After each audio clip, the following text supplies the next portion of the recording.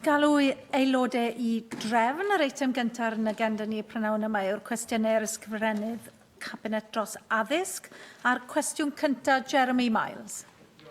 Steps are being taken by the Cabinet Secretary to implement the recommendations of the Welsh Cooperatives and Mutuals Commission relating to education for cooperation. Thank you, Jeremy. Our national mission of education reform is building an inclusive and equitable education system which supports every learner. We are continuing to strengthen our approach to policy co-construction across the three-tier model and will work closely with our partners to develop our new curriculum and our new professional teaching standards. I thank the Cabinet Secretary for that reply. In its update to its report, the Commission recognised there was ongoing discussions between the Welsh Government and the Cooperative College in relation to education cooperative education in schools, and described a model which, whilst preserving the maintained status of schools, also encouraged the spread of cooperative ethos and principles within the curriculum and in the life of the school. And I wonder if the Government would be taking proactive steps to encourage that development, having regard to the Bevan Foundation report of a few years ago, which set out some very practical steps encouraging schools to go along that journey. Thank you, Jeremy. As part of their rapid policy review, the OECD identified our comprehensive schools system, which emphasises equity and inclusion as one of the strengths of Welsh education.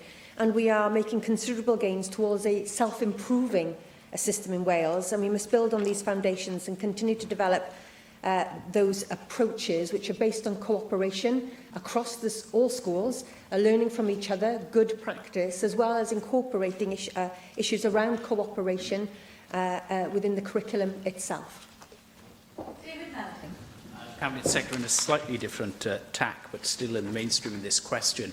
Encouraging enterprise in schools amongst the pupils in particular, I think, is a marvellous thing to do. I've many times previously called for social enterprises to be encouraged. I think each secondary school ought to have at least one, and why not use the model of cooperatives? What better way of organising that sort of enterprise? Thank you, David. The revised Welsh Baccalaureate highlights the importance of developing the essential skills and presents opportunities for the cooperative and mutual sector to engage through the enterprise and employability challenges and the community challenges. Organisations are therefore being encouraged to develop or become involved in the delivery of those challenges within individual schools, and obviously entrepreneurship forms one of those challenges. I'm continually looking at ways in which we can encourage those types of skills to be embedded within the curriculum, because they're really important skills for our children to learn and can utilise in the world of work. Cwestiwn 2, Rhina Piorwedd. A wna I ysgrifennydd y Cabinet ddatganiad am gyfleoedd profiad gwaith I ddisgyblion. Diolch yn fawr, Rhin. Well-planned, structured work experience placements can provide young people with a valuable insight into the world of work. Schools and local authorities are responsible for providing pupils with work-focused experiences as part of the delivery of the Careers and the World of Work curriculum framework. Diolch, mae hwn yn fater godus efo'r prif weinidog. Mae'n cwestiwn atodol ddoe. Mae sawl cyngor, fel ydych chi'n gwybod, wedi cymryd y penderfyniad I ganslo cyfleon profiad gwaith I ddisgyblion blwyddyn 10 a 12 yn cynnwys Ynys Môn, a dwi eto'n datgan diddordeb fel tad I 2 o blant, un ym mlwyddyn 10 ac un ym mlwyddyn 12. Mae rhieni a y disgyblion wedi datgan siom fawr efo hyn, yn enwedig o ystyried y gwaith sydd wedi mynd I mewn I gael lle efo cyflogwyr a'r gystadleuaeth frwd am lefydd mewn rhai achosion. Rwan, mi oedd asesiadau o addasrwydd cyflogwyr I gynnig profiad gwaith yn arfer cael ei wneud gan Gyrfa Cymru. Da chi wedi cadarnhau mewn llythyr ata I bod hyn wedi dynnu o gylch gorchwil Gyrfa Cymru yn sgil tynhau ar gyllid. Ydych chi'n derbyn felly bod yna gysylltiad uniongyrchol rhwng penderfyniadau'r Llywodraeth diwetha ar dorri cyllid a'r ffaith bod profiad gwaith yn cael ei ganslo rwan. Ond mae yna ddryswch yn fan hyn hefyd.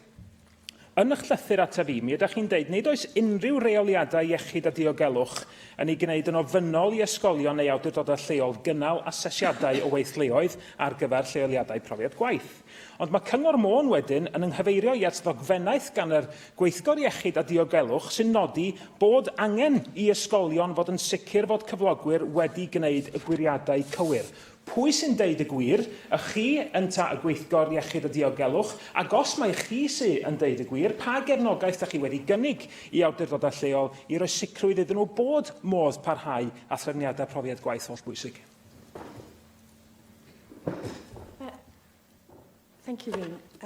First of all, I think I welcome the fact that we both recognise that work placements and work experience have a valuable role to play. I hope you will be pleased to note that I have identified some resource, some 2.4 million over the next 4 years to support stronger work between schools and employers, and I will make an announcement shortly on how that is to be spent.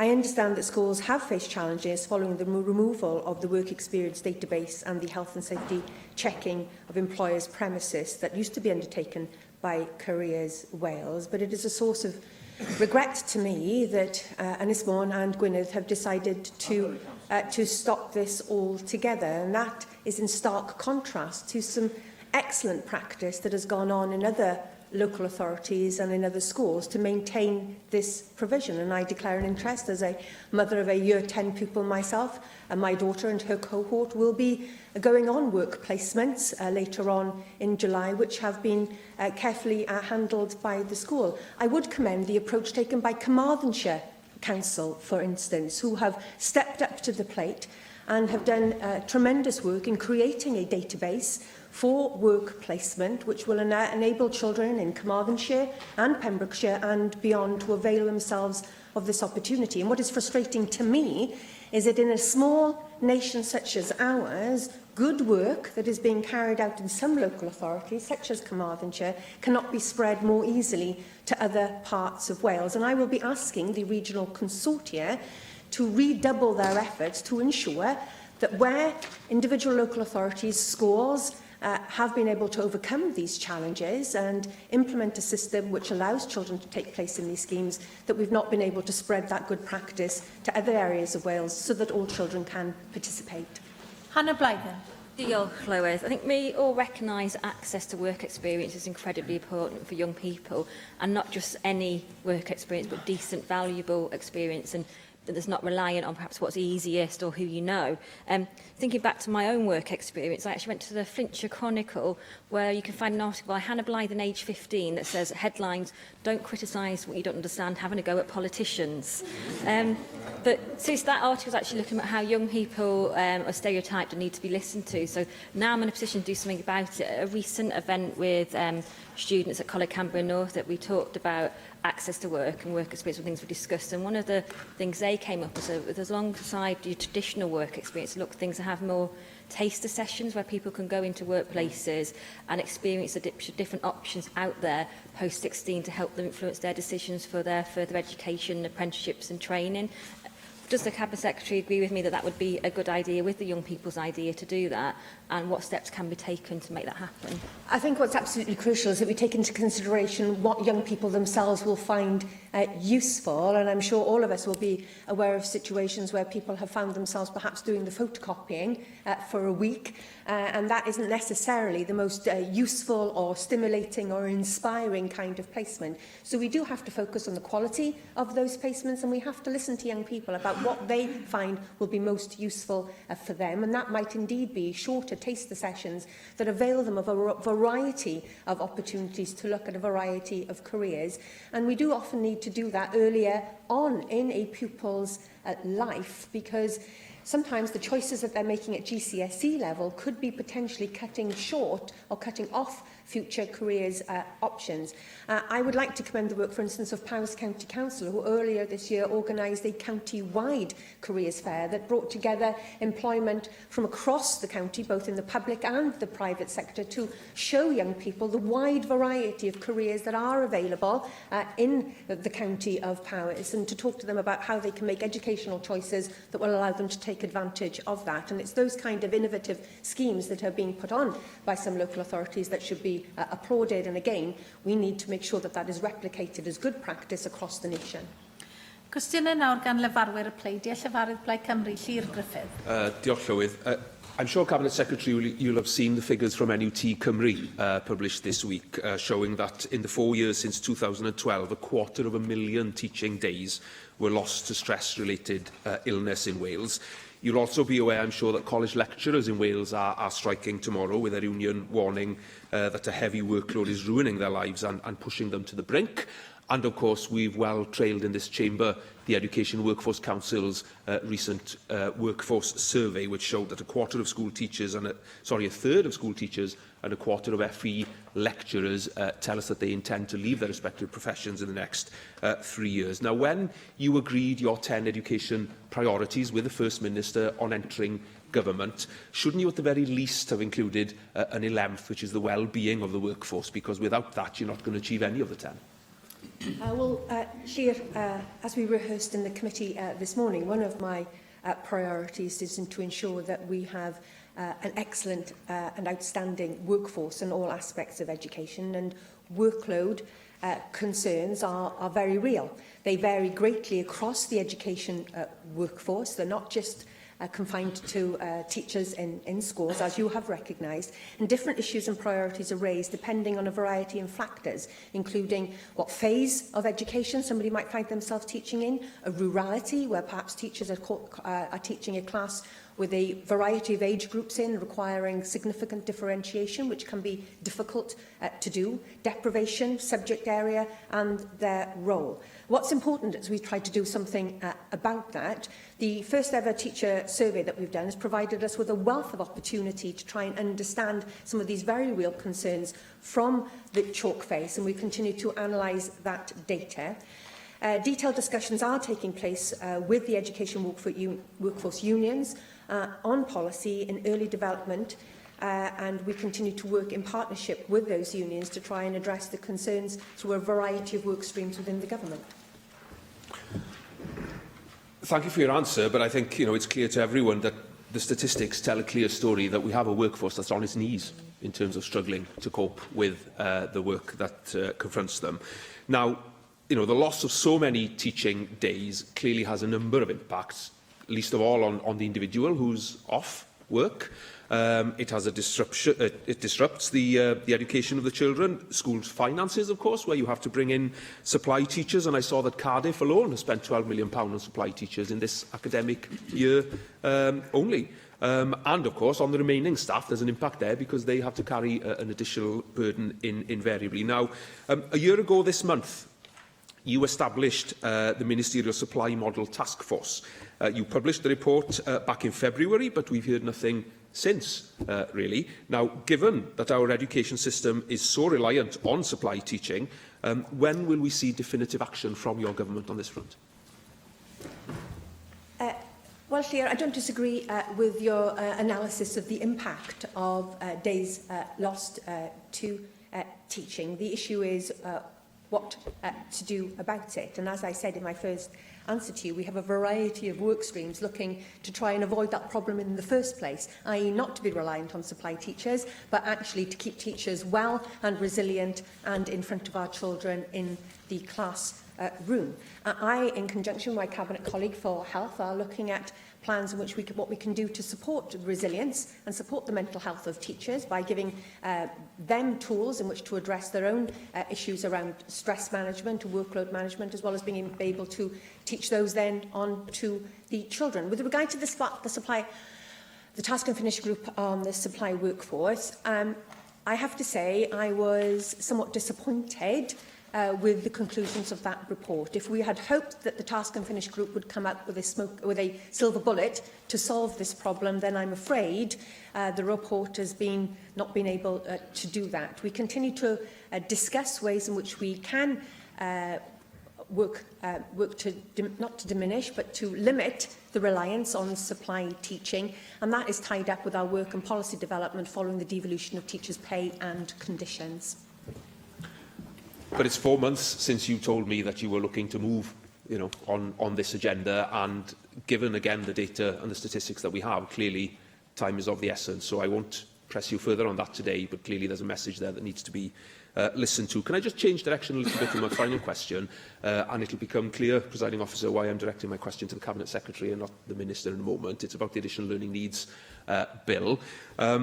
The Minister told us that £10 million of the £20 million budget he has for financing the Additional Learning Needs Transformation Programme comes from the £100 million that you agreed with the First Minister for raising school standards. He told us that at stage 1 scrutiny of the bill. Now that it's become evident, of course, that the cost of the additional learning needs legislation is substantially higher, up to £13 million more expensive than was originally anticipated over the projected period. Could you tell us whether you expect a further sum to be veered from the £100 million for school standards? And if that does happen, what impact do you think that will have on that particular budget?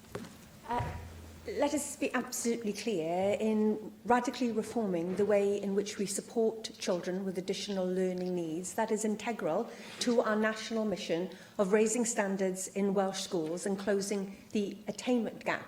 The performance of those children is crucial if we are to see the changes in Welsh education that we need. Now, undoubtedly, there is a resource implication for ensuring that those children and that legislation is implemented successfully, and we will continue to have discussions both within the Education Department of how that piece of legislation is funded and discussions across government. But where I'm absolutely clear, we cannot divorce the education of our children with additional learning needs with our national mission to raise standards for all. Llyfarydd y Ceidwadwyr Darren Miller. Diolch, Llywydd. Cabinet Secretary, on Friday, the day after the general election, there was a piece of news which suggested that your government is cutting £28 million worth of funding from the Higher Education Council for Wales, which is obviously going to have a significant impact on Welsh universities. Why did you decide to bury bad news on that day, and how can you defend those cuts? The Higher Education Funding Council for Wales made that announcement. As Darren Miller would well know as the spokesperson for his party, HEFCW was an arm's length body, and the delivery of that particular announcement was nothing to do with me.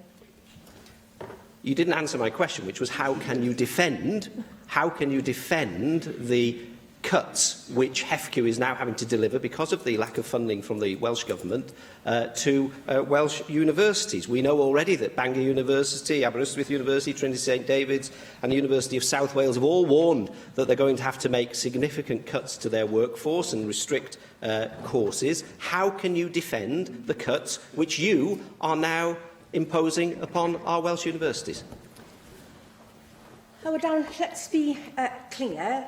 Education as a whole in Wales faces a very difficult time given the constraints of the budget that the Welsh Government has available to it, and very difficult decisions have to be made. But I'm sure, having taken such a great interest in the press notice, you will have read the words of David Bainey, the Chief Executive, who has explained that these cuts are a result of the fact that an additional 20 million, which I was able to find in year for HEFCW, will not be available next year.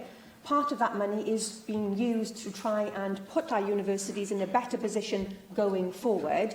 And another part of the cut relates to the fact that we have removed the money for the Coleg, Cenedlaethol, out of HEFCW, and we are funding that work directly as a Welsh Government. And that also appears on the fact that there is less money available in HEFCW. Let's also be clear, money available via HEFCW to Welsh universities is a very small proportion of the money available to Welsh HEIs. I understand it is less than 10% of their overall budgets.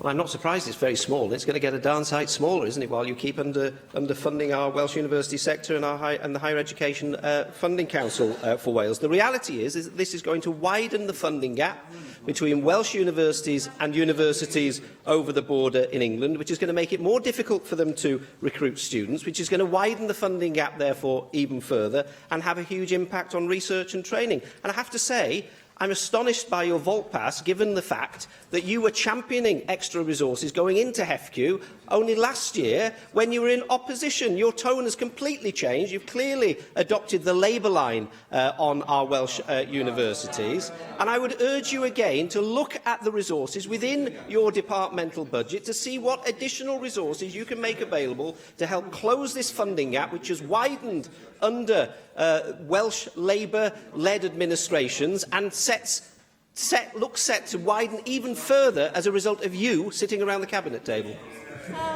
Darren, Karen, let's be absolutely clear what I was able to do on coming into government. It was to find the additional £20 million which had been taken out in the budget whilst I was in opposition, and we've been able to make that money available to higher education. But seriously, I will take no lectures from a Conservative politician with regards to the funding of higher education. You have, in England, thrown that sector to the market, and it is the market that is driving HE provision in England. That will not happen in Wales, and we will use the opportunity of our radical reforms under the Diamond proposals to move our HE funding onto a more sustainable footing. And that is a system that is being looked on with envy from other people, such as Scotland.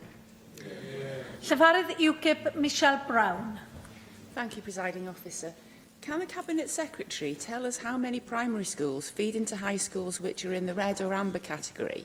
And how many primaries in the red and amber categories feed into high schools which are in the yellow or green categories? Presiding Officer, I tried to prepare before these questions, for these sessions, but I have to admit that for the first time since I've stood at that dispatch box, I will have to write to the member with those specific details. But what I can tell the member happily is that the number of schools that find themselves in a red category, whether that be secondary or primary, is going down, and that is to be celebrated. Okay, thank you for that answer, Cabinet Secretary. Schools in the amber category will receive up to 15 days support, those in the red category receiving up to 25 days support. There's no mention of additional resources in the guidance given to parents and schools. The additional resources being for the purposes of employing more teachers and to provide additional and upgraded facilities. Are you content that 25 days support is enough to take a school out of the red category? And what sort of work is going to be done with schools during those 25 days? The work that goes on to help schools on their improvement journey is tailor-made to the individual circumstances of each school. And the member asked the question, can we be confident that that level of support is sufficient to move a school forward? And the answer to that is yes. And the reason I can say that is because I have visited schools who just a short 4 years ago were in the red category and year on year have moved up the categorisation system and now find themselves as green schools. Now, some schools' school improvement journey will take longer and they will need more sustained levels of support. The whole point behind our categorisation system is that by working collectively with the consortia and the individual schools, we can identify shortcomings, we can identify what needs to be done, and the support will be put in place to make those improvements. Thank you for that answer, Cabinet Secretary. Schools will clearly benefit from the kind of advice and support you're talking about.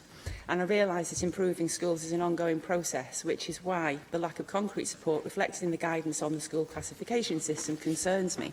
However, there are young people who will have spent their education in either an amber or red classified school, whilst you're taking the softly approach to school improvement. What are you going to do to improve the life chances of young people who have been failed by the Welsh education system?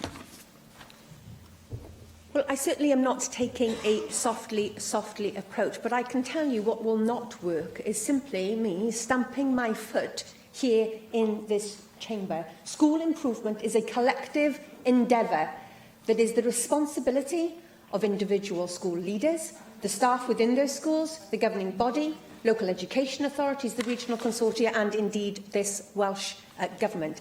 I have high expectations of our education system. I have high expectations of our school leaders. They are in no doubt of that, but I also know that I need to put in place measures to help those schools make those improvements, and that's what I will continue to do. Question 3, Lynn Neagle. Will the Cabinet Secretary make a statement on her priorities for schools in Wales for the next 6 months? Thank you, Lynn. I have set out our national mission to improve education attainment through a programme of education reforms. These include the development of a new curriculum and assessment reform, improved initial teacher education, teachers' professional development and building leadership capacity, and crucially, reducing the attainment gap for our poorer children. Thank you, Cabinet Secretary. I very much welcome your assurances in committee this morning that the renamed Pupil Deprivation Grant will continue to be targeted at pupils on free school meals, and also thank you for your kind words about Woodland School in my constituency.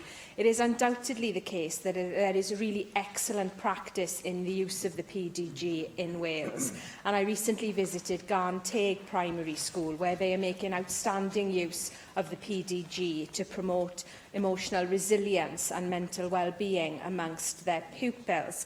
What assurances can you offer that you will continue to prioritise funding for the PDG, and also that you will stringently monitor the use of the PDG to ensure that it does benefit the pupils that it is intended to?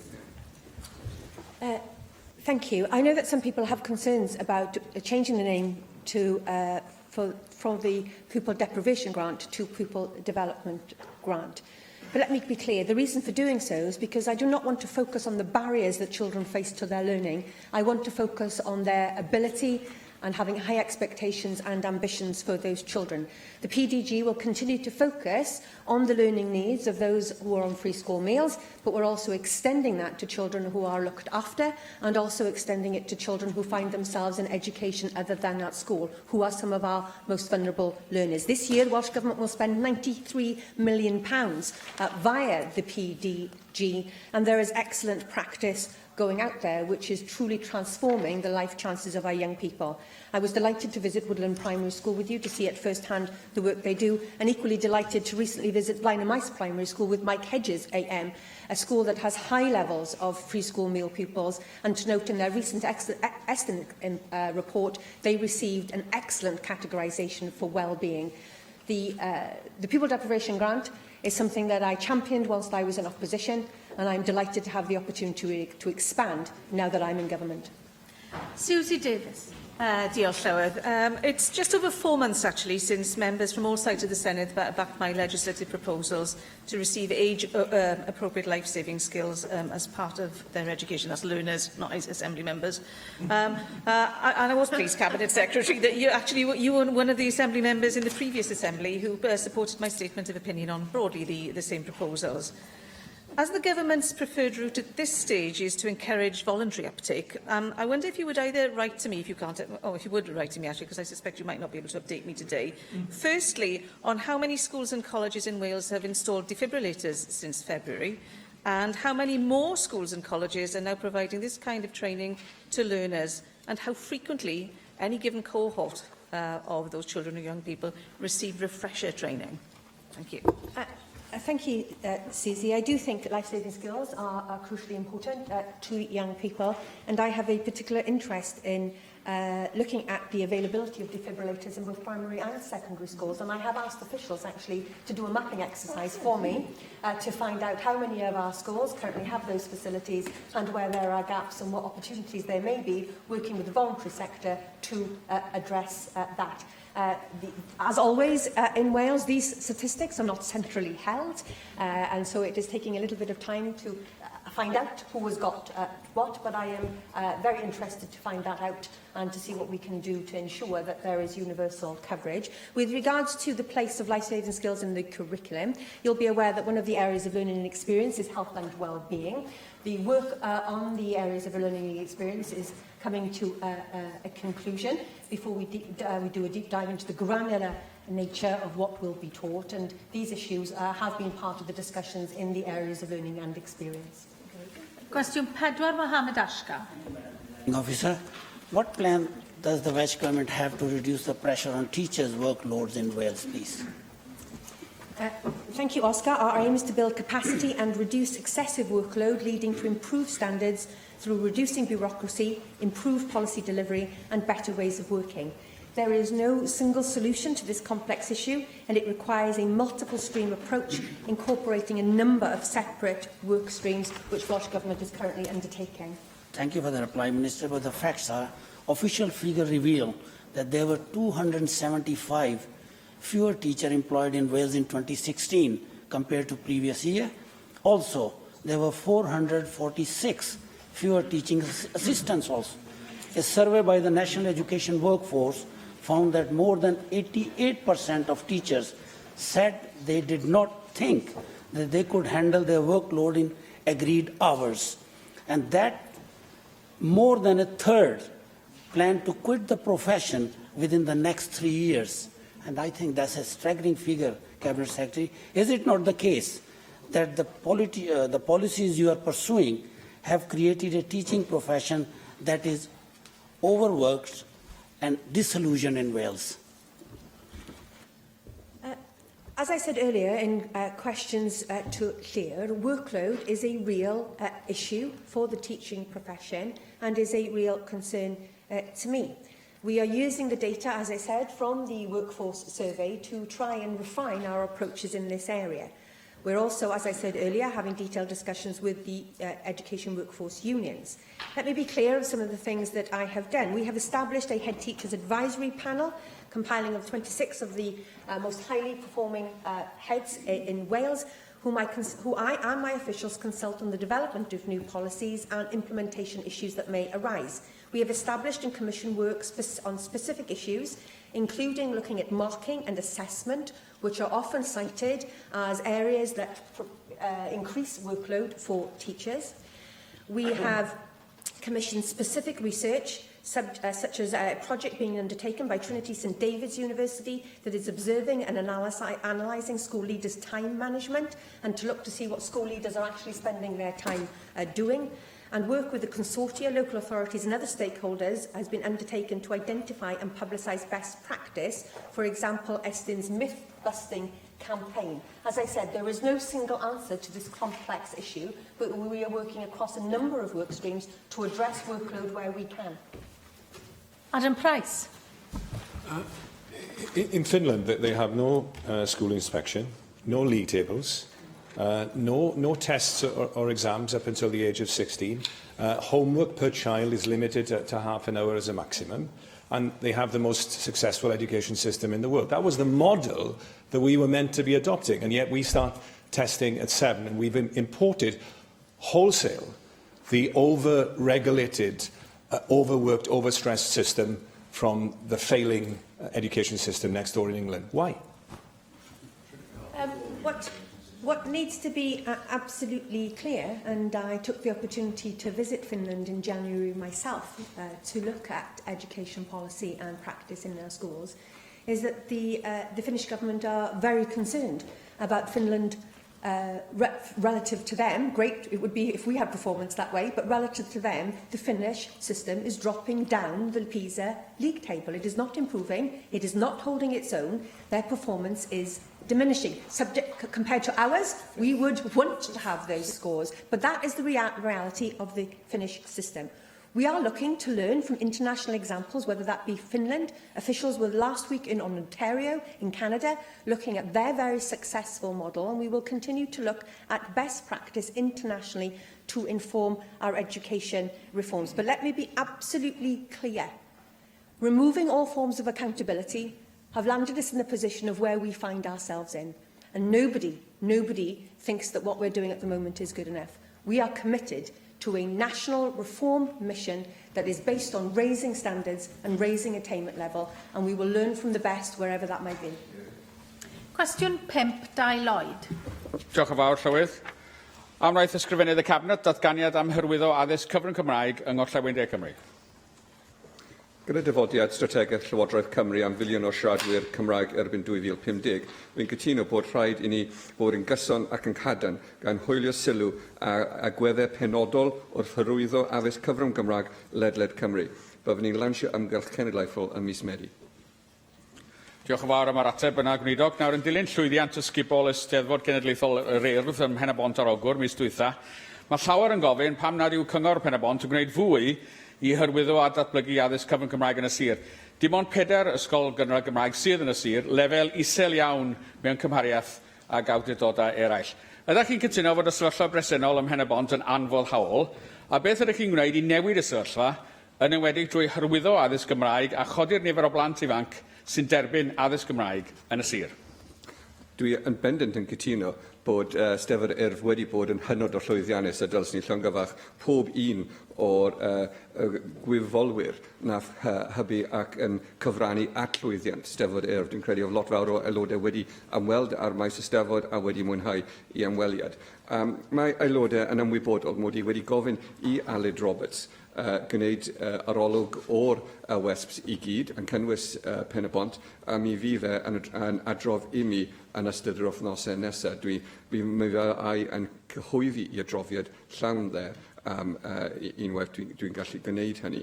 Ond gai gweud hyn, ydych chi'n gofyn y bwyty Pen y Bont. Mae Pen y Bont yn dangos bod yna uchelgais a gweledigaeth ar gyfer y dyfodol. Mae'r Cyngor Pen y Bont yn gwneud hynny, ond mae rhaid I ni cydweithio gyda nhw a cydweithio gyda'n gilydd I sicrhau bod nhw yn gallu cyrraedd y gweledigaeth maen nhw wedi gosod. Hewyr Anca Davies. Diolch, Llywydd, and I welcome the question, but also the answer as well, because we must recognise that Bridgend, like others, is starting from a relatively low base in terms of Welsh provision, and certainly in the period that I've represented that seat in different institutions, it has provided now a secondary education facility in Llangynoed. There are demands from parents that it should be more central, and I understand those demands.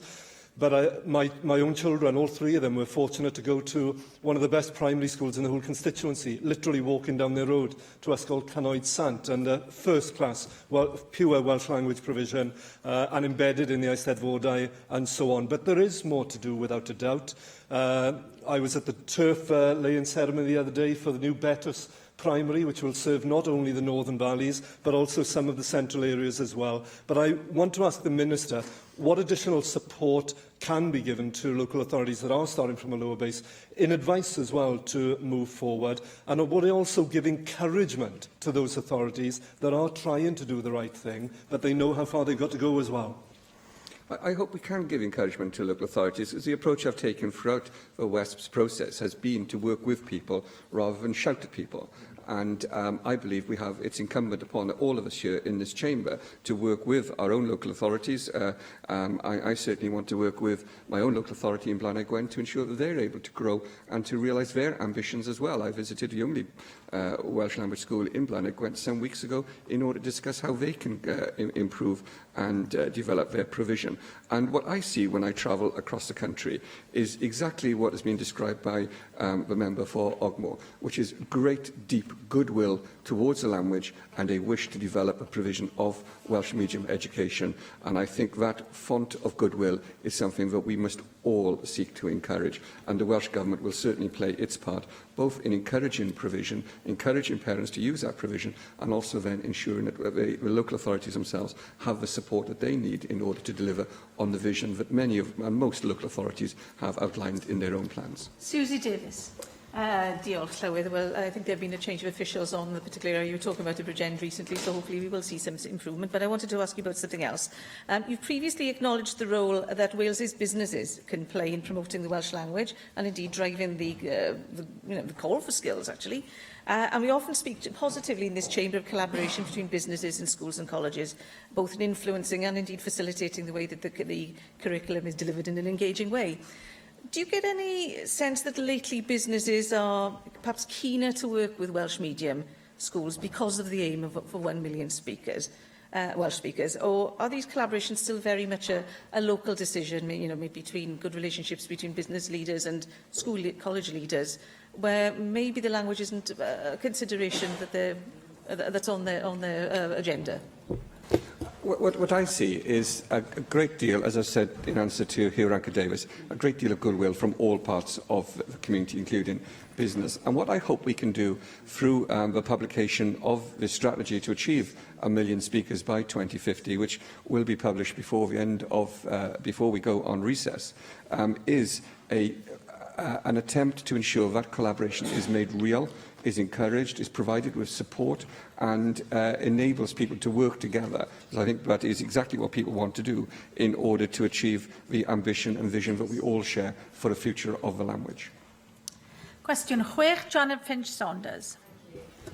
Will the Cabinet Secretary make a statement on future changes to the curriculum in Wales? Thank you, Janet. The new curriculum for Wales will be based on a fundamental review of existing arrangements that was undertaken by Professor Graham Donaldson. The recommendations are radical, with wide-ranging implications for our education system, and work is now well underway to develop a new curriculum in response to successful futures. Thank you, Cabinet Secretary. There are, however, around 3,000 deaf children going through our education system here in Wales, unable to access learning through a British Sign Language interpreter. For many deaf children, this is an important and often the only means of communication during this important development phase. Deaf ex-mainstreamers research has shown how BSL should now be included within the Welsh curriculum model, and we've received as a petitions committee a petition signed by over 1,000 people calling for improved access to learning through BSL. Will you give some consideration to including this within any curriculum change and ensure that these children can learn equally as well as anybody else? Well, Janet, I will give more than consideration, and you will know because I answered a written question on the 31st of May, which confirmed to you that in developing the area of learning and experience relating to language, literacy and communications, that British Sign Language was being considered alongside other languages in the development work of that particular group. It has been included. They have been liaising with the third sector organisations who represent children and families in this particular area, and I expect that work to be ongoing and continuing. David Rees. Cabinet Secretary, last Thursday we saw many young people taking part in the democratic process across the UK, being enthused by mainly Jeremy Corbyn to actually get involved and take part in their rights and have their voices heard. Well, will you agree with me that if this Assembly moves forward to a vote on 16 and 17-year-olds, I'm disappointed that members are not prepared to listen to an important aspect for young people. Do you agree with me that as the Assembly moves forward in 16 and 17-year-olds having the possibility of also taking part in the democratic processes here in Wales, it's incumbent upon us to ensure the new curriculum addresses political and citizenship education within it so that they are prepared and they can be enthused and engaged, taking part and making sure their voices are heard as well. Well, Presiding Officer, I don't think there's anything particularly engaging or enthusing about some of the yaboo stuff that goes on in this chamber. What I recognise that young people are interested in is finding solutions to their problems that they face in their lives and in their communities, and equipping those young people with the ability to hold politicians to account, to scrutinise their work, and to be able to make informed choices about where they should vote is absolutely crucial to our ongoing success as a society. Politics, civic engagement, is already a part of our current curriculum under PSC arrangements. I expect politics to play a part in the humanities area of learning and experience, but it is absolutely crucial. Indeed, it is demanded of us by young people themselves that they have access to this kind of curriculum. They know it's important, they want it, and we will deliver it for them. Question 7, Mark Isherwood. Will the Cabinet Secretary make a statement on the level of school funding in Wales? Thank you very much, Mark. Local authorities are responsible for school funding in Wales, and last year gross schools expenditure was budgeted to be £2.5 billion overall. That is 0.9% higher than in 2015-2016. Local authorities delegated more than £2.1 billion of that funding to schools. Thank you. Well, in September 2010, the WLGA made a commitment to increase school delegation rates to 80% in 2 years and working towards 85% within a further 2 years, i.e. 2014. When I questioned your predecessor in March last year, he expressed his understanding that every local authority in Wales had surpassed the 85% delegation rate and said the Welsh Government had set an expectation for that to reach 90% during this Assembly term. However, the 2016-17 figures published by the Welsh Government showed that 14 out of 22 Welsh local authorities were still below the 85% figure and that all of them were below the 90% figure. Can you confirm what this Welsh Government's goal is in this area and how it proposes to close that gap? Well, Mark, it is important that local authorities get as much education money that is given to them, either by RSG or by special grants from this government, to the front line. That's where I expect money to be utilised in our classrooms, and I would urge local authorities again to look at ensuring that as much delegated budget is available as possible. One of the other continuing concerns that I have is that in some cases we have high levels of reserves being held at a school level. Now, that is usually within the primary sector, and quite often that is held for very good reasons if a school is looking to build up a particular reserve of money for a specific project. But let us be clear, reserves that are held for the sake of it are not doing what that money intended to be done, and that is providing opportunities for our children. So it is incumbent upon all of us, individual schools, local authorities, consortia, and indeed Welsh Government, to get as much money to the front line as possible. Question 8, Jane Bryant. What progress is being made to encourage more young people to read? Thank you, Jane. We recognise the importance of fostering a love of reading from an early age. Our National Literacy and Numeracy Programme and its key policies, including the National Literacy and Numeracy Framework and our grant-funded literacy interventions, support us in achieving this aim. Thank you, Cabinet Secretary. The big challenge for teachers is not simply getting students to read, it's getting them to enjoy it too.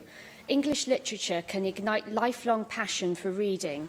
With changes to the way literacy development is measured at Key Stage 4, it's vital that we ensure pupils continue to take up English literature at GCSE level. As one of my constituents, Rajri Glasbrook-Griffiths, who is a teacher, recently wrote, "Cultural literacy is one of the most powerful modes of social mobility and progress." With this in mind, what steps are the Welsh Government taking to ensure teaching English and Welsh literature continues to play an important role in inspiring and nurturing book lovers of the future, particularly for those who don't have access to books at home? Well, thank you for that. I am aware of concerns on the issue of literature in Key Stage 4, and that some schools have been lobbying for increased emphasis on literature in performance measures. I have already signalled that school accountability is being reviewed as part of our education reforms and our national mission to improve education standards. We have introduced new programmes of study for both English and Welsh in 2015, which require all schools to teach both language and literature elements for all until the end of Key Stage 4. I am keeping under review entry into Welsh literature and English literature GCSEs, and I will also be asking Estyn to review school practice in the teaching of literature at both Key Stage 3 and Key Stage 4. Ac yn ola, cwestiwn 9, Lynn Neagle. What steps is the Cabinet Secretary taking to ensure schools in Wales promote emotional resilience in children and young people? Thank you, Lynn. Promoting the emotional resilience of children and young people must be understood within the wider context of their well-being. Higher levels of well-being are linked to increased educational achievement and engagement. For that reason, we are adding well-being as a 5th objective in the next version of Qualified for Life. Thank you, Cabinet Secretary, and I was very grateful to you for meeting with Samaritans Cymru with me recently. As you know, they have been very, very keen on mainstreaming emotional resilience in the curriculum. And I'm sure they welcome, as I do, that you've gone further, really, in including well-being in Qualified for Life. That is very, very positive. However, as you know, I have raised previously the need for all Welsh ministers to work together in partnership to deliver the aims of Together for Children and Young People. Are you able to provide any update on the work that you are doing to deliver your side of that partnership in terms of ensuring that we move as quickly as possible to ensuring that all schools are actively engaged in ensuring that emotional resilience is a priority? Thank you, Lynn. It is absolutely crucial. As we discussed in committee this morning, there is much that we can do to prevent difficult situations for our young people and children, but we will never, ever be able to prevent them from experiencing life's ups and downs, whether that's bereavement, whether that is the breakup perhaps of a significant relationship in their life, whether that is bullying. We will never be able to protect them from all the challenges that they will face, but we can help them to be more resilient and allow them to cope better when those changes happen for them. You are absolutely right. I cannot do this alone. That is why I am very keen to work alongside my Cabinet colleague here for Health to identify what opportunities there are for joint working. Most recently, we have both identified a sum of money, which we hope to be able to deploy to tackle some of these very real issues in our high schools. Diolch i'r ysgrifennydd. Cabinet yr eitem nesaf yn agenda ni yw'r cwestiynau i'r Cwnsler Cyffredinol. A'r cwestiwn cyntaf, Mike Hedges. Diolch. What assessment has the Council General made of the legal implications for Wales of the imposition of World Trade Organization rules in the absence of a trade agreement with the United Kingdom Government and the EU?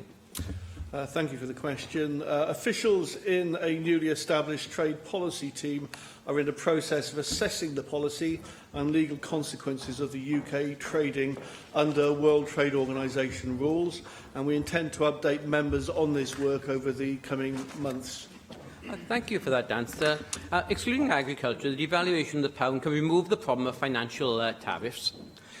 Does the Council General agree with me that the rules imposed and making sure that the World Trade Organization rules are being met is really a far greater problem than a 5% or 10% tariff, which a devaluation or further devaluation can put right? But actually meeting the rules and having to go through all the checks is going to be a greater problem for Welsh industry and Welsh exporters than the tariffs themselves. Well, obviously, tariffs are of massive significance because they directly affect cost and goods crossing borders, having tariffs imposed upon them. The other issue, of course, with regard to tariffs is what the level of those tariffs are, and also, particularly under World Trade Organization rules, whether there are quotas that might apply as well. But the point you make is an absolutely proper one. And that is, it's the behind the border barriers that are the sometimes the biggest issues. That is the compatibility of being able to trade. I mean, issues such as product certification, import licenses, customs checks, and so on.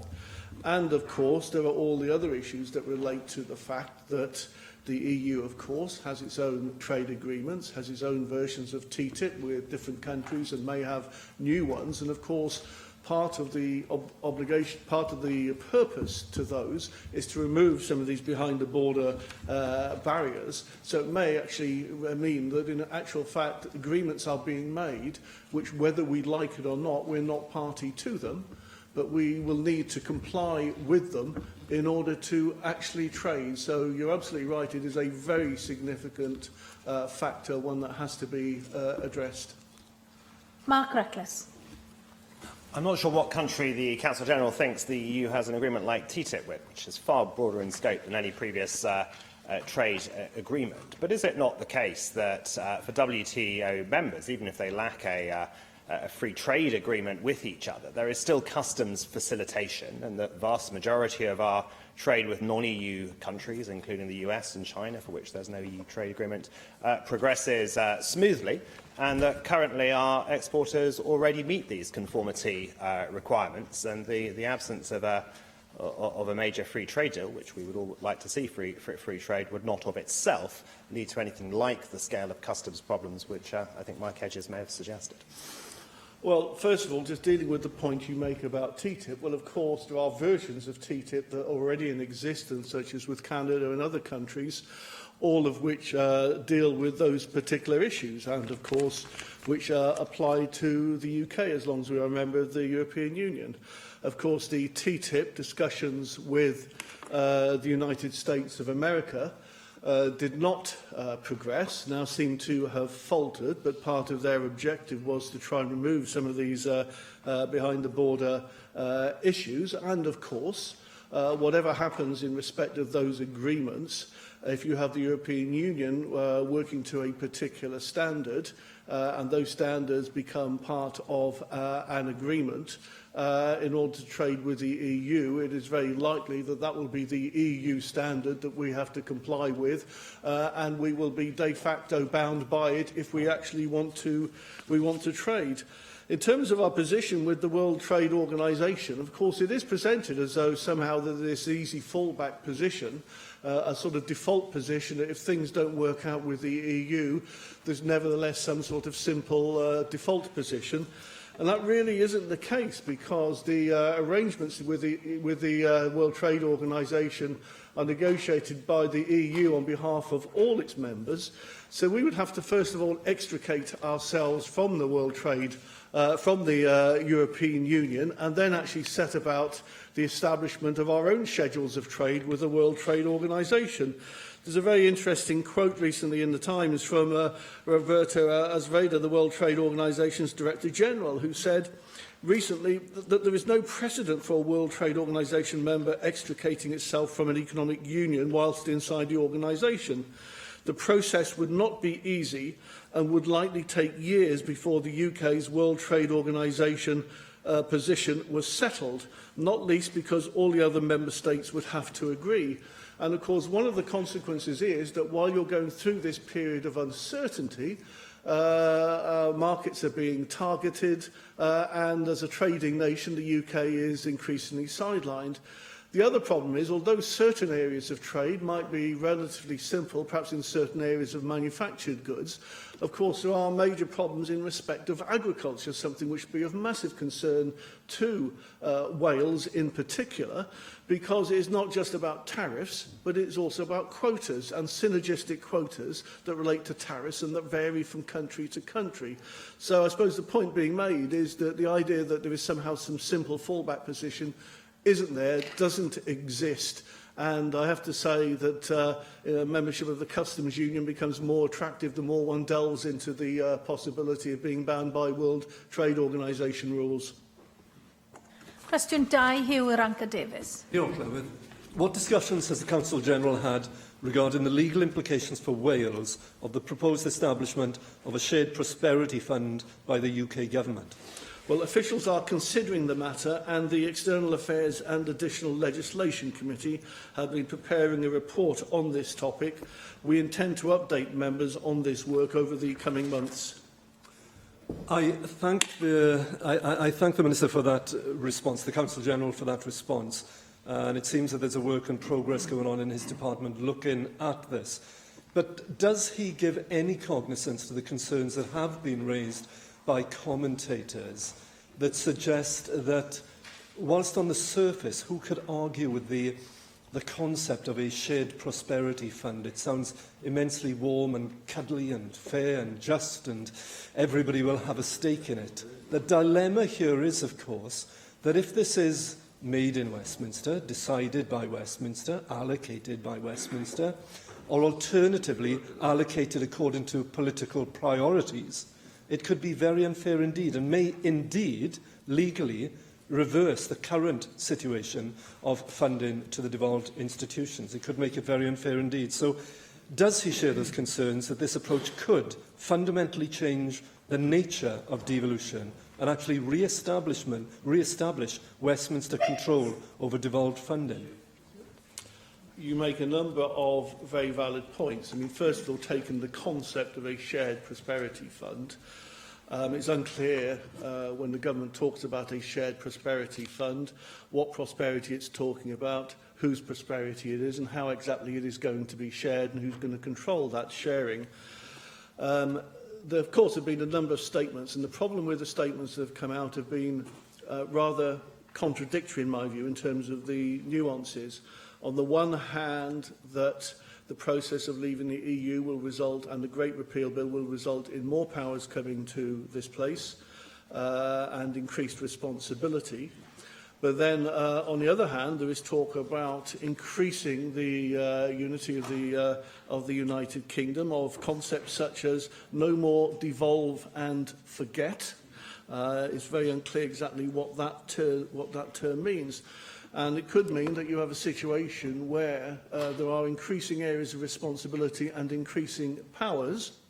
But of course, in order to exercise those responsibilities, you'll need to apply then to the Shared Prosperity Fund, which will then determine the way in which money can actually be used, and effectively be a significant drawing back of the fundamental principles on what devolution has proceeded with ever since 1997, and I think the outcome of the various referendums and commitments that have been given. So there is a concern there, and it is a matter that will need considerable clarity. I'm not quite sure how or when that clarity may emerge, bearing in mind the current situation. But I think the position of the Welsh Government is this.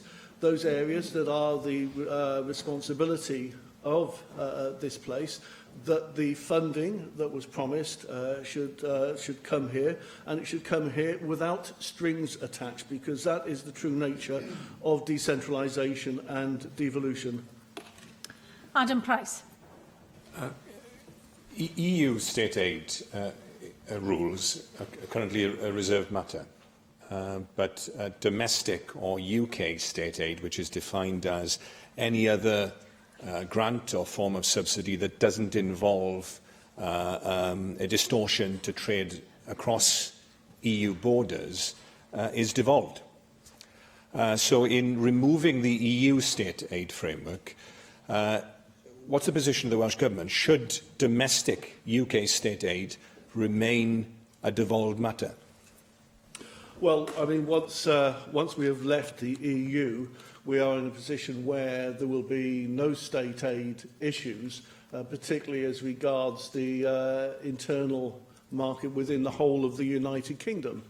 So the question that will arise, well, two things will happen, I think. First of all, is what might there be in respect of transitional arrangements in terms of leaving the European Union? And state aid, I would expect to actually feature as a significant part of that.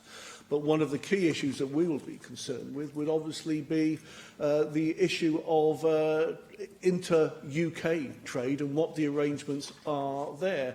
And we've seen already issues in terms of how aid and regional support and potential distortions of the market have been dealt with regard to things like air passenger duty, whereby it's very clear the long-standing policy that, for example, should be devolved to Wales, and we should have the opportunity to develop air transport in a way in which it fits in within our economic model, whereas there is an imposed, effectively, state aid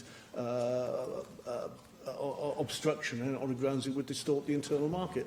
And it seems to me one of the most important issues that is going to rise in terms of post-EU discussions is actually what the relationship is going to be between the devolved nations in terms of internal trade. So I think you're right to highlight it.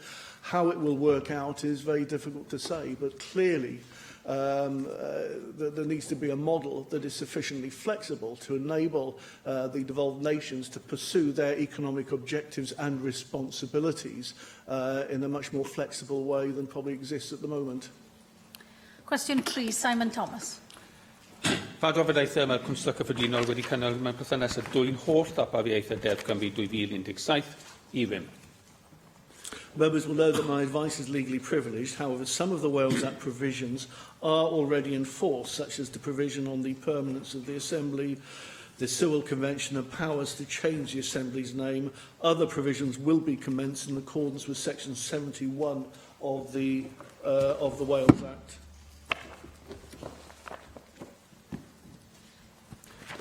I thank the Councillor General for his reply, and I'm not seeking legal advice on the cheap, I assure him, but I'm particularly interested in what I understand to be the powers that will come to this place for us to ban fracking, and I wondered whether the Councillor General could tell us when he expects that part of the Act to be enacted, and whether indeed he is aware that the Welsh Government intends to exercise those powers in order that this Assembly can take steps to ban fracking in Wales. Okay, well, the majority of the provisions in the Act, including the move to a reserved powers model of devolution, are expected to come into force on what is labelled the principal appointed day. And our working expectation is that the Wales Office are working towards a principal appointed day sometime in April 2018. It's too early to say with certainty what precise date will be, but of course there is an obligation on the Secretary of State to consult with Welsh ministers and with the presiding officer before determining that particular date. My understanding is that the Secretary of State for Wales will shortly be writing to the First Minister and the presiding officer seeking views on the designation of that particular day. Diolch i'r Cwnsler Cyffredinol. Yr eitem nesaf yn agenda ni yw'r cwestiynau amserol, ond ni gyflwynwyd unrhyw gwestiynau'r wythnos yma. Felly'r eitem nesaf yw'r datganiadau 90 eiliad. Darren Miller. Diolch, Llywydd. 35 years ago, the Falkland Islands, a small British overseas territory in the South Atlantic, was invaded by Argentina. The conflict that ensued was a major episode in the protracted confrontation in the territory's sovereignty. On the 5th of April 1982, the British government sent a task force of over 100 vessels and 26,000 service personnel to reclaim the islands. While the conflict was fought over a relatively short 2-month period, the effects of the horrors of war have had a deep cultural, political and psychological impact on both Britain and Argentina, and in particular on the gallant servicemen and women that fought on both sides of that conflict. Of course, Welsh servicemen and women were also involved in the heart of the conflict, and the Welsh Guards paid an especially high price for their involvement, with 48 deaths and 97 casualties. As chair of the cross-party group on the armed forces and cadets in the National Assembly, I've been immensely pleased to be able to welcome some of those former service veterans and their families to the Senedd here today, as we commemorate the 35th anniversary of the date of the end of the war. In total, 907 were killed during the 74 days of the conflict, 255 British servicemen, 649 Argentine servicemen and 3 islanders. It's only right that we remember them today and that we pay tribute to all those involved in the conflict, and especially those who made the ultimate sacrifice in the service of our country. Nathan Gill. Thank you, Llywydd. On the 5th of June, I was devastated to hear the news of the death of my friend and colleague, Sam Gould. When Sam was diagnosed with bowel cancer, his reaction was to do what he knew best, to campaign. Through his videos and social media campaign, Sam raised awareness of the symptoms of bowel cancer. His videos have been viewed by over 100,000 people, and comments and messages that we've received suggest that many people have found comfort from them and the strength to go to their GP with their symptoms. Today I am proud to join Bowel Cancer UK's Never Too Young campaign, of which Sam was a supporter. The campaign is focusing on young people and raising awareness that you're never too young to get bowel cancer. Sam Gould was 33 years old. In Wales each year, 2,335 people are diagnosed with bowel cancer, and nearly 1,000 people die from it, making it the second biggest cancer killer. Unfortunately, younger people often have a worse experience of being diagnosed, treated and cared for than older people. Young people also tend to have poorer outcomes. 60% are diagnosed at the later stages of the disease, and 34% are diagnosed in emergency care when the chance of survival is much lower. If diagnosed at the earliest stage of the disease, nearly everyone survives. This drops to around 7% if diagnosed at the latest stage. I hope all members will join with me to help raise awareness for the Never Too Young campaign. Yr eitem nesaf ar yn agenda ni yw'r ddadl yn ceisio cytundeb y Cynulliad i gyflwyno bil arfaethedig aelod ar bil awtistiaeth Cymru. A dwi'n galw'r Paul Davies i wneud y cynnig. Diolch, Llywydd, and I'm delighted to have the opportunity to present an autism bill to the Assembly. And I'd like to put on record my appreciation to the Commission staff who have supported me in this process and helped put together the accompanying explanatory memorandum. I'd also like to put on record my sincere thanks to the National Autistic Society Cymru for their outstanding support throughout this process, and to the wider autistic community in Wales, who have made it very clear time and time again that they want to see an Autism Act delivered to bring about the necessary changes to autism provision and support in Wales. Well, the Assembly is now in the position to permit or deny the delivery of an autism bill, and I hope that members from all parties will listen to my arguments and seriously consider giving me leave to introduce this bill. At the very heart of these proposals is to ensure that the provision is there to meet the needs of the 34,000 autistic people in Wales, and also to ensure that autism is given its own statutory identity. The intention of this bill is to secure consistent and continued provision of all autism services across Wales. At present, the current Autism Strategic Action Plan is only in place until 2020, and so there is no certainty of any continued prioritisation of autism provision of services beyond that point. We know that in both England and Northern Ireland there is legislation requiring those governments to publish an autism strategy for adults and children respectively, and I hope that Wales will join both of these countries in establishing legislation on a cross-party basis that works to deliver real outcomes for the autism community. By creating a legal requirement to publish an autism strategy via the proposed autism bill, it will help ensure a level of permanence in the delivery of care and support services for people living with autism across the country. This proposed bill would fundamentally, at its core, ensure a continued and dedicated focus on the needs of people with autism, regardless of the colour of Welsh governments in the future.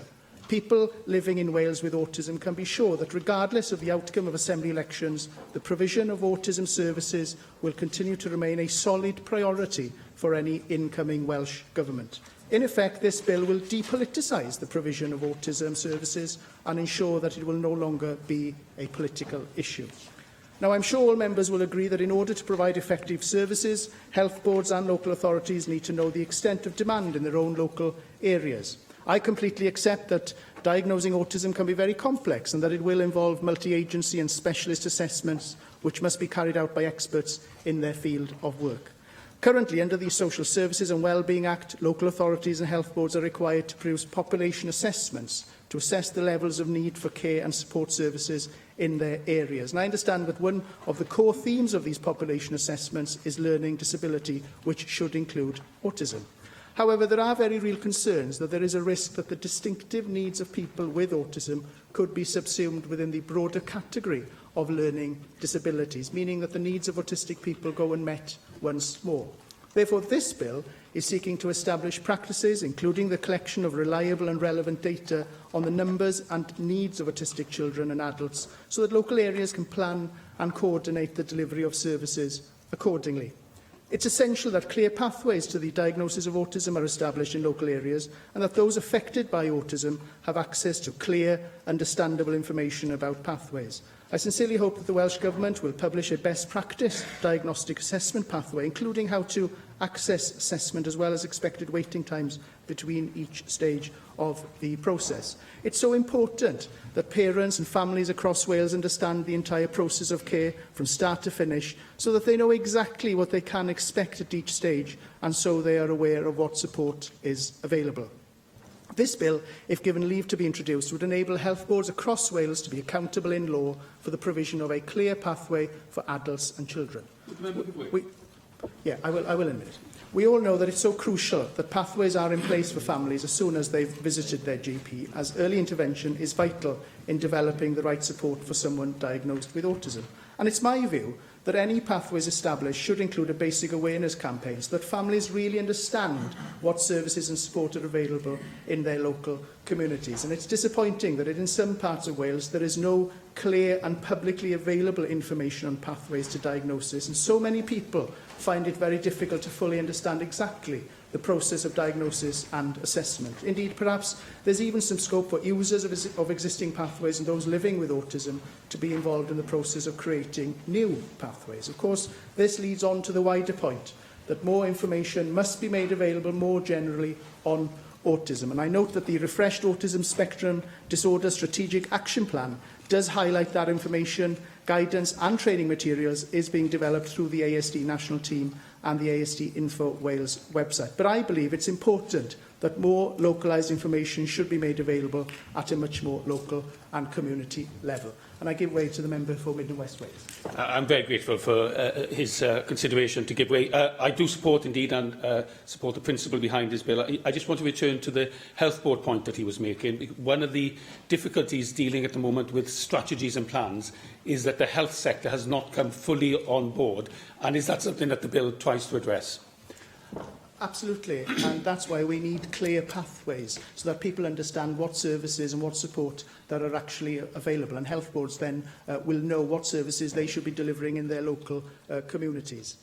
Of course, a key aspect of this proposed bill requires staff working with people with autism to receive autism training, and I know that this is an issue that has been raised time and time again. I want to make it clear that the work undertaken by the Welsh Government and the WLGA recently on this particular front is welcome, and that the measures contained in the proposed bill seeks to supplement, not to replace, these measures. It's essential that autism training is provided to professionals working with autistic people and, where appropriate, mandated, and that should include training plans. Members will be aware that one of the difficulties that children on the autism spectrum face is making sure they get the right help at school, and so it's important that autism is included in initial teacher training and enhanced with continuous professional development. There is scope for more to be done here with regional partnership boards, local health boards and local authorities, and any plans that are produced should also include timeframes by which the effectiveness of those plans could be monitored. The introduction of a specific autism bill could ensure that key professionals, such as teachers, have compulsory training in autism, which would go some way to improve the outcomes for children with autism as they develop through to adulthood. It's absolutely essential. Yes, I will give way. Thank you very much. Can I say, for the start, I fully support this bill. I may, like some other members here, including the member for Mid and West Wales, actually have to leave before the vote, but I can put on record my support for it. Can I also say that I think the one thing about it, it brings clarity and it brings compulsion, and I think those are two very important things. And the danger is that you have one set of advice notes to be followed by another set of advice notes. Legislation gives you clarity and compulsion. Well, I'm grateful to the member for Swansea East for his support, and I agree with everything that he has just said. Now, it's absolutely essential to encourage cooperation between agencies and workforce training to best support those with autism in Wales. And it's my view that an autism bill would work with the Additional Learning Needs Bill and other wider work undertaken by the Welsh Government in this area in order to make sure that that progress is delivered.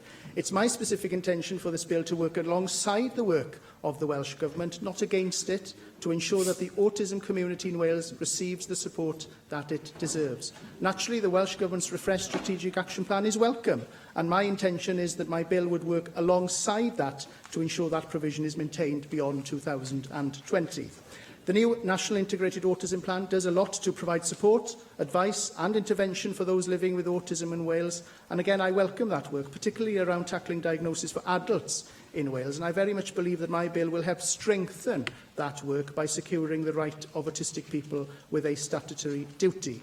Now, I appreciate that the Welsh Government will argue that the Additional Learning Needs and Educational Tribunal Bill will provide additional support to people with autism. However, the Additional Learning Needs Bill includes support for children and young people with autism up to the age of 25. And again, whilst that is welcome, my bill will seek to provide support to all people living with autism and make sure that services are available to all age groups. Members will be aware that there are still gaps in the provision of autism, and diagnosis times in some parts of Wales are simply far too long. In my own constituency, some children have faced a wait up to 7 years for a diagnosis, and that is simply unacceptable. Now, Hywel Dda Health Board did recognise that there was an issue in Pembrokeshire, and it committed to putting in resources, which has led to an improvement. However, those specific resources have since been removed again, and sadly, as a result, the improvements in diagnosis has fallen again. Whilst good practice and responsive services are evident in some areas, the local focus of the Strategic Action Plan has meant that provision has remained inconsistent across Wales. Quite simply, there is a need to ensure that people with autism receive quality support wherever they live in Wales. Now, I appreciate that some of you have concerns about the implementation and delivery of the Autism Act in England, but I want to remind you that we have an opportunity to create a bespoke bill suited to the needs of the autistic community here in Wales, not anywhere else. It's important to recognise good practice, whether that's in England, Northern Ireland or anywhere else, but it's crucial that we tailor any autism-specific legislation to address the needs of the autism community here in Wales. Of course, if I'm given leave today to take this bill to the next stage, I will embark on a significant amount of stakeholder engagement to learn more about the particular needs of the autism community across the country, and I will work with the Welsh Government to ensure that those views are appropriately addressed by this bill. I want to make it clear today that I want to work with the Welsh Government and build on some of the good work we've seen in recent months. And if in the next 13 months prove that the Welsh Government's ongoing work in this area is resulting in an overwhelming improvement in provision and support for those living with autism here in Wales, then I will be prepared to negotiate with the Government and reconsider the need for legislation in this area based on informed evidence. I'd also like to take this opportunity to remind members that the call for an Autism Act in Wales has not come from Assembly members or politicians, but from the autism community itself. This would be a bill created by the autism community, for the autism community, and I believe we owe them the right to further explore the need for that legislation to be introduced. This proposed bill is looking to create a level playing field in access to services for autistic people wherever they live, and will put a statutory duty on local authorities and health boards to deliver those services. I hope that the Welsh Government will be open-minded to this proposed legislation, because all of us in this chamber want the same thing: to see real and vast improvements to the provision and delivery of services in Wales. Last year, the Minister made it very clear that the door is very much open to autism legislation in Wales, and I sincerely hope that is still the case. I therefore urge members to support this motion. Thank you. We call on the Minister for Social Services and Public Health, Rebecca Evans.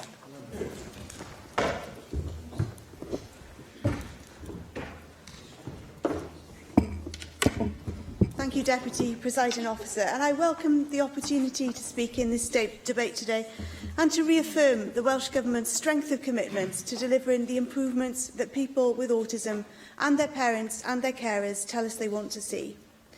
Since we last debated autism in this chamber, good progress has been made.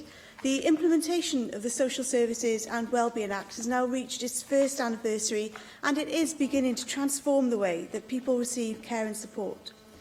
We've published a new strategic action plan for autism, completely in response to what people with autism and their families told us that they wanted to see. And we're already delivering the priorities in this plan, including investing £13 million in our new National Integrated Autism Service, which is a real game changer in the way that we meet the needs of people with autism. As I set out in my written statement on autism at the end of November, the Welsh Government has the powers and policy levers we need to deliver the improvements in services and support that people with autism and their parents and carers tell us they want to see. I have said that we'll keep an open mind to the need for more legislation once we can assess the evidence on the outcomes of the new ASD Strategic Action Plan and the National Integrated Autism Service.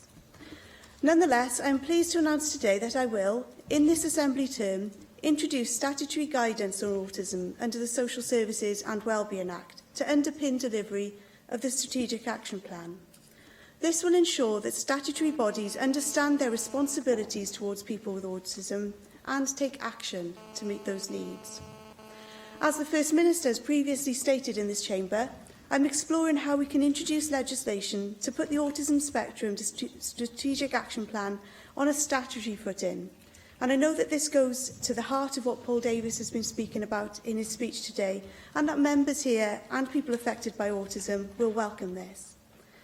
I've already made a clear commitment in the Strategic Action Plan to monitor the progress that we're making. Since our last debate, I've established an ASD Implementation Advisory Group, which met for the first time in March. And membership includes people with autism and their parents and carers, their representative organisations and statutory delivery organisations. And this group will advise me on what's working well and where improvements must be made. Since our last debate, I have committed to publishing an annual report which will focus on the improvements being directly experienced by people with autism and their family and carers. We want to know how their day-to-day lives are getting better and that they are receiving the support that they need. Parents are rightly concerned about waiting times for assessment and diagnosis. I am pleased to report that through our Together for Children Young People programme, we are making £2 million available each year to improve neurodevelopmental assessment services.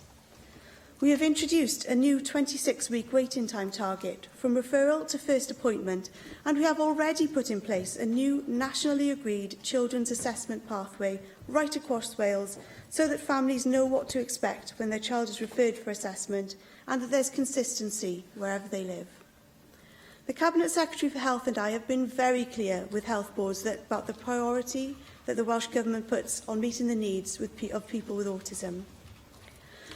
We know that many people with autism may not be eligible for social care services, but they still have significant support needs, which, if not addressed early, can escalate.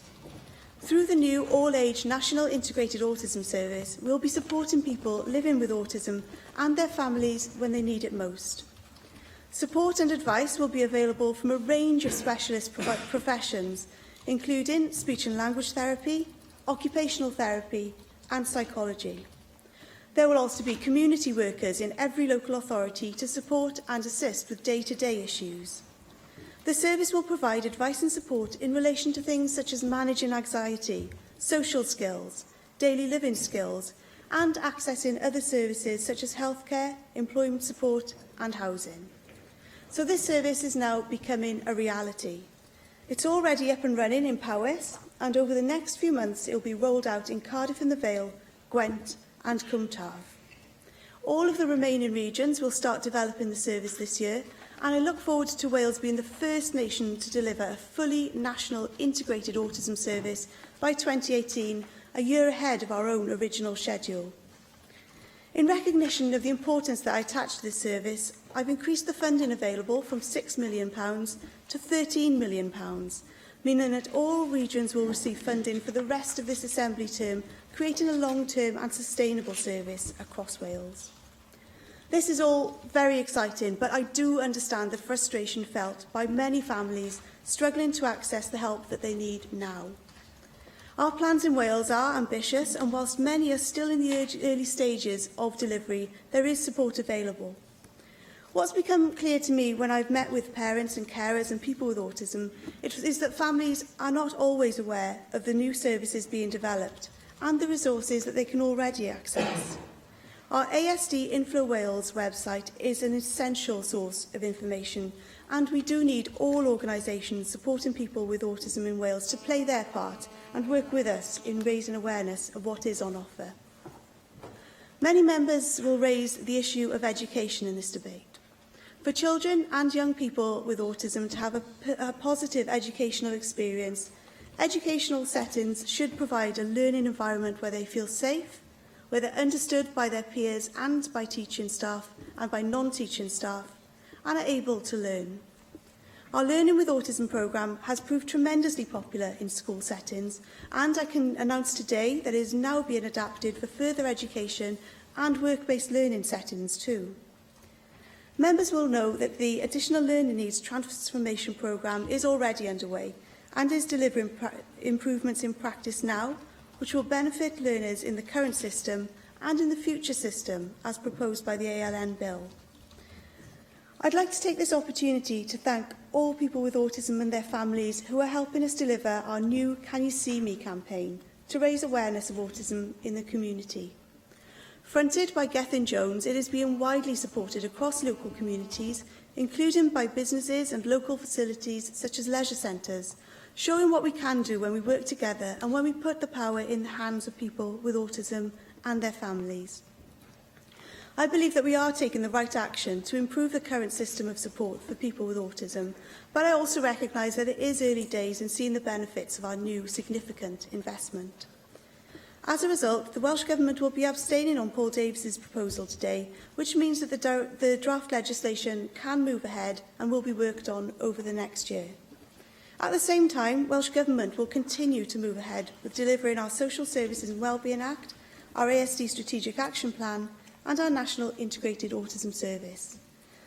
Paul and I have had a number of very constructive meetings on this issue, and I look forward to meeting him again to work together to further refine those milestones that we will seek to deliver over the coming months to ensure that they're focused on the outcomes and demonstrable improvements into the lives of people with autism and their families, which we can all agree is what we all want to see. Thank you, Presiding Officer. Thank you. Rhyd ap Iorwerth. Diolch, Dipyn Llywydd, a diolch yn fawr i Paul Davies am gyflwyno y bil yma. Mae Plaid Cymru hefyd wedi bod yn gefnogol i alwadau gan bobl am ddeddfwriaeth mwyn amddiffyn a hyrwyddo hawliau pobl autistig yng Nghymru yn ogystal â'u teuluoedd a gofalwyr deddfwriaeth fydda'n gwella gwasanaeth mae pobl yn ei dderbyn a chyflymu'r broses o gael diagnosis. Pleidlais rydd fydd hon, mi fydda i, yn sicr yn cefnogi y cynnig i gyflwyno bil awtistiaeth Cymru yn y cam cychwynnol yma. Dwi'n disgwyl y bydd yr aelodau ar yr un meincia a fi yn gwneud hynny hefyd, fel y gwnaethon nhw bleidleisio o blaid yr egwyddor o fil awtistiaeth pan fuon ni yn ei drafod yma yn y Senedd yn ôl ym mis Hydref. Dwi wedi clywed yr hyn oedd gan y gweinidog i'w ddweud i bod hi'n credu bod yna ffyrdd eraill o gyflwyno y math o newidiadau alla fod yn ddefnyddiol, ond wrth gwrs mi oedd hi'n ymwybodol bod yna siom wedi bod llawer ar Democratiaid Rhyddfrydol wedi pleidleisio yn erbyn yr adeg yna.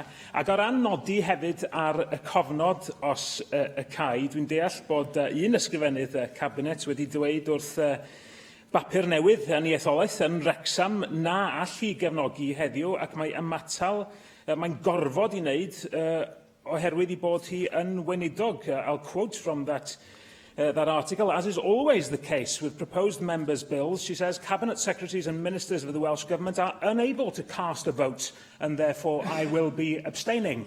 That is not actually correct, is it? Because I have a list here of all the government ministers that voted against Di Lloyd's proposed members' bill on protecting historic place names in Wales.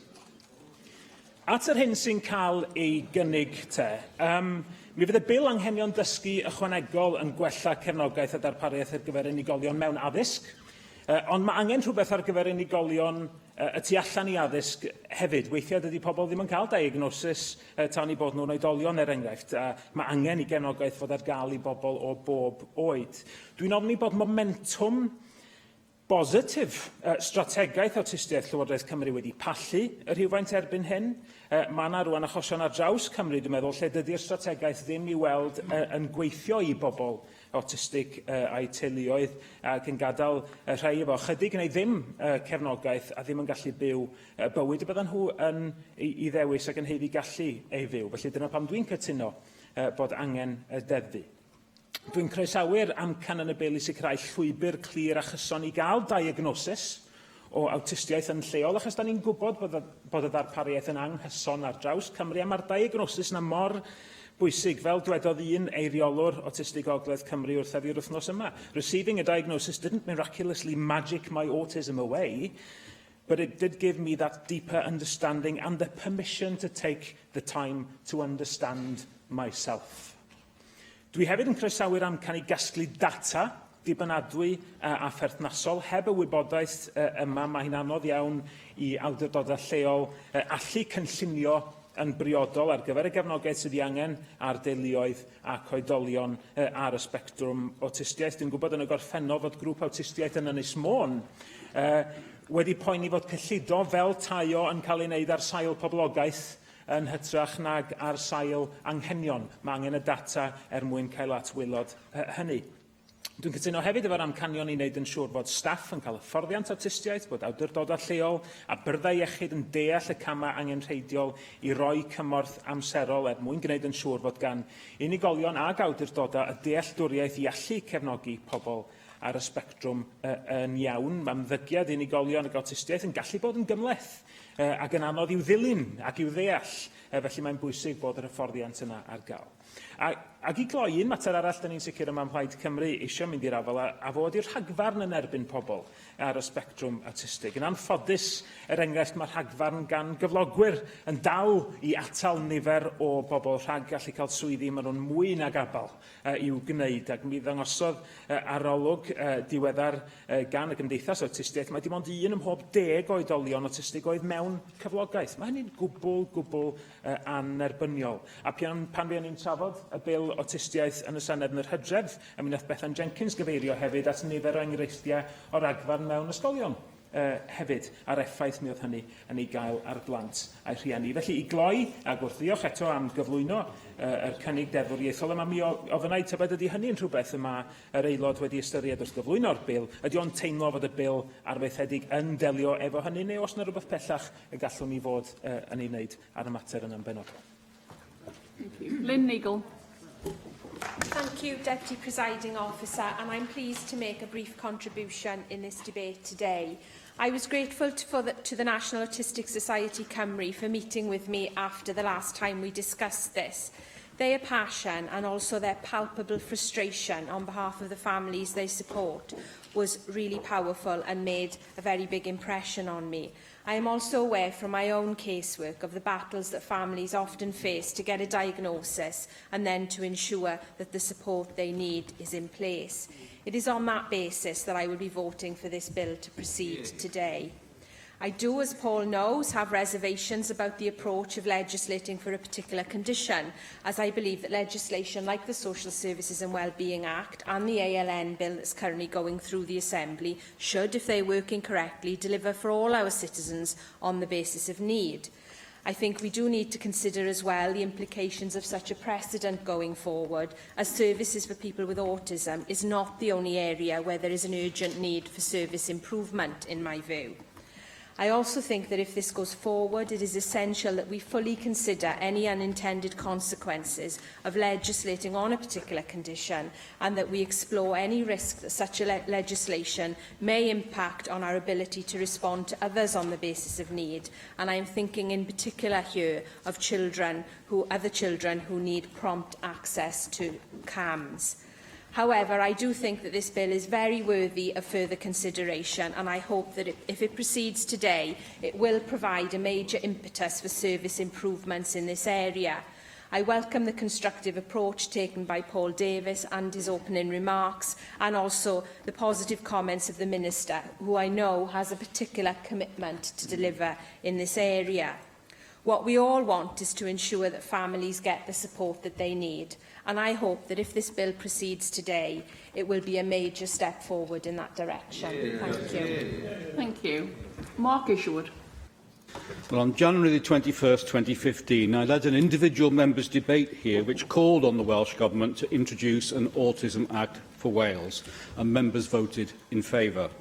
8 months ago, I led a non-partisan debate recognising a need for specific legislation for autism and calling on the Welsh Government to bring forward an Autism Wales bill during the 5th Assembly term. Its defeat on party lines caused huge distress, and I pray that we can move beyond this today and deliver at last for the autism community in Wales.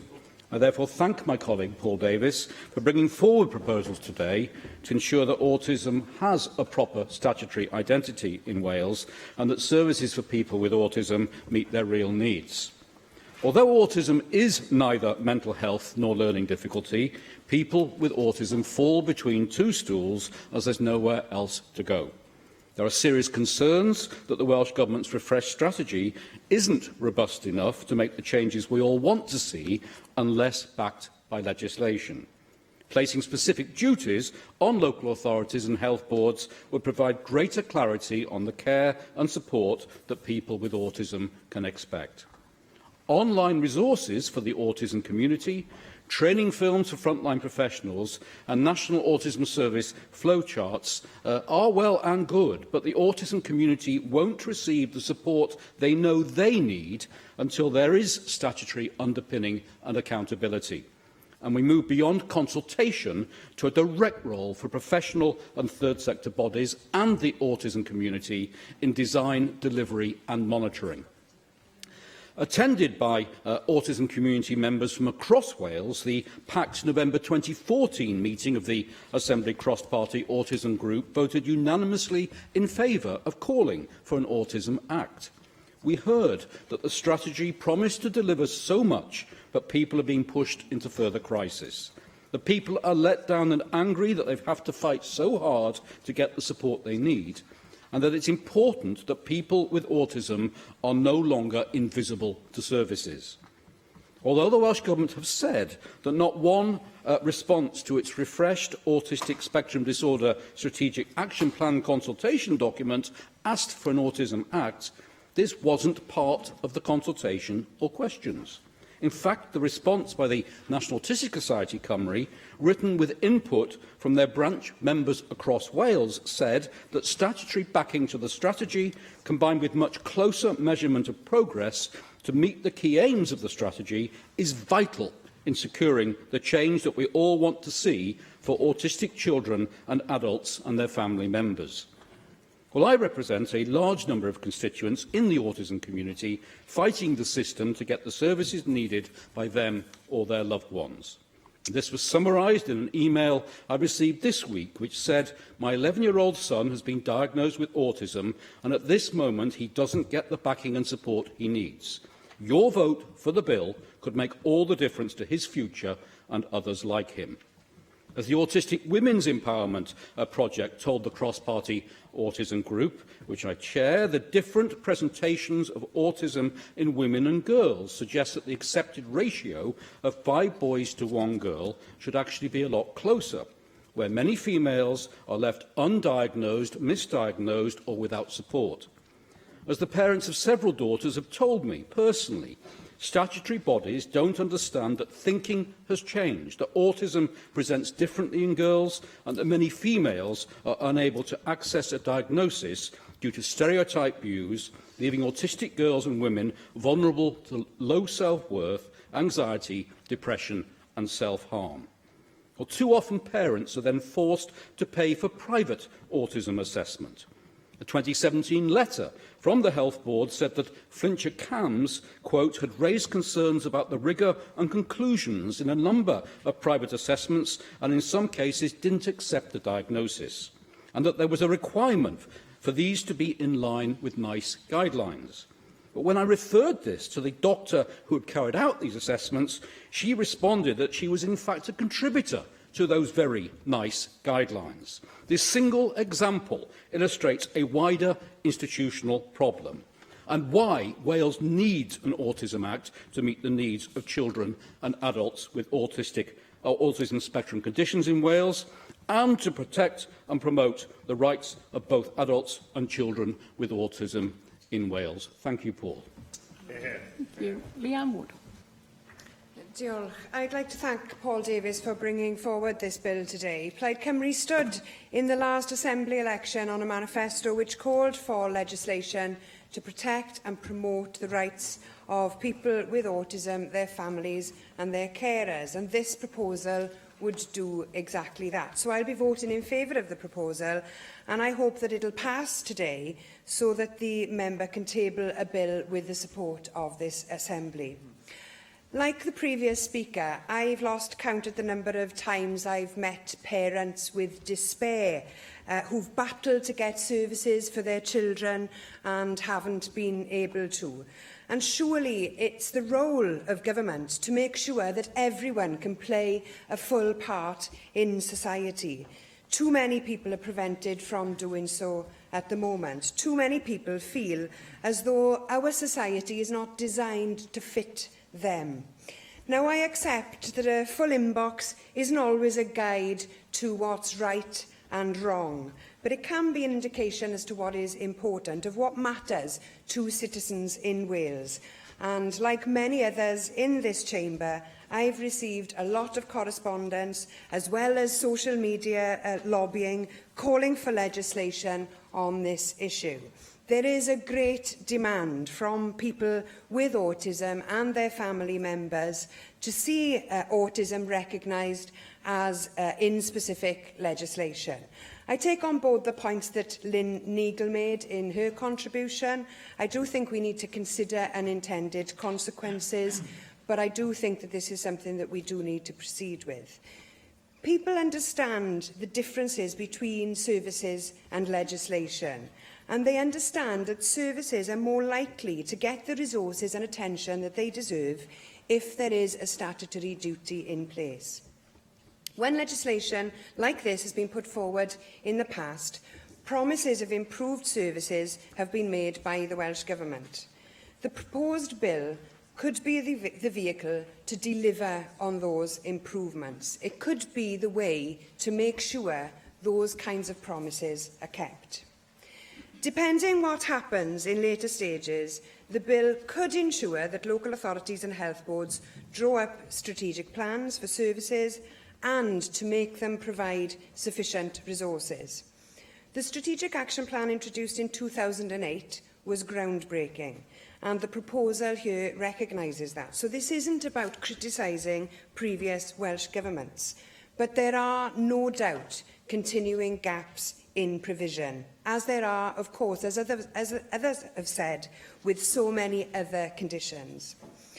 The legislation itself should lead to improved services, but the symbolism of legislation is also important. Legislating on this would send a message about our priorities as a country. It would show that we care about all of those children and adults for whom society doesn't quite fit. It would tell parents, families and carers that people with autism matter and that we will recognise and protect their rights. Approving this proposal would be a strong endorsement from this Senedd, but it must be followed through as well. For too long, people on the autism spectrum have been prevented from living their lives to the full. By backing this legislation, we will be taking just one small step towards a society where everyone has true equality of opportunity. I'm more than happy to add my voice to those others today in urging members of all parties to endorse the principles of an autism bill. And I commend the member for his proposal today, and I look forward to supporting it. Diolch yn fawr. Thank you. Michelle Brown. Thank you, Deputy Presiding Officer. I'd like to thank Paul Davies for bringing this motion, and I support the member's motion to introduce an autism bill. I doubt that anyone here would disagree with the principle that the rights of people with autism should be protected and promoted. The clearest and most effective way to do that is by legislation, and it's a great pity that the Minister will be abstaining on this motion today. Introducing legislation sends out the message to public bodies and others, including autistic people, that their government is serious about the needs of autistic people. It is a way to change behaviours, in the same way that the Sex Discrimination Act changed behaviours in the workplace. An Autism Wales Act will place a focus on people affected by autism and incentivise local authorities and health boards to give greater priority to them. Yes, we need to be wary of legislating for legislation's sake, but I do not think this is the case here. The proposed bill seeks to place on a legal footing strategies and pathways to diagnosis and meeting the needs of autistic people. An autism bill would complement the Additional Learning Needs Bill, which addresses the support needed in the education system by people with autism and other conditions. Indeed, it seems illogical and contrary to place into law the good principles of the ALN bill in the education setting, but not to do the same in respect of specific conditions like autism in other settings. After all, children and young people with autism do not leave it at the school or college gate at the end of each day, or when they complete education. However, I am wary of imposing further duties on local authorities and health boards, when they may well not have the infrastructure or resources to comply, leading to cuts in other areas. Such duties should therefore be primarily on Welsh Government, or alternatively, upon local authorities and health boards, with a corresponding duty on Welsh Government to ensure that local authorities and health boards are given the resources they reasonably need to comply with their new duties. It is vital, particularly where there are limited funds available, to properly apply that funding where it is needed. To do that, you need accurate and reliable data and a proper analysis to map service provision onto likely demand. It should be obvious to everyone here that if you do not possess reliable data about how many people are affected by autism, their likely level of need and the distribution of people with autism across Wales, any service planning is going to be basically down to guesswork. Legislation would provide the impetus for local authorities and health boards to review and improve their data collection, although I sincerely hope they're already doing this. Introducing an Autism Wales bill would underpin the provision of support for autistic people. I am sure that people with autism, their friends, families and support workers will be closely watching the result of the vote on this motion at the end of today to see how high on the priority list their Assembly member puts them. I urge the members of this Assembly to vote in favour of this motion. Thank you. Thank you. Lee Watters. Diolch, Deputy Chairman. And can I add my thanks to Paul Davies for bringing this legislation forward and for the consensual way in which he's engaged in developing the proposal to date. I think there is a consensus in this National Assembly that more needs to be done to help families with autism. And can I say that I agreed with much of what Leanne Wood said, and I hope that we can all focus on what we can agree on and resist the temptation to score points. Since we debated this last year, I have met with the National Autistic Society, I've met with the Integrated Autism Service, with families, with professionals, with Paul Davies and with the Minister. And I am persuaded that legislation is an appropriate way to go forward. It is clear the Welsh Government has made progress and significant money has been invested. And even though there is still some way to go for this to be fully rolled out, I think it is fair to say at this early stage that it is likely that further action is going to be required because of the nature of the systemic culture change that's required to properly recognise the range of challenges that people with autism face. I've heard stories of the delays in referrals for assessment, delays once on the waiting list, delays in decisions, a lack of signposting once diagnosed, and in my own area, concerns of the lack of a paediatric consultant in Aelodau'r Health Board. And those are all fair and reasonable concerns. And I was pleased to hear the Minister say that she's willing to put the autism strategy on a statutory footing. And I think that is an important start, though I think it is unlikely to be sufficient. I do, however, have some concerns. I'm nervous about taking an approach where we legislate for each condition, and I think Lynn Eagle was right to raise that earlier. I think that does set a precedent that we should be cautious about. I'm also nervous about picking one particular condition when there are baskets of conditions which are related, which have similar symptoms, that affect a similar number of people, but don't have a well-organised vocal campaign group behind them. And I must congratulate the National Autistic Society for the campaign they've run. It's been a campaign fuelled by an understandable frustration, and at times that has made itself clear. But we are policymakers and representatives, and we have a responsibility to look beyond the interests of those who shout the loudest, because there are similar conditions which, and the Welsh Government has recognised this principle in its diagnostic strategy. We have in Wales a neurodevelopmental diagnostic assessment pathway which acknowledges the principle that there are related conditions and families who are suffering who deserve a similar approach. And I think we'd be well served to take a similar approach in drawing up legislation, because why should it be that one type of neurodevelopmental condition gets specific legislation and others do not? And I think that is a question that deserves an answer. I had a tweet this morning from somebody who said, none of these conditions come on their own. My son is dyspraxic with a touch of Asperger's. Support, negligible, had to fight all the way.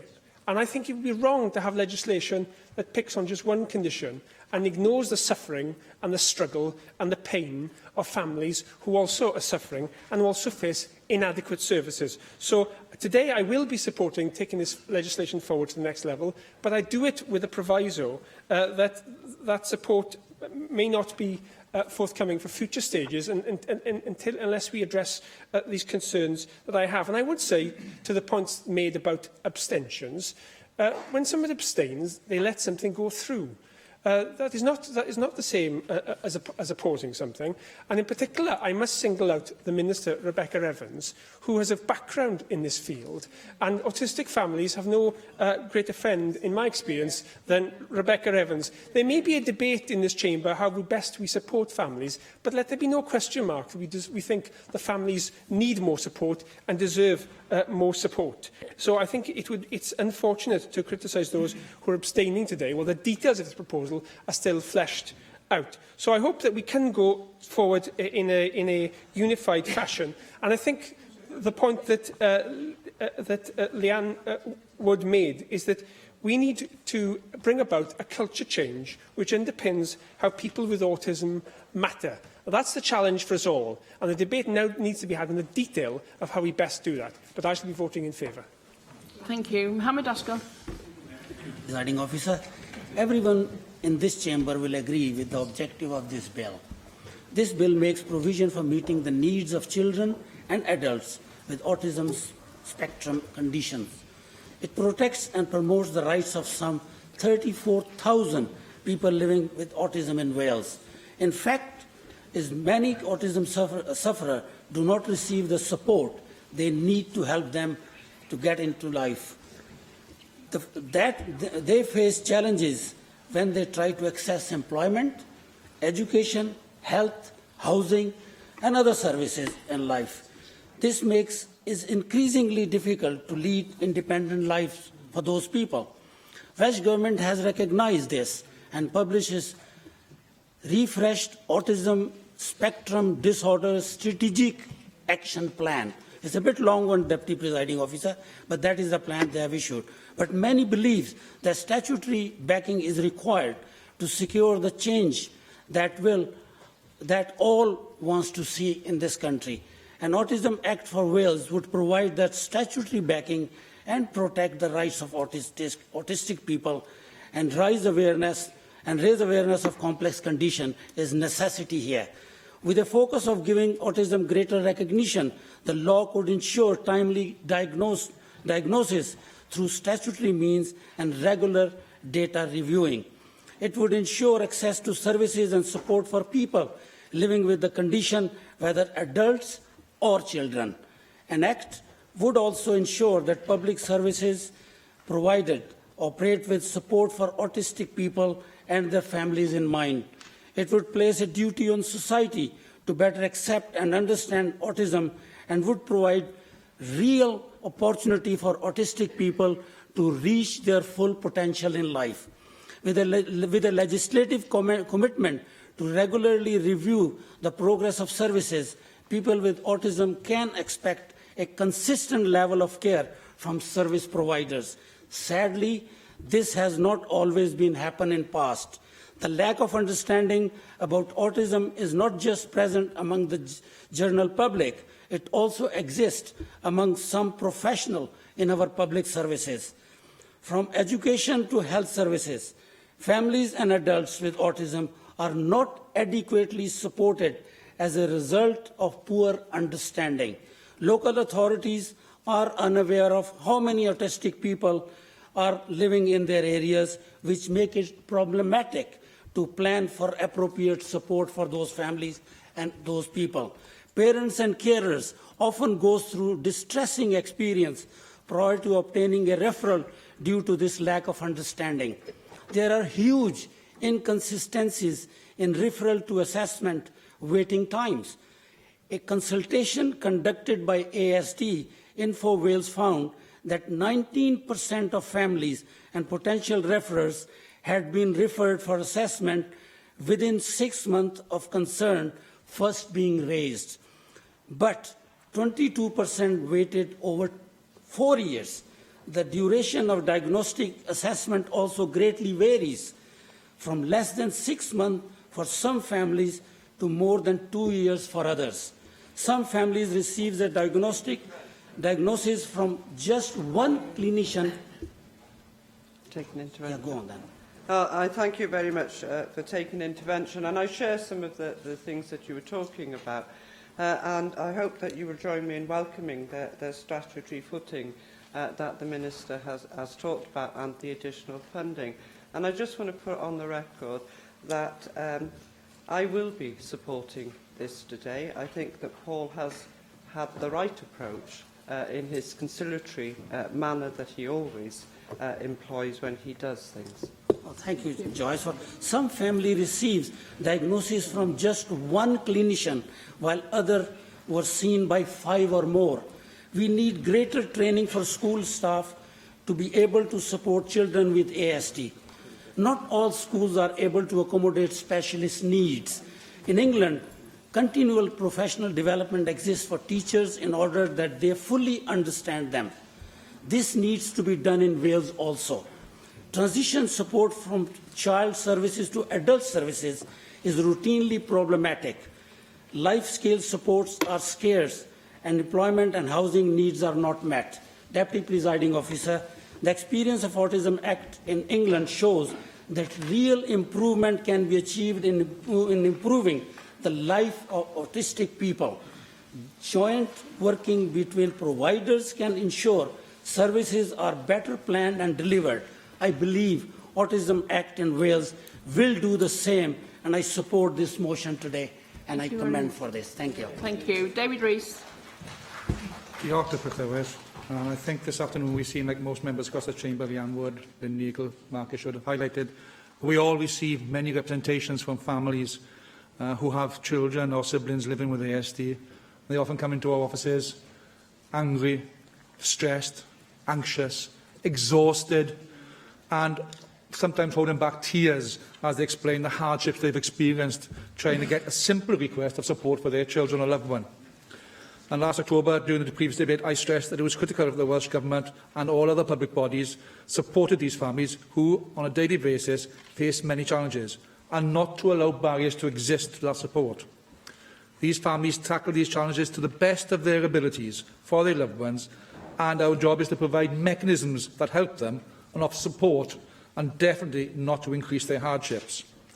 The families keep on telling me of their anger and frustration at still having to argue and demand support for their children or siblings, to get the support and care necessary to help those who are living with ASD and to progress and improve their well-being.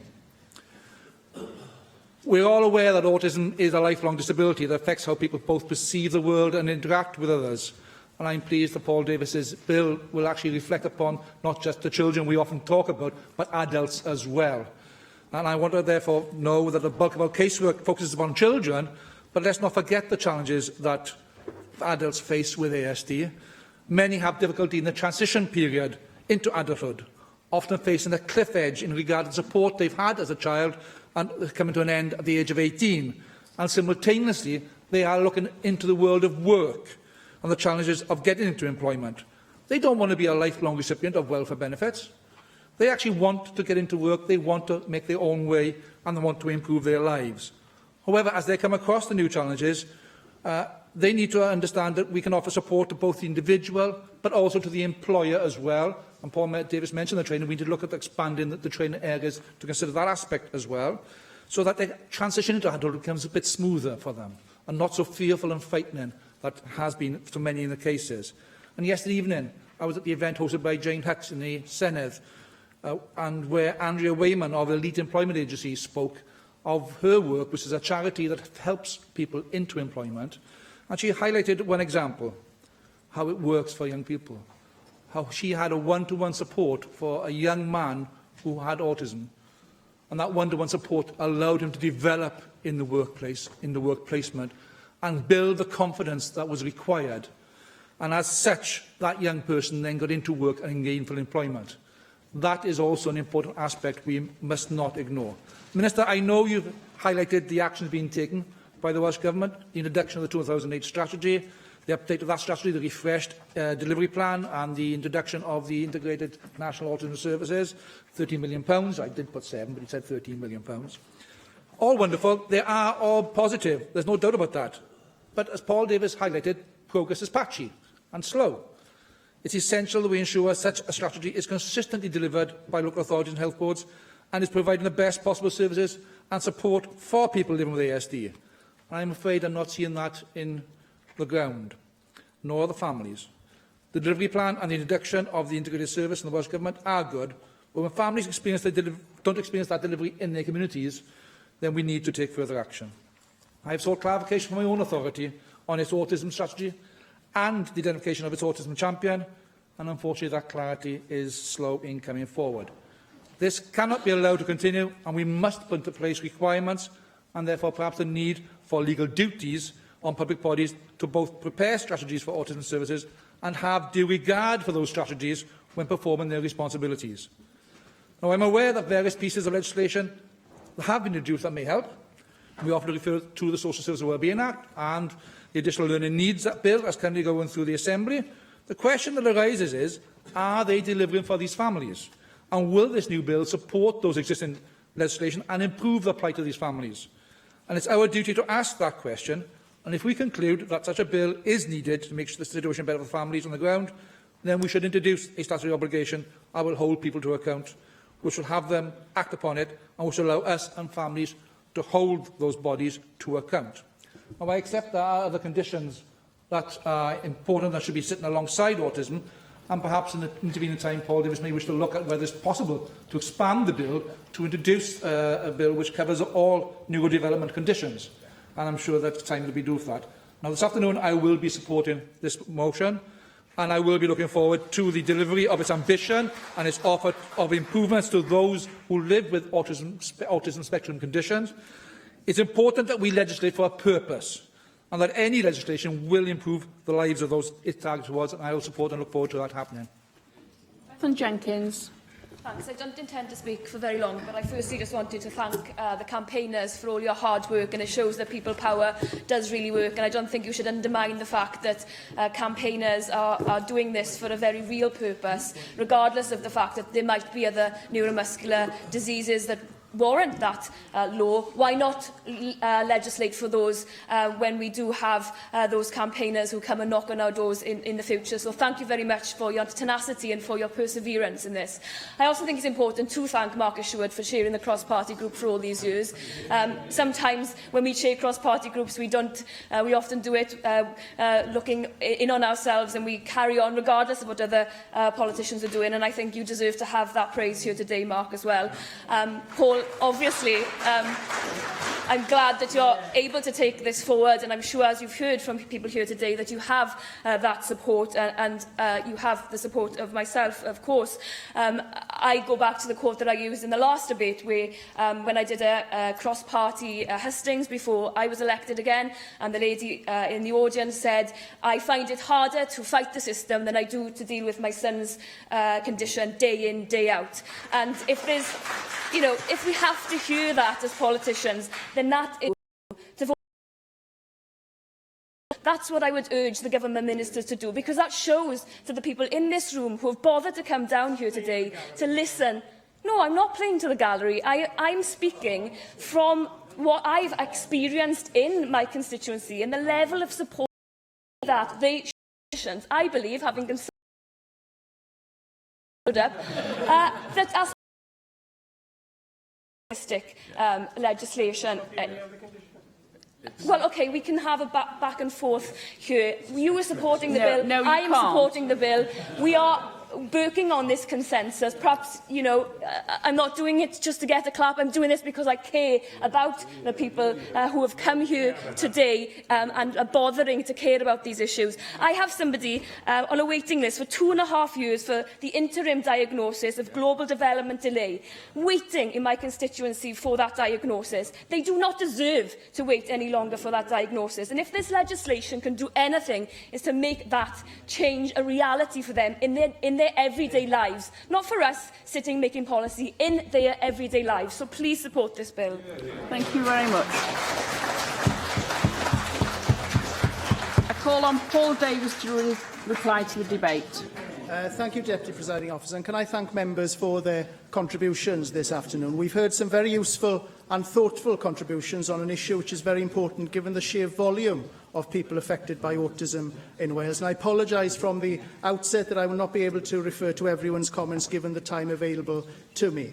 Now, we've heard some concerns about whether there is a need for primary legislation to tackle the gaps and inconsistency in provision across Wales. And I just want to reiterate that this bill intends to work alongside Welsh Government strategies and policies, not against them. Dwi'n ddiolchgar i'r aelod dros Ynys Môn am ei gefnogaeth ac am dynnu sylw at grŵp awtistiaeth Ynys Môn sydd yn poeni am fel mae data yn cael ei casglu a pa mor bwysig yw ac i ateb ei bwynt ynglyn â bydden ni'n barod i ehangu'r bil. Wel, dwi eisiau sicrhau mod i'n barod i edrych i ehangu'r bil os mae'n bosib, a byddai yn ymgynghori'n eang gyda chi, gyda'r rhanddeiliad, i wneud yn siŵr bod y bil yma mor effeithiol ag sydd yn bosib. I'm grateful to the member for Torfaen for her support, and I understand her reservations about specific legislation. I want to reassure her that I will review the situation over the next 13 months if sufficient progress is being made. I also understand the member for Llanelli's reservations about concentrating on one specific condition, and I want to reassure him that I'm more than happy to look at widening the bill to include other neurodevelopmental conditions if possible, and that's something I will be consulting on should this bill be given permission to advance to the next stage. I'm also grateful to David Rees for his support, and he makes a very valid point, I think, about the support people with autism need in getting into employment, and that's something hopefully this bill will help with. Now, we've also heard some criticism of the plans brought forward in England. And so I'll say again, we have an opportunity here in Wales to look at other legislatures, learn lessons and create a bill that is bespoke to the needs of the Welsh autism community. I have no intention of delivering a cut and paste job should this bill proceed to the next stage. Indeed, my intention is to work closely with the Welsh Government, local stakeholders and those living with autism to develop a bill that not only recognises that many people still do not receive the services and support they need, but secures consistent and continued provision for all autism services, regardless of where they live in Wales. And I'm confident that should this proposed bill proceed to the next stage, I can work with the Welsh Government and the autism community in Wales to establish a piece of legislation that addresses the gaps in provision. I'm also confident that we can deliver a bill that meets the needs of those living with autism in Wales and truly ensure that their voices are being heard loud and clear. It's crucial that we create a bill that gives autism its own statutory identity and sends a clear message that the provision of autism services will always be a priority for any Welsh Government, regardless of its political colour or make-up. And in responding to the Minister, can I thank her for the constructive dialogue we've had on this matter, and can I thank her officials for engaging with me. Of course, I'm disappointed that the Minister has indicated the Government will abstain on today's motion, but I accept that this will still provide an opportunity for today's motion to go through. However, I'm pleased that the Minister has announced today that the Government will look at putting the action plan on a statutory footing, and I would urge her to take action now so that families living with autism can access the services they need today and in the future. Therefore, in closing, Deputy Presiding Officer, today the Assembly has an opportunity to send a strong message to the autism community in Wales that its voice is being heard loud and clear. Calls have consistently been made for an autism bill, and now is the time for this Assembly to step up to the plate and give the autistic community the support it deserves. I urge members to support this motion. Thank you very much. The proposal is to agree the motion. Does any member object? Thank you. Therefore, defer voting under this item until voting time. The next item on the agenda is a debate by individual members under Standing Order 11.21. And I call on Julie Morgan to move the motion. Julie. Thank you very much, Deputy Presiding Officer, for calling me to move this very important motion, supported by Hefin David, Di Lloyd, Angela Burns and Mark Isherwood. We have started out on a journey in Wales in the last 2 years to identify and treat everyone who has the blood-borne virus hepatitis C. And in this motion today, we are calling on the Welsh Government to reconfirm its commitment to eradicate hepatitis C in Wales by 2030, the date set by the World Health Organization. And we are congratulating the NHS doctors and nurses for the work that they've already done towards treating and curing an unprecedented number of people with hepatitis C. We are also calling for new operational guidelines to be considered by the Welsh Government, which will help NHS medical staff in this difficult task.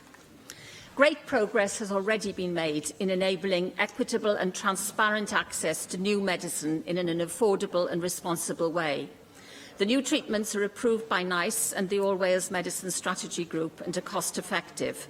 All patients in Wales are now able to access the new, highly effective antiviral drugs. And then, in fact, there has been a cure rate of 95%, which is so encouraging. The work has been led by the Blood-borne Virus Group, and I'd like to pay tribute to them and to Dr. Brendan Healy, who is the lead consultant. He said, "I'm really proud to be able to represent such an amazing team. The work and effort they have put in is phenomenal. My contact with this group, I think, does really show the NHS at its very best." Hepatitis C is a blood-borne virus which affects the liver. 80% of people who are infected develop chronic hepatitis C, which can cause fatal cirrhosis and liver cancer if untreated. The estimate is that 214,000 people are chronically infected with hepatitis C in the UK, and about 12,000 of these are in Wales. But the exact figure is unknown because there are so many people who have it but don't know that they have it. And we know that it particularly affects people from disadvantaged communities. Almost half come from the poorest fifth of society. Hepatitis C is transmitted through contact with infected blood. And it is true that the majority become infected after injecting drugs. The latest figures from the Hepatitis C Trust show that 50% of injecting drug users in Wales have hepatitis C. But the virus also affects those who could possibly have had overseas medical care, tattoos, people who've had a blood transfusion in the UK before 1991, which of course includes haemophiliacs, as I know from my work as chair of the cross-party group on haemophilia and contaminated blood. In many ways, hepatitis C is a hidden disease because people can live without symptoms for decades after infection. I think we all know of the case of Anita Roddick, who founded the Body Shop, because she only discovered she had hepatitis C in 2004. And she contracted it through a blood transfusion after giving birth to her daughter in 1971. So she was actually living with this disease for 30 years without knowing it. And she died from a complication of liver disease in 2007.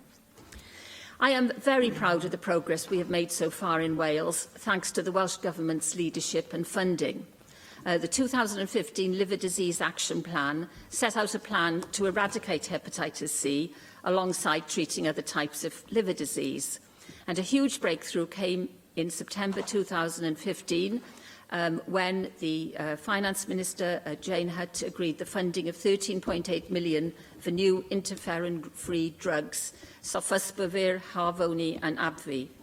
The funding was used to treat 466 of the most seriously ill patients with hepatitis C, and 432 were cured, including members of the haemophilia community in Wales.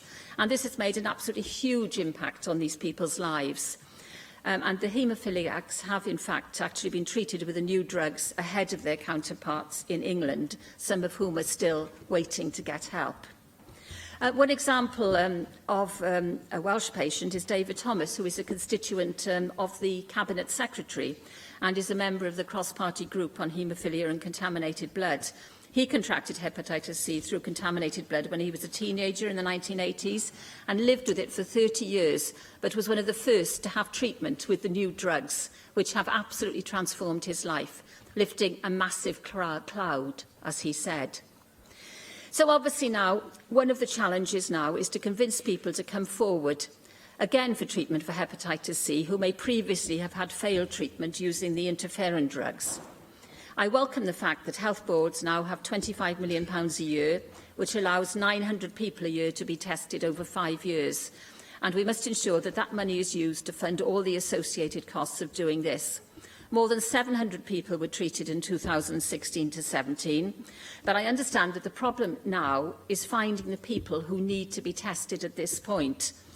There are currently no waiting lists for treatment. The funding and the drugs are there, but we need to identify the 50% of the people who have got hepatitis C but don't know it. The other great challenge we face in trying to eradicate hepatitis C is to reach people who are unaware of the virus because they may not be regulars at their GP surgery, and as I've said, 50% of people who have the virus are undiagnosed according to the Hepatitis C Trust. Other groups that may have the risk of this are gym users who take performance-enhancing drugs, drug users with hepatitis C, prisoners who get tested during their sentence and may not get their results in time for their release, asylum seekers, migrants and homeless people. And everyone working on eradicating hepatitis C says one of the biggest problems is the stigma that is attached to it. And I'm very pleased that there's going to be a public awareness-raising campaign which will be launched in Wales here in the Assembly on July the 11th.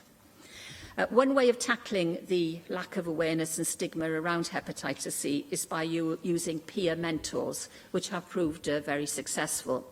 We also need a programme to educate other health professionals about hepatitis C, not just members of the public, because it's very important that GPs pick up on the signals and recommend testing and refer people for treatment. and there is need for more health professionals to have training. Pharmacies need national agreed targets and training in dried blood spot testing. Community pharmacies could play a major role, as well as drug outreach projects and needle exchange centres. And all the people involved in treating this bloodborne virus agree that tackling the issue in the community where they live is the key. And there are lots of examples of how this is done. For example, they're testing asylum seekers and people in A&E in Cardiff. In Tesco at Forest Park in Swansea, there's a community testing room next to a gym, so gym users are getting tested. And there's a form to improve patient management and collect data automatically that has been developed in Cardiff and in other centres. The motion also calls for new operational guidelines to be considered to support NHS staff working to eradicate hepatitis C. We need to streamline the paperwork involved. We need to use electronic referrals to speed up the whole process of getting people treated. The medical staff would also like to see a strategic plan specifically for the elimination of hepatitis C, with all the elements fully funded, including the cost of extra lab testing and community testing. And I would like to end really by praising the health professionals and public health officials and the third sector organisations who are so committed to tackling this bloodborne disease. There has been a tremendous positive movement in Wales to get to the stage where we can eradicate it. It's been the wonders of modern science, along with the commitment from the Welsh Government to ensure that this will happen. But we do need more people to come forward for testing, and I think we'd all welcome some high-profile celebrities to come out and say they have hepatitis C to help destigmatise the disease. So I'm very pleased that we have begun this process of eliminating hepatitis C, and I hope that the journey will end with a hepatitis C-free Wales. Thank you. Mark Isherwood. An estimated, we heard, 12 to 14,000 people currently living with hepatitis C in Wales, around half undiagnosed. It's one of 3 main causes of liver disease and the only one of the 5 big killers in Wales and England where deaths are rising. It therefore represents a significant public health challenge. As I said in January's debate on the contamination of blood, in the 1970s and 80s, a large proportion of blood products supplied to patients by the NHS was contaminated with HIV or hepatitis C. Around 4,670 patients with haemophilia were infected. Over 2,000 had since died in the UK, including 70 in Wales, from the effects of these viruses. However, evidentially, hepatitis C primarily affects people from particular groups, such as injecting drug users, homeless people, gay and bisexual men, and migrant populations from high-prevalent regions. The recent Hepatitis C Trust report, Hepatitis C in Wales, Perspectives, Challenges and Solutions, concludes with a number of key recommendations for action as follows. The inclusion of a commitment to eliminate hepatitis C as a serious public health concern within the Welsh Government's forthcoming public health bill. The implementation of a public awareness campaign aimed at tackling stigma around hepatitis C and encouraging individuals to access testing.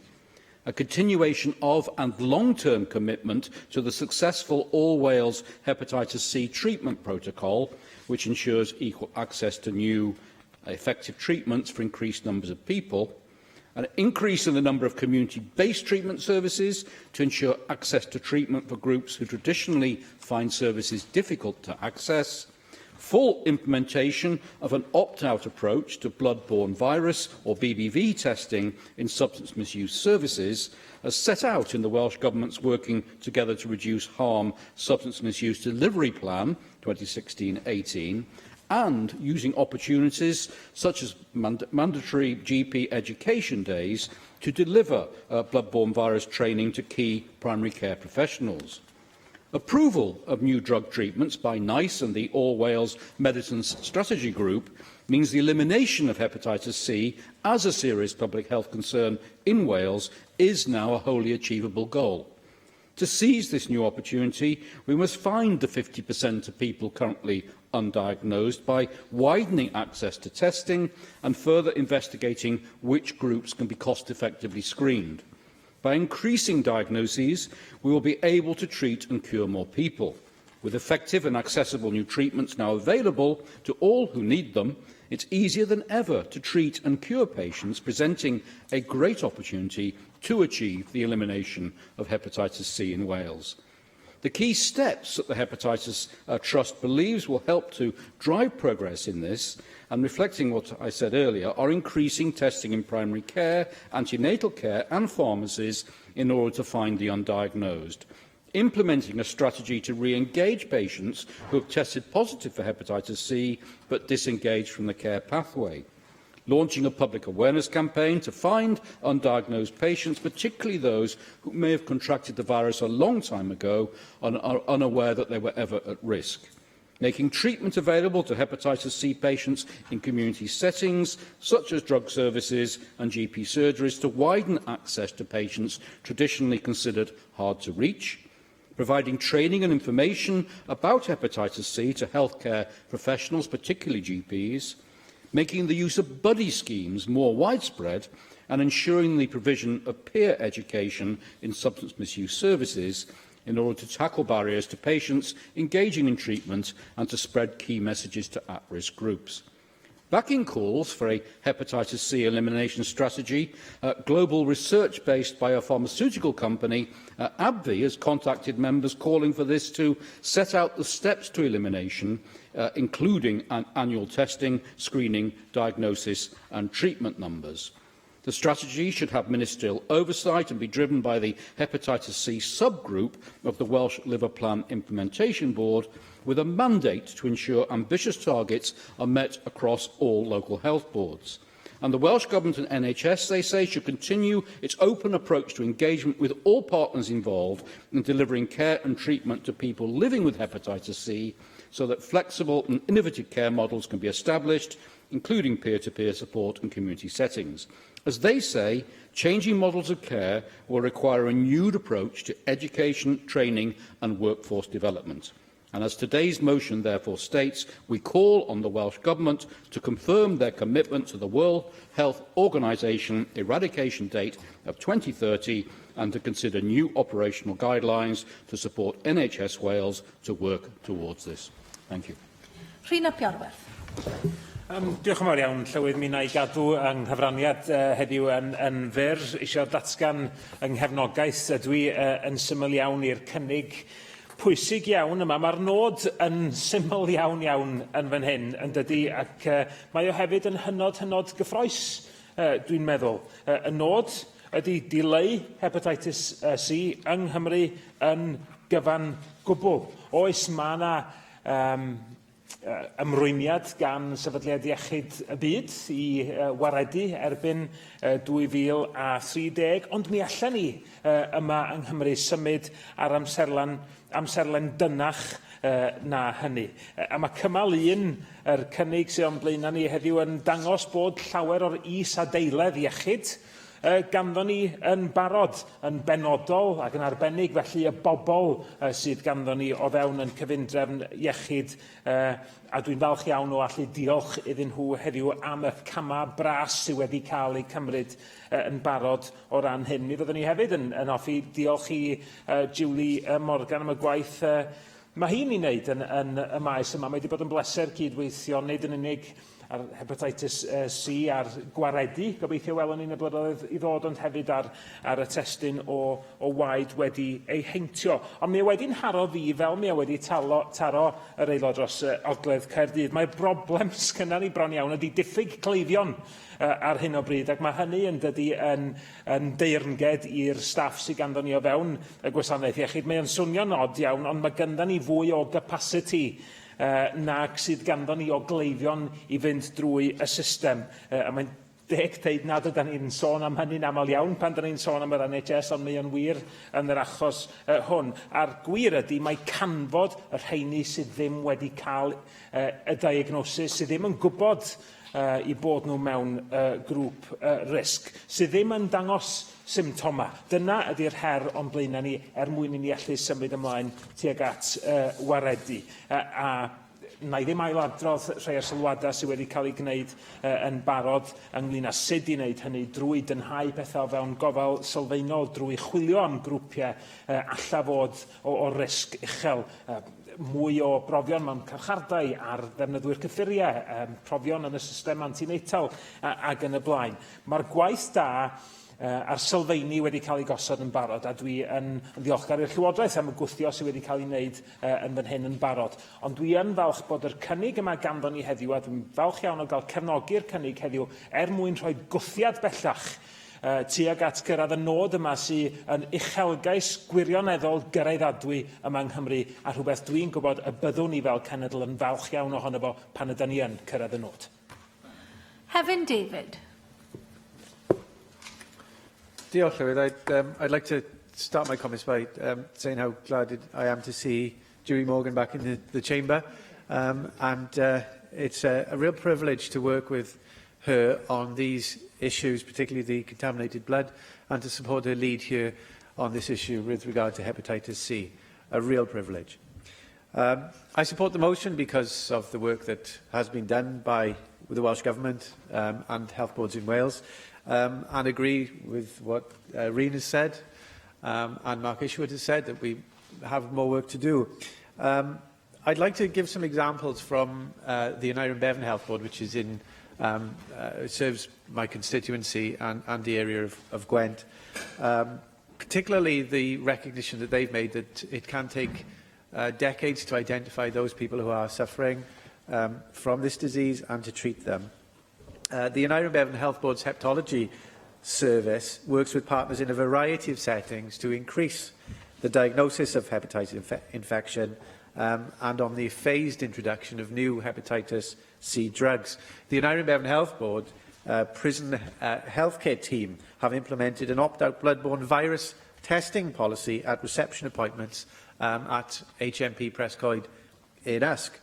In 2016, they reported to me, I've investigated this in preparation for this debate, a significant increase in the number of prisoners tested and the percentage of admissions tested, and there's been a steady increase in Prescoed. There's also been, within the Aneurin Bevan area, targeted action to increase access to needle exchange services and bloodborne virus testing in people who inject drugs, those people at risk that have already been mentioned by other members. Public Health Wales are working with area planning boards on a proposal to develop a 5-year costed action plan to increase the investment in needle exchange, to ensure 100% coverage, which means the clean needles are used for every injecting occasion. A key policy development in Gwent has been the pharmacy pick and mix pilot, which provides drug-using paraphernalia and harm reduction literature, together with an increased interaction with clients to allow for harm reduction messages and signposting for bloodborne virus testing. The Gwent APB commissioned an integrated Gwent drug and alcohol service for adults, which went live in May 2015. This includes the delivery of specialist needle exchange with a small dedicated budget for the provision of needle exchange paraphernalia. And an Aneurin Bevan Health Board have also reported to me the Gwent Specialist Substance Misuse Service for people with more complex needs. And this service also offers needle exchange and BBV testing. But also, recognised by other members, one of the major at-risk groups for hepatitis C infection are people of South Asian origin. And Aneurin Bevan's public health team has had discussions with religious leaders about promoting bloodborne virus testing in mosques in Newport. In addition, the Living Well, Living Longer programme will also be raising awareness of hepatitis C through its programme of health checks in Newport. These are all examples of what the Aneurin Bevan Health Board is doing to help with harder-to-reach individuals who are at risk of hepatitis C, and I'd like the Cabinet Secretary to be aware of these practices. The Welsh Government can build on this good practice, and when it comes to the final point of the motion, consider new operational guidelines to support NHS in Wales in eradicating hepatitis C. And this is something that can be done. And again, I say it is a privilege to champion the cause that has been pioneered by Julie Morgan in this chamber. We've come a long way, and eradicating hepatitis C is within our reach. Caroline Jones. Diolch, Llywydd. UKIP fully support this motion and efforts to eradicate hepatitis C by 2030. As others have highlighted, hepatitis C is a disease which affects about 2% of the world's population and responsible for hundreds of thousands of deaths each year. It is therefore unsurprising that the World Health Organization wants to eliminate the disease. The UK Government has pledged its support for the World Health Organization's eradication goals last year, and I would urge the Welsh Government to follow this example. The Welsh NHS has made significant strides in treating people with hepatitis C in recent years. Nearly 900 patients were treated last year in an attempt to clear the backlog of patients awaiting treatment.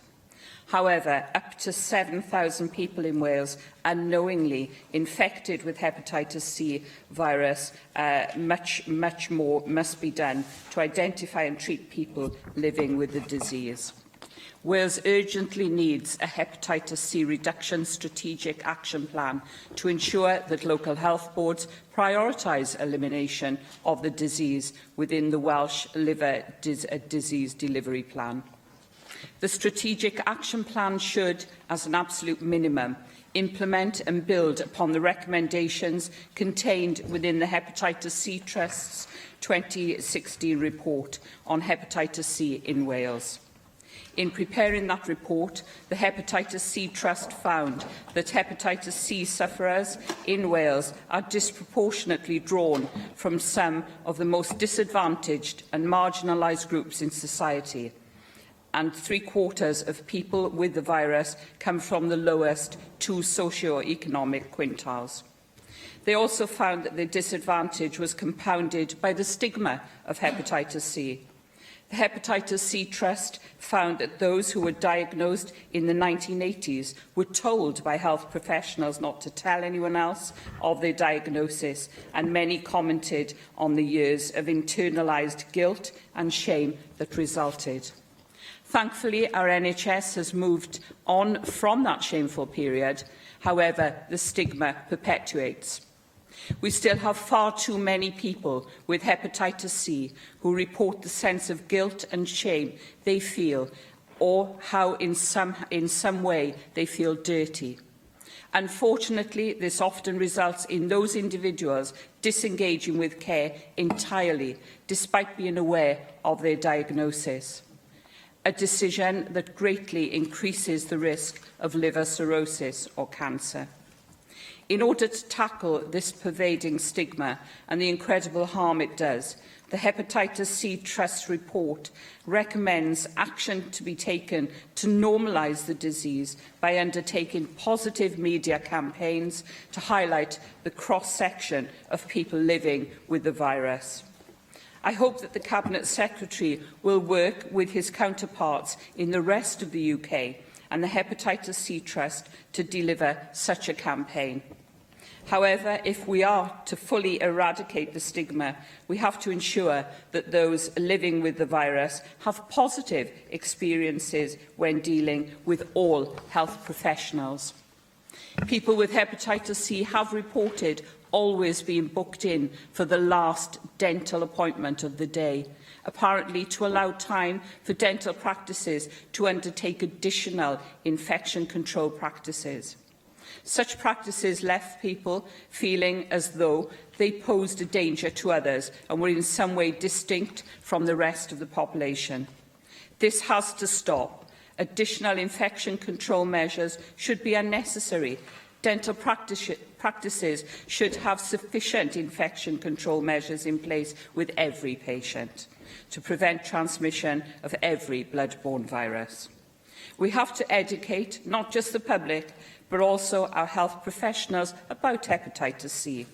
And I urge the Welsh Government adopt the Hepatitis C Trust recommendations, and I urge members to support the motion. And together we can eradicate this terrible disease.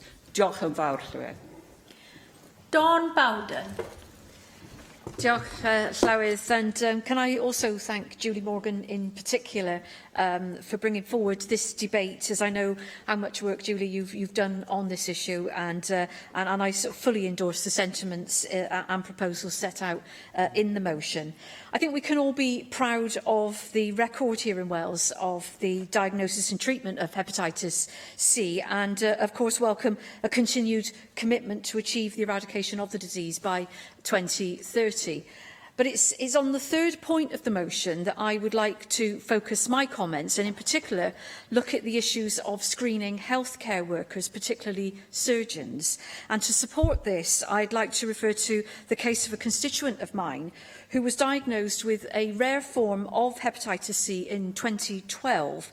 She'd been suffering symptoms for a number of years, but was only ever tested for hepatitis A and B. And when she was eventually tested for and diagnosed with hepatitis C, she was on the verge of liver cirrhosis. But her treatment, despite the debilitating side effects and the stigma that she suffered and the precautions that she had to take within the family in terms of use of toothbrushes and other equipment in the house, her treatment was very quickly effective. She responded to the treatment within a matter of weeks, having been told to expect that it would take many months, and has had nothing but praise for the treatment that she received at that point. But what had remained a mystery was how she contracted the illness in the first place. And it was only towards the end of her treatment that the specialist nurse who was treating her identified that she was also treating a surgeon who'd operated on my constituent in 1997. So once the source of her infection had been identified, NHS Wales wrote to some 5,000 patients treated by this surgeon, offering to test them for hepatitis C. Around 3,000 of those patients responded, and from that subsequent testing, a further 4 patients were identified as having contracted the virus, almost certainly from the same surgeon. Since 2007, all NHS staff involved in exposure-prone procedures are required to be screened, but there is no screening requirement for current staff who have been practising since before 2007. Now, obviously, where any practising surgeon is found to have hep C, he or she is taken off current duties, but there is no automatic process of looking back at the practice of the affected surgeon to identify and contact patients who might have been at risk when it's approved by the UK advisory panel, as happened in the case of my constituent. As I understand it, the UK Advisory Panel guidance for pre-2007 healthcare workers places a clear expectation on surgeons to put themselves forward for testing if they believe that they may have been exposed to a communicable disease. Now, hepatitis C has been referred to by some as the hidden killer. Now, whether that's an appropriate description is debatable, but it has gained that tag because of those who have it often don't know, as we've already heard. And as we've also already heard, we have an estimated 12 to 14,000 people in Wales that carry the virus, the majority of whom remain undiagnosed. Often causing no symptoms and no sickness, hepatitis C can lie dormant in a person's body for decades. In this context, it's quite likely that many health professionals will not actually be able to identify themselves as a carrier of the hepatitis C virus.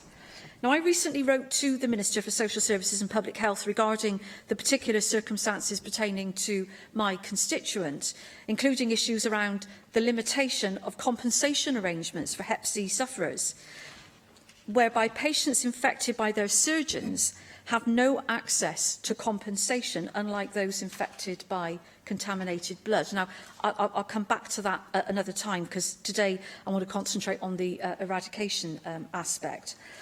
So given the widespread recognition that one of the biggest challenges to achieving eradication by 2030 is the extent to which the disease goes undiagnosed, I'd like to think that, building on Mark Isherwood's theme of expanding screening, that if a regime of screening healthcare workers on a more comprehensive basis, including those practising before 2007, could assist in identifying latent cases amongst practitioners and therefore potentially their former patients, I suggest this is something that the Welsh Government should give serious consideration to when developing its strategy for reaching the ambitious but very achievable target of reducing or eradicating the virus by 2030. So once again, can I thank Julie for bringing forward this motion and for the debate today, and ask Welsh Government to consider all measures available which might help to attain the eradication of hepatitis C in Wales. Galwaf ar ysgrifennydd y Cabinet dros iechyd, llesiant a chwaraeon, Fawn Gethin. Thank you, Presiding Officer, and I really am pleased to respond to today's debate across members, and I thank people for the thoughtful way in which they've approached the issue. We, of course, recognise the importance of this issue for people right across Wales.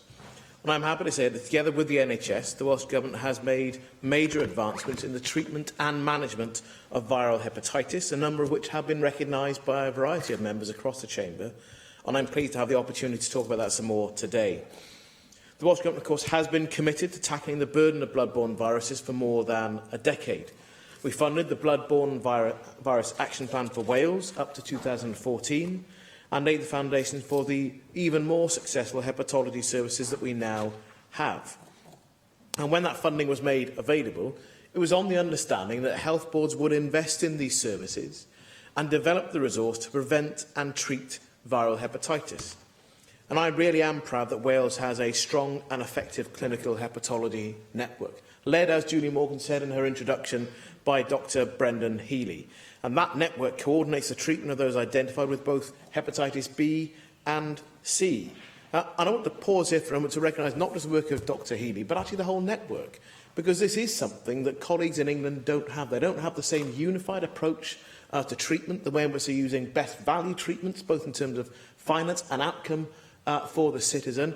And some of the colleagues in England look on with a degree of, not, I wouldn't say just envy, but they think it's a standard and an approach to aspire to that is being pioneered and led successfully by our clinicians in Wales, and it absolutely benefits the patient in so doing.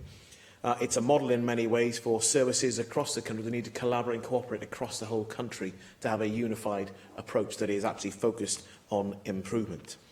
So the All Wales Hepatitis C Roll-Up Programme was initiated in 2014, and part of this is to make the best use of the new wave of more effective antiviral medication, in particular, as Julie Morgan said, interferon-free medication, as what started by initially being very expensive to initially treat, but actually there's a much longer-term saving, both in financial terms, but also mentioning my constituent, Mr Thomas, who has a young family, a significant improvement in the overall well-being, not just a medical sense, of people who have received the treatment, with quite startling cure rates for people as a result of that successful introduction. And that has received both national and international recognition. We've treated more than 1,000 patients in the last 18 months. And I'm proud to say we've now treated all of the patients that are known to services in Wales and who are still accessing care. That is a remarkable step forward made by our service. We recognise, though, that there are individuals at risk of both hepatitis B and C who do not access traditional healthcare settings. And there are numerous projects already underway in development across Wales to address this, and again recognised in the comments of people earlier in the debate. How do we get to those people who are harder to reach and don't always access care services either individually or even consistently? And those projects are looking at ways to both increase awareness of hepatitis C infection, to provide access to simpler diagnostic tests in community settings for those at risk, and again, there's a point here about developing and not just standing still in our service, and also ensure that individuals who are infected are able to access treatment. And these projects, along with the All Wales Hepatitis C Roll-Up Programme, are led and guided by the Welsh Viral Hepatitis subgroup that Julie Morgan again referred to. They're a subgroup, again, of the Liver Disease Implementation Group, so one of our, again, short, snappy titles in the world of health.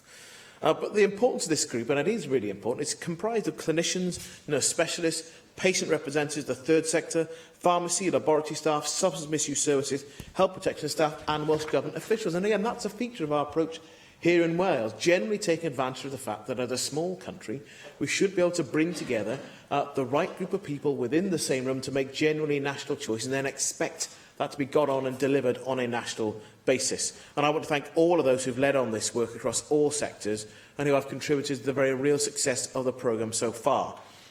On the 28th of May last year, the World Health Assembly, the decision-making body of the World Health Organization, adopted the Global Health Sector Strategy on viral hepatitis.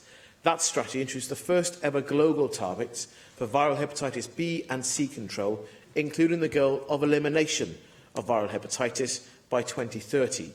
And achieving these targets will mean that the diagnosis and treatment of viral hepatitis is prioritised in public health services.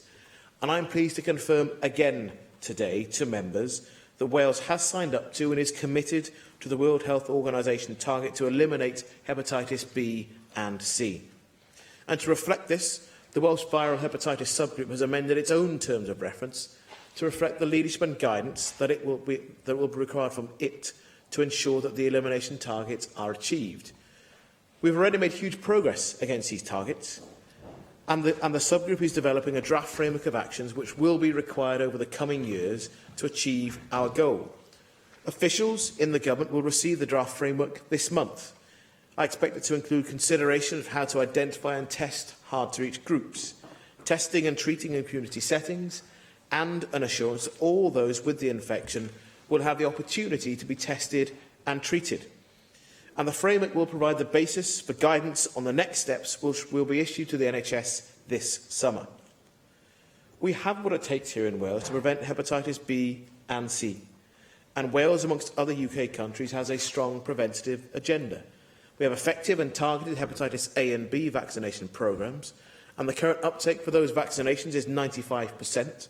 And from September this year, the hepatitis B vaccine will be incorporated into the routine infant programme, and all babies will be offered it at 2, 3 and 4 months of age. All pregnant women are offered hepatitis B testing as part of antenatal screening, and all babies born to mothers who test positive for hepatitis B are managed according to clinical guidelines. We're able to effectively prevent mother-to-child transmission of hepatitis B virus through timely Hep B virus birth dose vaccination. And Wales already, as Heaven David mentioned, we already have a well-established needle exchange programme in community pharmacies, ensuring access to sterile injecting equipment and effective drug dependence treatment in order to prevent and control epidemics of viral hepatitis B and C.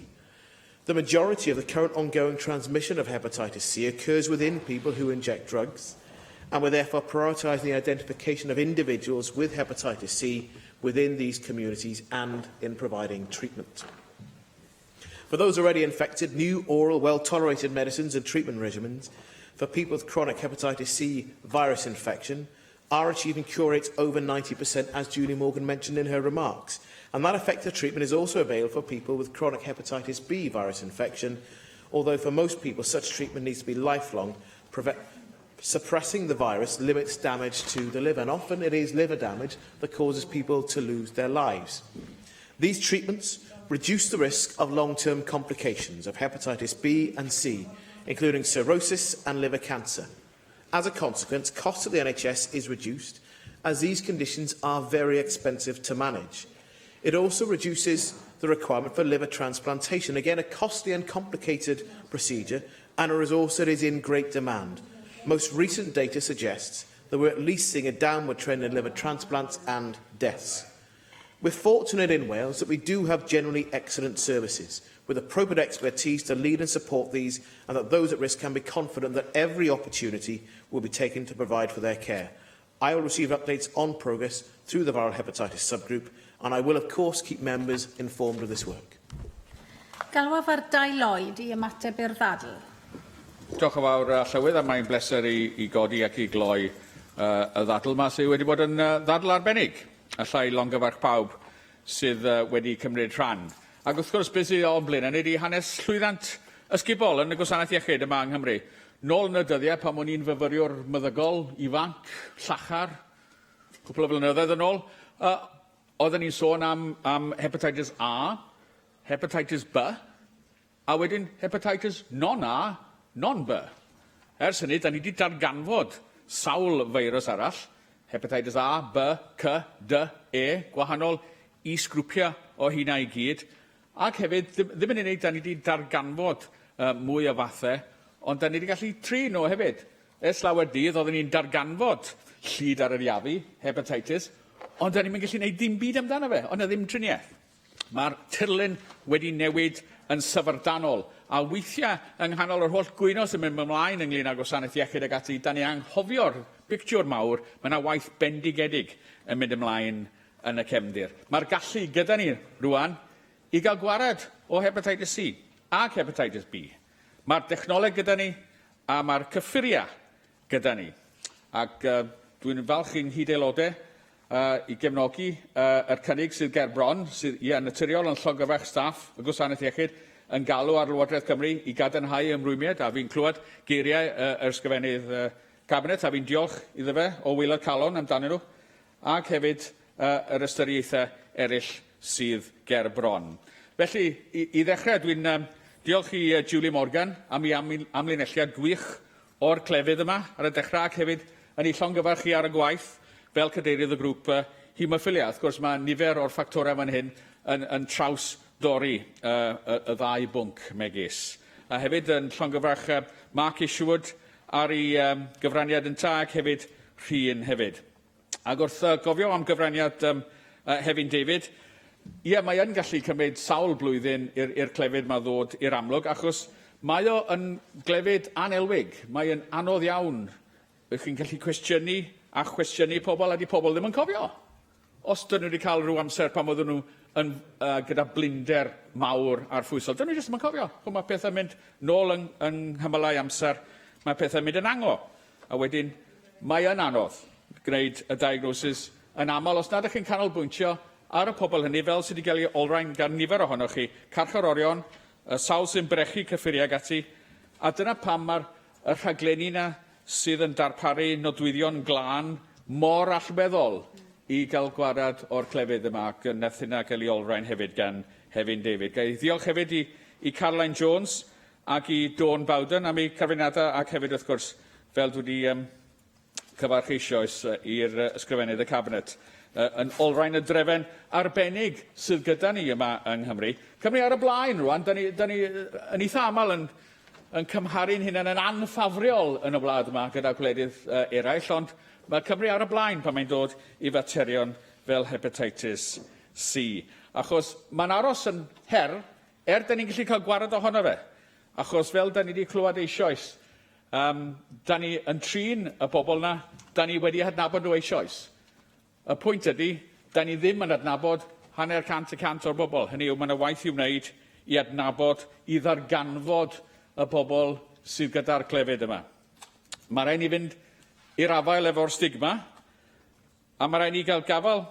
Hynny yw, mae pobl ofan weithiau dod i weld meddyg, achos mae gyda nhw fywydau sydd yn anodd, yn ddidrefen, ac hefyd maen nhw'n credu bod pobl yn mynd i'w beirniadu nhw am beth maen nhw wedi wneud yn y gorffennol. Felly mae yna her yma i ni ddod i'r afael efo'r systema yna i gyd. Ond yn y bôn, pan mae rhywun yn gallu cyplysu blinder arffwysol efo'r posibilrwydd bod nhw wedi cael eu heintio gan waed halogedig, mae rhaid i ni feddwl am y posibilrwydd bod llyd ar yr afu math ec gyda chi. A dyna di'r her i ni fel meddygon a nyrsys i fod yn ymwybodol o hynna. Ond hefyd, mae yna her unwaith da ni yn darganfod pobl i wneud yn siŵr bod nhw'n parhau efo'r driniaeth sydd pan ydych chi fywyd anodd yn llawn heriau, yn llawn anrhefn, mae'n anodd cadw i fyny efo'r driniaeth hefyd. Mae yna sawl her, ond gan groesawu y cyfraniadau i gyd da ni wedi glwad praw yma, ac hefyd croesawu ymateb y Llywodraeth, mae'r wlad yma ar y blaen pan mae'n dod i faterion i wneud efo hepatitis C. Mae'r dechnoleg gyda ni, mae'r triniaethau gyda ni, ac awn amdani, cefnogwch y cynnig. Diolch yn fawr. Y cwestiwn yw a ddylid derbyn y cynnig, a oes unrhyw aelod yn gwrthwynebu? Felly derbynir y cynnig yn unol ar rheol sefydlog 12.36. Yr eitem nesaf ar yn agenda ni wrth ddadl ar adroddiad y Pwyllgor Diwylliant y Gymraeg a Chyfathrebu ar y darlun mawr, safbwyntio cychwynnol y Pwyllgor ar ddarlledu yng Nghymru. A dwi'n galw ar Bethan Jenkins y cadeirydd i wneud y cynnig. Diolch Llywydd, a rwy'n falch iawn o gallu agor y ddadl hon ar adroddiad cychwynnol y Pwyllgor Diwylliant y Gymraeg a chyfathrebu ar ddarlledu yng Nghymru y darlun mawr. A diolch yn fawr i'r clercied ac i'r aelodau cynulliad o bob plaid am eu waith caled ar y Pwyllgor. Mae'r gweithaf diffyg pwerau ffurfiol y cynulliad yn y maes hwn ar hyn o bryd, rwy'n credu bod yna gonsensws nawr bod angen i'r BBEC a sefydliadau cyfryngau eraill sy'n gweithredu yng Nghymru i fod yn atebol i'r cynulliad cenedlaethol o ran eu cyfrifoldebau a'i hymrwmiadau yng Nghymru.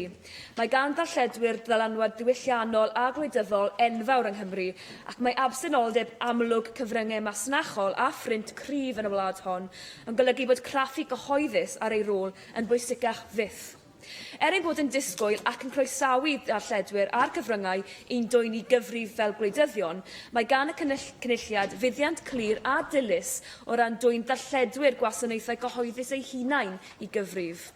Mae gan darlledwyr gwasanaeth gyhoeddus rwymidigaeth diwylliannol clir i bortreadu Cymru a Chymdeithas Cymru mewn ffordd sy'n adlewyrchu'r wlad hon ac yn dangos i ddinasyddion yma yng ngweddill y Deyrnas Unedig ac ar draws y byd pwy ydym ni fel cenedl. Rwy'n gobeithio bydd y Pwyllgor Diwylliant y Gymraeg a chyfathrebu yn darparu'r ffocws angenrheidiol ar gyfer dwyn ein darlledwyr gwasanaeth gyhoeddus i gyfrif. The report before us today is not the result of a specific committee inquiry. Instead, after taking evidence from a number of key figures and organisations in broadcasting, both within and outside Wales, it summarises our initial views on some of the key issues. It is our first contribution to what I hope will be a continuing debate about whether Wales gets the media it deserves. It provides a foundation for the more focused work that we have already started and intend to undertake throughout this Assembly. For instance, we have conducted an inquiry on the future of S4C. We are conducting an inquiry, I should say, and we hope to publish our conclusions before the summer recess in order to influence the outcome of the, and we hope, imminent DCMS review of the S4C's future funding and remit. We are concerned at the continuing decline of local media and local journalism in Wales, and we have also started an inquiry in this area, which I hope will recommend real, lasting solutions. The role of radio in Wales needs more consideration. Some of the most popular public and commercial radio stations operating in Wales provide very little specific Welsh content or Welsh news. This is another area where we intend to do more detailed work. Bydd yr arglwydd Tony Hall, cyfarwyddwr cyffredinol BBEC, yn rhoi tystiolaeth i'r Pwyllgor unwaith eto ar Fehefin y 28fed. Mewn tystiolaeth i'r Pwyllgor ym mis Mawrth eleni, ailadroddodd yr arglwydd Hall ymrwymiad i gyllid ychwanegol ar gyfer darlledu Saesneg yng Nghymru. Ynghylch faint y dylai'r cyllid ychwanegol fod, rydym yn argymell fel Pwyllgor Blaenorol y Cynulliad, y Sefydliad Materion Cymreig a Llywodraeth Cymru ei hun, y dylai 30 miliwn o bunnoedd yn ychwanegol cael ei ddarparu bob blwyddyn. Byddai cyllid ychwanegol ar y lefel hon o bosibl wedi caniatáu dyblu'r allbwn ac i BBEC cynrychioli rhaglenni o ansawdd sydd â siawns well o ennill lle ar rhwydwaith y BBEC. Since we reported, Lord Hall has responded with an additional £8.5 million for English language broadcasting in Wales. While any increase is of course welcome, I am personally disappointed that this is significantly less than the £30 million that the committee has called for. I am also disappointed that the extra funding for Wales was considerably less than the extra £40 million that BBC Scotland is set to get, including funding for an additional television channel devoted to Scotland, especially when Ofcom told us to our committee that Scotland was over-indexed when financing for network was concerned. Whether Wales needs a dedicated channel is a matter for debate, which we haven't yet had, but the disparity in the amount of extra funding is significant and needs further explanation. I'm sure the committee will ensure Lord Hall provides those explanations in 2 weeks' time. Mae'n dig nodi bod Cymru wedi sicrhau mwy na'i chyfran o'r boblogaeth o wariant gan y BBEC yng Nghymru. I raddau heleth, mae hyn yn adlewyrchu llwyddiant sylweddol porth yr rhaff a rhaglenni sy'n cael ei gwneud yno. Fodd bynnag, nid yw llawer o'r gwariant hwn yn cyfrannu at adlewyrchu hunaniaeth a safbwynt unigryw Cymreig. Mae gennym pryderon am ddyfodol porth yr rhath ar ôl i gomisiynnau wedi ei gwarantu gan y BBEC ddod i ben. Mae hefyd pryderon newydd genddim ynglŷn â'r ffaith bod Wales Report yn ddirwyn i ben ac bod angen ail comisiynu y raglen gwleidyddol hynny. Mae angen mwy o raglenni gwleidyddol, nid falle glastoriaetho'r rhai sydd gennym ni yn barod. Ar y radio, nid yw allbwn newyddion gorsafwydd radio poblogaidd y BBC fel Radio 2 a Radio 1 yn gwneud llawer i hyrwyddo'r agenda newyddion unigryw yng Nghymru. Wnaethon ni gweld hwn yn ystod yr etholiad cyffredinol yma hefyd. Ac yn aml gall atgyfnerthu neu creu mwy o dryswch ynglŷn â cyfrifoldeb dros benderfyniadau gwleidyddol ar draws gwledydd ac o fewn y Deyrnas Unedig. Felly rydym ni wedi argymell slot newyddion lle ceir optio allan i Gymru ar gyfer Radio 2 a Radio 1, a bydd hyn, yn ôl yr hyn yr ydym ni ei ddeall, yn cael ei ystyried fel rhan o adolygiad newyddion y BBEC, ac edrych ymlaen at cael gweld y canlyniad o hynny. With regards to BBC support for local journalism, and we are glad that the BBC is actively looking at ways of helping to improve the scrutiny of local democracy in the UK. However, we do have reservations about how they are approaching this. This is an area that we intend to scrutinise further as part of our inquiry into local journalism in Wales.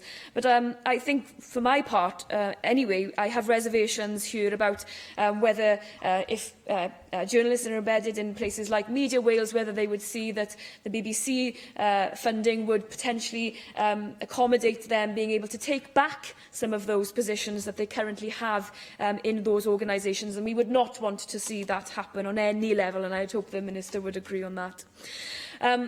O ran llywodraethu'r BBEC, roedd gan y Pwyllgor nifer o bryderon am y trefniadau llywodraethol newydd ar gyfer y BBEC, ac enghraifft na fydd cyfarwyddwr BBEC Cymru mwyach yn aelod o brif fwrdd y BBEC, nad oes digon o bwys wedi cael ei roi i farn y gynulleidfa yn strwythurau llywodraethu newydd y BBEC, ac ai swydd y cyfarwyddwr gwledydd a rhanbarthau'r BBEC a atgyfodwyd yw'r ffordd orau ymlaen, gan nad ydym wedi argyhoeddi y gall un unigolion cyflawni'r rôl hyn yn effeithiol. Falle bydd newyddion gan Lord Hall yn gallu wneud yn ei feddwl yn wahanol, ond ar hyn o bryd, dyn ni ddim yn credu bod hynny yn digon cryf. Pre-appointment hearings, I know Lee Waters has been leading the charge on this. We are, however, pleased to note that the consent of the Welsh Government is now needed before the new BBC board members for Wales can be appointed. But our report recommended that there should be a pre-appointment hearing for this post, and the nominee should answer questions from the committee before Welsh ministers decide whether to give their consent to the person nominated. Since our report was published, the Welsh Government has, of course, withheld its consent to the appointment of the candidate nominated for this role, and the appointment process, I understand, is therefore being rerun. The Welsh Government's response to our report has accepted the principle of a pre-appointment hearing, so there does not seem to me to be any practical reason why the Minister cannot give a simple undertaking here today that he will not give his consent to an appointment until there has been an opportunity for a committee hearing with the nominated candidate. This would not remove Ministers' prerogative to confirm that appointment, but it would allow them to consider the views of the committee before making that decision. Fel asonius yn gynharach, mae'r Pwyllgor wrthi'n cynnal ymchwiliad i adolygiad DCMS o gylch gwaith, cyllid ac etibolrwydd S4C. Felly, dwi ddim yn bwriadu mynd mewn i'r manylion yma heddiw, ond dyn ni wedi dweud bod toriadau termau real i gyllideb S4C ers 2010 yn ddifrifol ac yn anghymesur, a mae'r toriadau hyn wedi arwain at sefyllfa lle mae 57% o raglenni S4C yn nawr yn ail ddarlleniadau. Mae hyn yn llawer rhy uchel ac yn fater o gryn bryder i'r Pwyllgor. Mae S4C wedi bod yn barod iawn i ymddangos ger bron pwyllgorau cynulliad, ac y croesawu'r hyn, ni fyddwn yn disgwyl dim llai. Fodd bynnag, rydym yn falch iawn fod S4C wedi cydnabod ei atebolrwydd yr cynulliad cenedlaethol ac wedi cytuno i ffurfioli'r berthynas trwy osod ei adroddiad blynyddol a'i gyfrifon archwiliedig ger bron y cynulliad. Bydd y cynnig yr ydym yn ei drafod heddiw yn galluogi gosod y dogfennau hynny ger bron y cynulliad yn y dyfodol ac yn darparu ffocws rheolaidd ar gyfer craffu ar S4C gan y Pwyllgor a'r Cynulliad. In the time I have left, to briefly mention ITV Wales, and they may be part of a private company, but it is still very much a public service broadcaster with obligations to the public it serves. ITV has pointed out that it is exceeding its licence requirements for audiences in Wales, and why that may be true, the independently owned Channel 3 service in Scotland again has increased its non-news provision in recent years, while ITV Cymru Wales' provision has declined. Now, I would urge ITV to think about putting more of a proactive stance on providing more Welsh-specific output. While we can commend them for programmes like Aberfan on Network, I think there is much more to be done. Well, I was going to declare interest because my brother is a journalist on Channel 4 News, but he may be grateful to know that I am not going to speak anymore to let other members come in, and I'm sure other members can also talk about Ofcom and their new roles in relation to the BBC and their future role here in Wales. But diolch yn fawr iawn i'r aelodau sydd wedi bod yn rhan o'r drafodaeth, a gobeithio gallwn ni cael mwy o drafodaethau yn y dyfodol. Susie Davies. Diolch, Llywydd. I'm going to disappoint you there, Beth, and I'm not going to start off talking about Ofcom. I won't have time in my short submission, I'm afraid. I did want to stress, actually, to start with, while thanking the committee and the staff for their work on this, that it is a very innovative committee, the one that we are sitting on now, and I just wanted to, as I say, talk about that for a moment. Because this report, as you heard, is a report of initial views. It's the beginning of a series in which we'll interrogate the story of broadcast media in a way that we can actually measure our influence on the progress of that story over the next, well, it'll be 4 years now, but 5 in total. Because I think it is easy for us as members to fall into a pattern of short-term scrutiny because we are so small in number. There will always be new and compelling work to be done, and assessing our legacy as a committee, any committee really, as parliamentarians, isn't something to which we can devote as much time as we might need to. It limits our ability to prove to the people of Wales that we, the Assembly, have the ability to make representation an active tool. Representing constituents isn't just about name checks here in the chamber or using some particular issue as a political baseball. Yet in a small media country, it is difficult to try and build up any kind of momentum of understanding of what this Assembly can achieve on our constituents' behalf. Whether that's proving a government policy and legislation, yes, but by actually getting our public, private and third sectors, as well as everybody in Wales as individuals, to consider our behaviour, our rights, our responsibilities, indeed their power, if you like. So I genuinely commend this committee. I know I'm a part of it, but I think this is such a good lead for taking the long view and starting a much longer piece of work, in this case, on the view, but, well, only the best are on this committee. Now, when this report, this initial report, remember, was published, it did ruffle a few feathers, and I think that's a good thing. None of us wishes to be adversarial in committee. We value the evidence that witnesses give us. But our public service media in Wales has so few players in it that the expectations of each of them will be that much higher. We acknowledge completely that the funding cuts have consequences, and this report doesn't just shy away from the role of a UK government in that, but we also recognise that the BBC has direct responsibility for the decisions which affect both BBC Cymru Wales and S4C. And a number of our recommendations, as you will see, are directly for the BBC nationally's attention. And I think it will be interesting to see how this Assembly can influence a body which is not actually accountable to us or Welsh Government.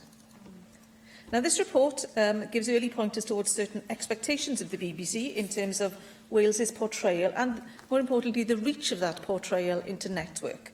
It also points to the BBC spend in Wales, both on primarily but not exclusively the likes of Rothlock, the national drama production base. And the news there, of course, is undeniably quite good. I mean, it's the money that's spent there is higher than a sort of notional Barnett formula equivalent, if you like. But the spend at the time on English language drama which is in some overt way about Wales, was not so good. That was certainly a worry, and the Charter review was, of course, imminent at that point, and good news was promised. Now, we know the outcome of the Charter review. Bethan's mentioned it. Our wider response to that will be one of the next chapters in this ongoing series, and as we heard, we're taking evidence from Tony Hall in about a fortnight, I think. Now, Bethan, you've done the main spoilers, but I just wanted to mention that that extra £8.5 million for English language drama came with an aim that half any new programmes grown from this would be broadcast across the UK, i.e. network, not just here in Wales. And when you bear in mind that the sum is the same or actually even slightly less then BBC Cymru Wales is likely to be asked to save.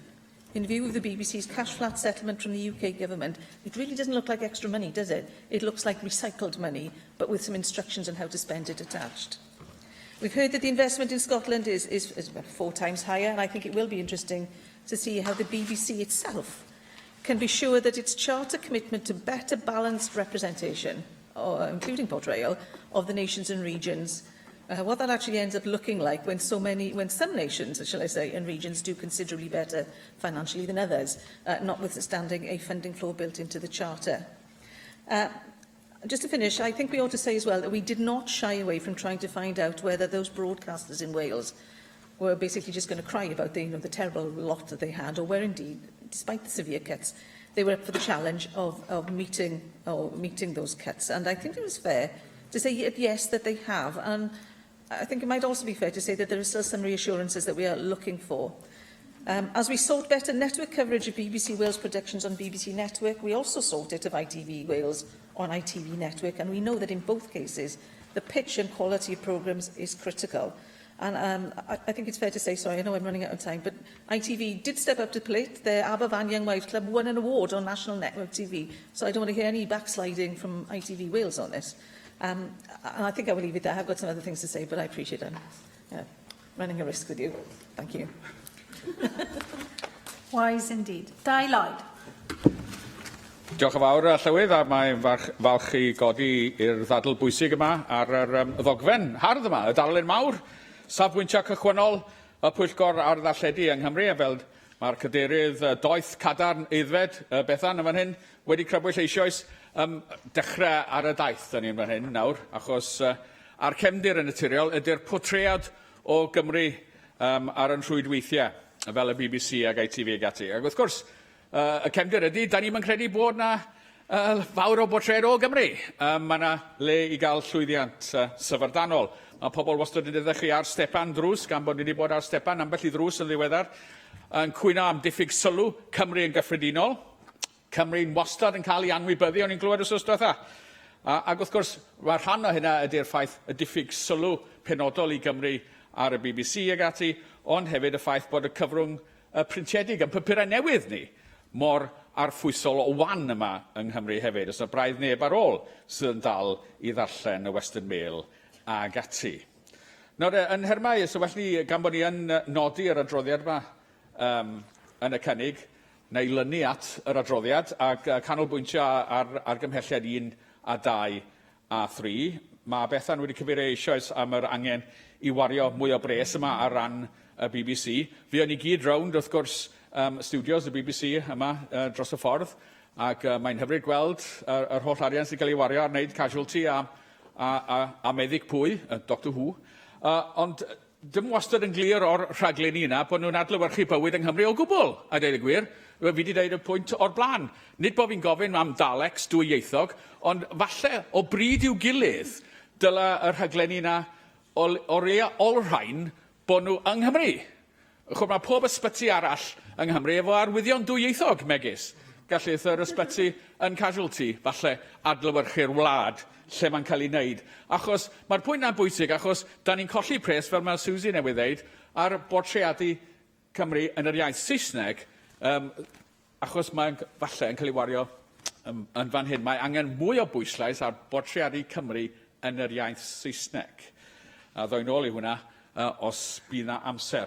Ond yn y bôn, mae angen fwy o bwyslais ar bortreadau Cymru, achos neu mae yna ganlyniadau. Da ni wedi cael y canlyniadau megis yn y referendwm Brexit llynedd, oedd yna fawr neb o'n trigolion i'n sylweddoli bod Cymru yn elwa o fod yn aelod o Ewrop. Ysa gwasg a portreadu mwy clyfar, gwir, o beth sy'n digwydd yma i Gymru, wedi wneud i'n eglur taw'r syniad bysa i bleidleisio i aros fewn yn Ewrop. Oedd y rhan fwyaf o'n bobl ni yn dilyn yn llyfuraidd iawn y wasg breintiedig a'r cyfryngau torfol sy'n deillio o Llundain. Ac wrth gwrs, fel mae'r cadeirydd eisoes wedi dweud, mae fwy o bobl yn gwrando o Radio 1 a Radio 2 yng Nghymru na sydd yn anffodus yn gwrando o Radio Cymru, Radio Wales. Falle sa'n syniad petai Radio 1 a Radio 2 yn ei slot newyddion yn sôn am Gymru rhywbryd. Slot bach ysa'n neis, Yn dyma, yn lle anwybyddu ni yn gyfan gwbl. Na chi her i'r BBC felly. Achos y tro dwytha, bydd y meddygon iau ni ar streic, a fydden nhw ar streic gwbl o weithiau llynedd, oedd pobl sydd ddim yn arfer gwrando ar ein cyfryngau ni yng Nghymru, fel rhai o'n meddygon iau ni yn ysbyty Treforys, yn credu bod nhw ar streic hefyd. Wrth gwrs, da ni mewn gwlad gwahanol yn man hyn, ac nid oedd yn meddygon ni ar streic, a felly dyna pa mae angen darparu y wybodaeth iawn, neu mae pobl yn camgymryd. Dathlwn fodolaeth S4C yn naturiol. Da ni'n cefnogi bwriad nhw i esblygu yn aml blatfform. Mae o yn adlewyrchu Cymru yn y Gymraeg. Dyna pam mae'n bwysig bod da ni rhyw fath o blatfform sy'n adlewyrchu Cymru yn yr iaith Saesneg. A mae hynny yn dal yn ddiffygiol. Ac yn hermau amser, na i orffan efo'r bwriad mae'r BBC yn cael gwared o'r Wales Report. Sut mae hynna yn mynd i wella portread o Gymru, beth sy'n digwydd am fan hyn, ein gwleidyddiaeth ni, yr issues da ni'n trafod o hyd, pan mae pobl yn dweud, smo ni'n gwybod pwy sy'n y Senedd, ydych chi'n Aelodau'r Cynulliad, smo ni'n gwybod, a beth yw'r adwaith, cael gwared o'r Wales Report? Gwarthus. Mae ail edrych ar hynna, achos mae pobl yn cwyno allan fan'na, da ni'n gwybod beth da ni'n neud. A beth sy'n digwydd? Da ni'n cael gwared o un rhaglen sy'n deud wrth bobl beth da ni'n neud. Cymrogwch y cynnig. Diolch yn fawr. Neil Hamilton.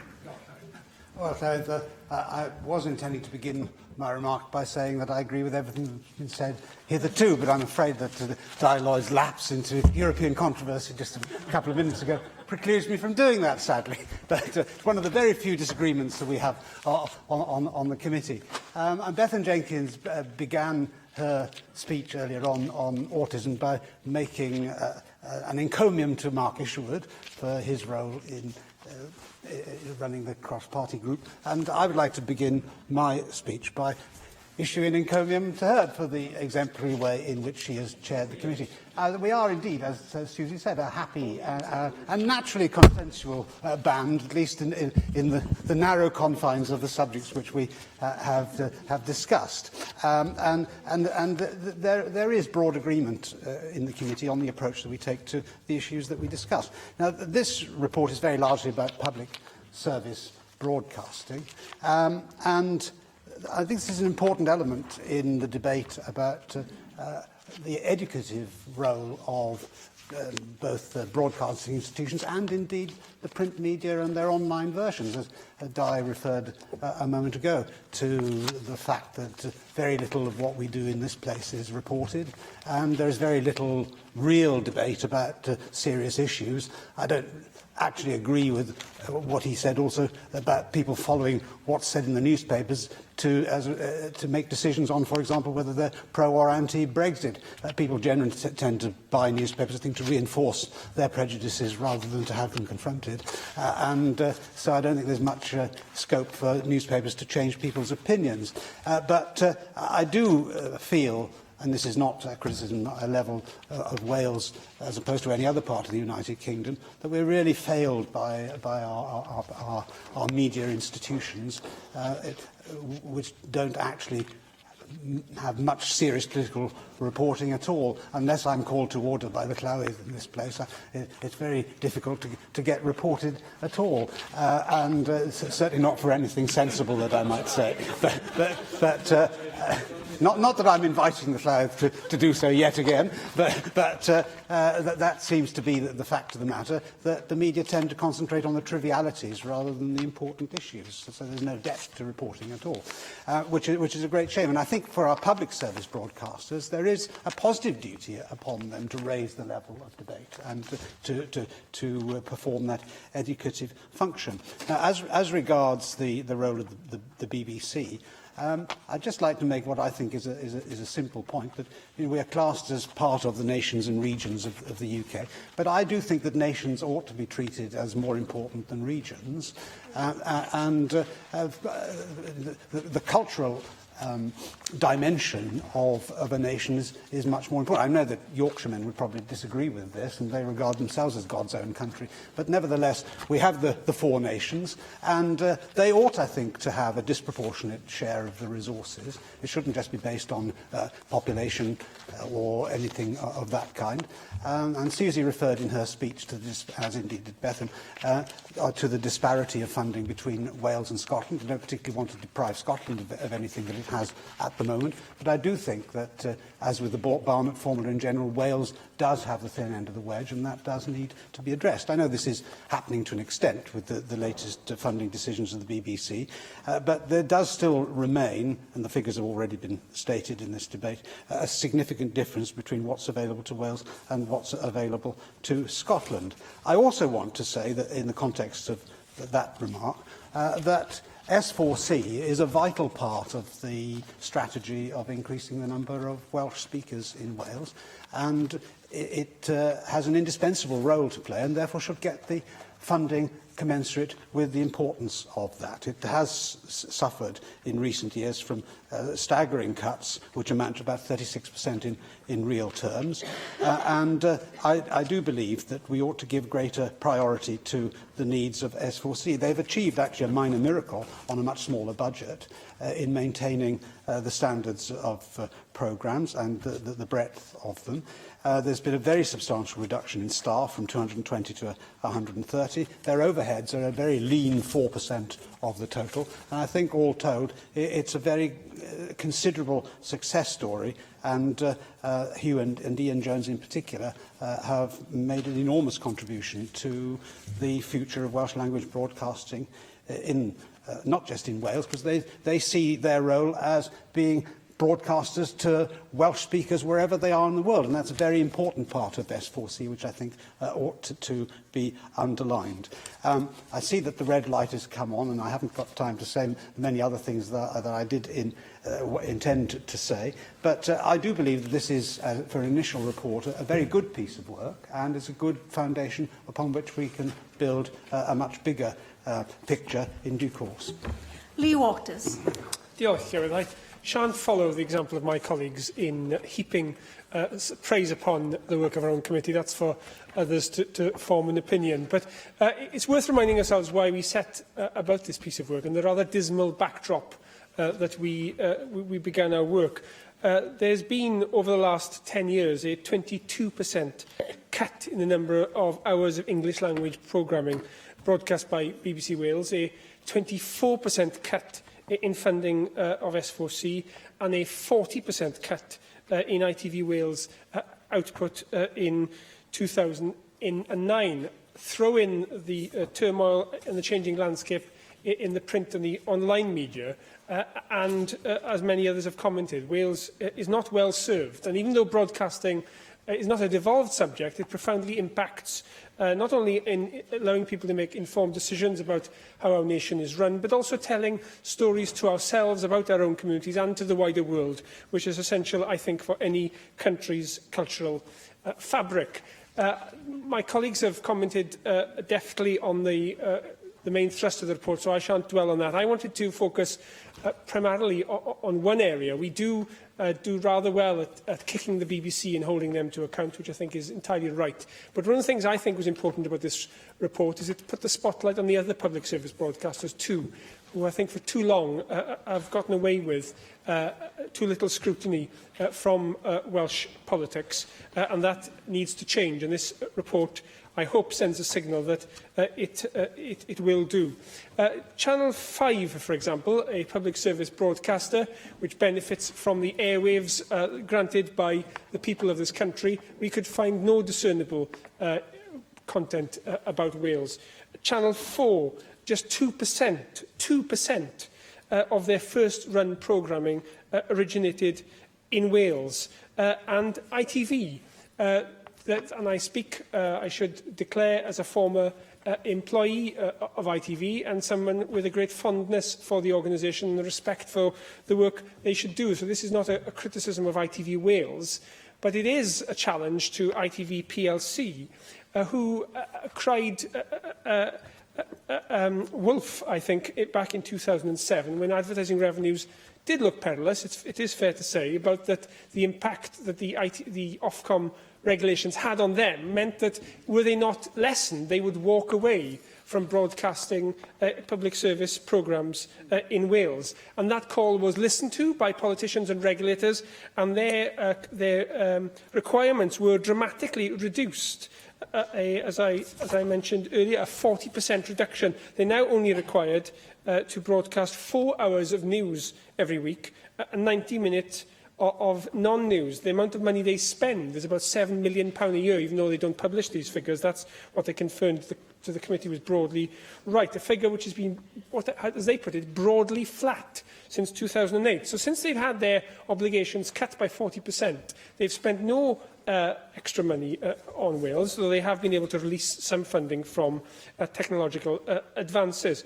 But I don't think this is good enough. When you look at the profits of ITV plc, in 2007 stood at 137 million, and last year stood at 448 million. So a staggering rise in profits by the parent company in exchange for a sharply reduced commitment to Wales. Now, they told us that there's no surplus value in the public service broadcasting licences, which again is the same tactic they tried in 2007, not a terribly subtle hint that if we were to ask them to do too much, they would simply walk away and we'd be left the poorer for it. And we would be the poorer without the presence of ITV Wales, because they do bring a plurality to the coverage in Wales. They bring a different tone and a different focus to BBC Wales, and we value that. But I think we are entitled to ask more of them in the way that they cover Wales. Now, they do point to their BAFTA success this year, and we congratulate them for their excellent programme on Aberfan. But beyond that, ITV as a network, and again I must make the distinction between ITV Wales and ITV as a network, pays very little attention to Wales. There is very little programming for the whole of the UK about Wales. The last example they would give us was 2014, when the programme of Dylan Thomas was aired, and they're going to struggle in the future because we don't have many significant anniversaries coming up. And they do really need to broaden their imagination. You know, they've said that there are no barriers per se, it is a meritocracy. They've suggested there aren't good enough ideas coming from Welsh commissioners. Well, this argument has proven to be bogus with the BBC, where they failed to deliver for Wales for a long time, and we've now, through the new licence, required them to do more. And I think we need to require ITV to do more too, because clearly left to themselves will get more of the same. So the committee has recommended that Ofcom review the ITV licence at the midpoint to ask them to deliver more for Wales. And that's our message here to all the public service broadcasters, not just the BBC. We'll be coming back to them shortly, that we expect better. Diolch. Gylwafar Weinidog y Gymraeg a dysgu gyda oes. Alun Davies. Thank you very much, Presiding Officer. And I would like to join others, members of the committee, in congratulating themselves on the work that they've carried out over the last few months, and they haven't sold themselves short this afternoon, and they certainly don't in the report that they've written, which I think members across the whole chamber will agree is a real tour de force, looking at all broadcasters and the structures of broadcasting, the structures of accountability. I can see that members have had a great deal to do, and they've produced a report which in many ways is a blueprint for the sort of debate that we need to have about broadcasting in this country as we move forward. And can I say this? At the heart of much of what we're going to discuss and debate this afternoon and at other times is that issue of accountability and the issue of scrutiny. I absolutely believe that it's right and proper, and the points that have been made by members this afternoon demonstrate absolutely clearly that the current structures and frameworks of accountability, regulation, scrutiny have failed. Wales has been failed by the existing structures and parliamentary scrutiny, because we have seen, and the report outlines very clearly, a diminution of coverage in Wales. We've seen reductions of hours produced or programming produced in Wales for Wales, and that has been done within a process of public scrutiny and public accountability. So those structures, if they're to mean anything for this country, need to be reformed, and reformed fundamentally. Now, many of us have spent time in this place over the past few years looking at how we create and we recreate different structures of interinstitutional accountability across the United Kingdom. Now, I do not, and I have not, made the case for the devolution of executive responsibility for broadcasting to Wales. For me, I feel that executive responsibility is something which should rest properly with Westminster and the United Kingdom government. However, I do not believe that accountability is something which should be centralised for the reasons we've already seen and reasons we've already given. For me, it is important that accountability is something which is delivered and carried out across the institutions, the democratic institutions of the United Kingdom, and done collectively and ensured that we do have a model of interinstitutional accountability that works for the whole of the United Kingdom, and particularly here, the people of Wales. It is clear that all the issues of citizenship, which are absolutely fundamental to who we are as a country and who we want to be as a nation, are being failed as present. I hear what's been said, and I've seen reports that the Wales report from the BBC is being scrapped. I hope that's not true. I think the work that has been led by Hugh Edwards over the past few years to inform and to establish a platform for debate and discussion about the public policy arena in Wales has been a success, and is absolutely fundamental. It is not good enough for our most significant public service broadcaster not to have a serious programme about the politics of Wales run at prime time at some point in the week. But we need to be careful as well in what we say and what we do.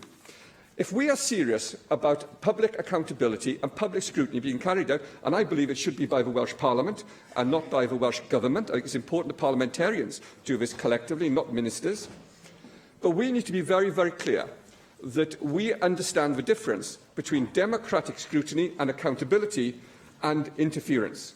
It is not right that politicians seek to interfere in decisions which are right and properly decisions for editors and for managers within any broadcaster, within any public broadcaster, and we ourselves need to exercise the discipline of ensuring accountability without crossing the line into interference in editorial decisions. And we need to be very, very, very clear about we understand that, and I hope and I trust that people here do.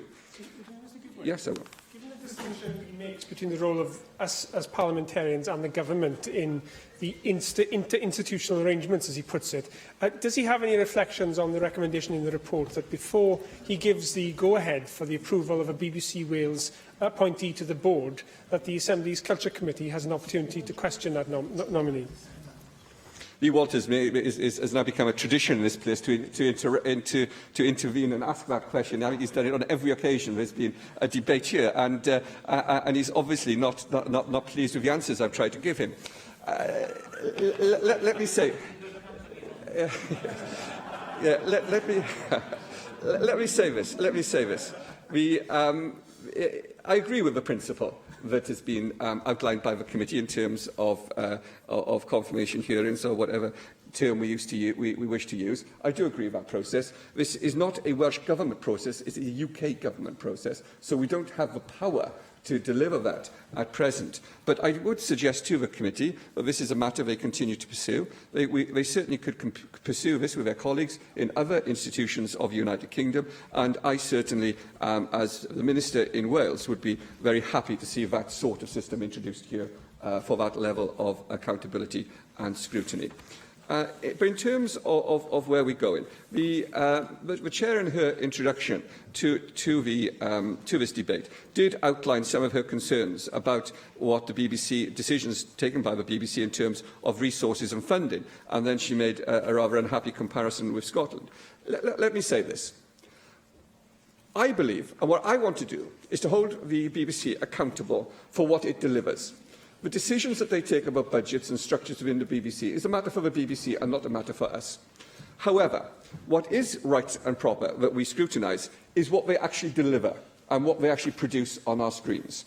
I would counsel anybody who believes that establishing a standalone channel in English for Wales would succeed in garnering great audiences and would deliver a significant enhancement of our citizenship or democratic debate in this country. As somebody who has worked in broadcasting himself in terms of marketing and the rest of it, I would say to you, it will be very, very difficult to grow significant audiences. Far better, I believe, is that the BBC network recognises the whole of its responsibilities to the whole of the United Kingdom. And the absolutely crucial thing for me is that we hold broadcasters to account for producing programming and reporting from the whole of the United Kingdom, which represents the needs of the whole of the United Kingdom. Now, we haven't seen that to date. We don't see it at the moment, and I hope and believe that we should be able to ensure that we do have fair play when it comes to recognising the whole of the UK on our screens. I'll bring my comments to an end here, Presiding Officer, by saying this. I hope, and the point that was made by Lee Walters in terms of ITV and other public service broadcasters are well made. I hope that over the coming years we can develop a culture of accountability which ensures that all broadcasters, all public service broadcasters and all producers of news and entertainment produced in Wales for Wales are able to do so in a way which enhances not only our citizenship but also our cultural and historical inheritance. And we create a country whereby we can have the debate that we need to have as a country. The platforms are created where people can talk and debate amongst ourselves. We can tell each other our stories. We can look at the world through our eyes. And we can, at the same time, be part of a greater whole in the United Kingdom. And to do that, we will need new structures of governance, new structures of regulation and new structures of accountability. And I hope and I am confident that the report that we're debating this afternoon is a significant step forward to achieving that. Thank you very much. Galwaf Bethan Jenkins I ymateb i'r ddadl. Thank you. I'm not going to speak for very long, but thank you all who have contributed. And I'm sure this will, as Susie captured quite well, I think, saying this is the first chapter of many that we will look into in relation to broadcasting, the newspaper industry, radio and such, as part of this committee. Other committees of the Assembly have looked at it sporadically, but I think there has been a place here to have more focus, with communications being in the title of this committee. So I'm hopeful that we can achieve what some of us have self-congratulated and already achieving, although I think we have much more to achieve. Let's not sit on our laurels. We have much more to learn. In relation to what the Minister says on pre-appointment hearings, what I tried to say in what I was saying earlier was that you could potentially not give consent until you were satisfied that we would be able to have that appointment hearing. I'm not sure if the Minister is listening to me. Whether we could have a committee discussion before it would get to you as a minister. If other legislatures are not doing it at the moment, we could show the way in that regard in having that appointment hearing. So I'm not sure whether I agree that you don't have the power, and I'm sure many of us will be pursuing this issue with you down the line. I would agree with you that accountability should lie here also. I think the committee would diverge on where the power should lie. I'm sure everybody knows where my view stands on that. But especially now we have this committee, accountability is clear.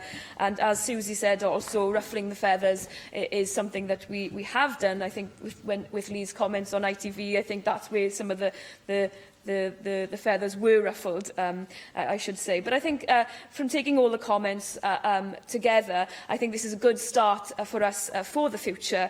Not only looking at BBC, I do believe that comment was correct.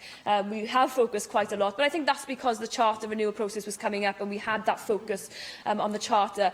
It's safe to say that everybody is within grasp for us to scrutinise and hold to account, and hopefully they will see it in a good light, that we want to scrutinise in the best possible way so that we can make portrayal as effective as possible in future here in Wales, and to ensure that the funding streams fall in line to make sure that that is a possibility. We don't want to be here in 10 years' time without bilingual Daleks. We would like to see bilingual Daleks in 10 years' time. So, therefore, we need to have those programmes. We need to have casualty with bilingual signs. And then we know we would have achieved our aim as a committee. No, to be serious, we have lots more work to do. And diolch yn fawr iawn I bawb ar y pwyllgor pwyllgor ac i'r clergiad am fod mor drylwyr yn cefnogi'r pwyllgor, a gobeithio fydden nhw'n cefnogi ni yn y gwaith sydd yn dod ohoni gyda S4C a gyda newyddiaduriaeth lleol. Diolch yn fawr iawn. Cwestiwn yw a ddylid nodi adroddiad y pwyllgor a oes unrhyw aelod yn gwrthwynebu. Felly, derbynir hynny yn unol yr rheol sefydlog 12.36. Fe rydyn ni nawr yn cyrraedd y cyfnod y pleidleisio.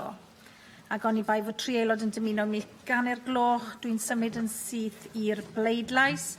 A'r bleidlais honno ar ddadl yn ceisio cytundeb y cynulliad i gyflwyno bil arfaethedig awtistiaeth. A dwi'n galw am bleidlais ar y cynnig a gyflwynwyd yn enw Paul Davies. Agor y bleidlais.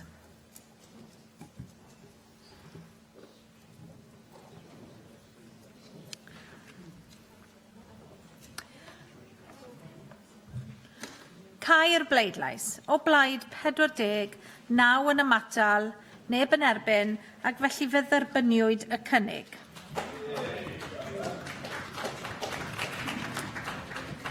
Dyma ni felly yn symud mlaen i'r eitem nesaf ar yr agenda, sef y ddadl fer.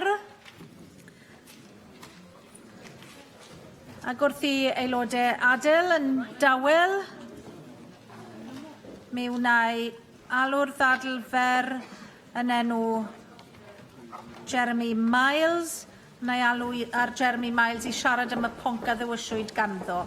Jeremy Miles. Diolch, Llywydd.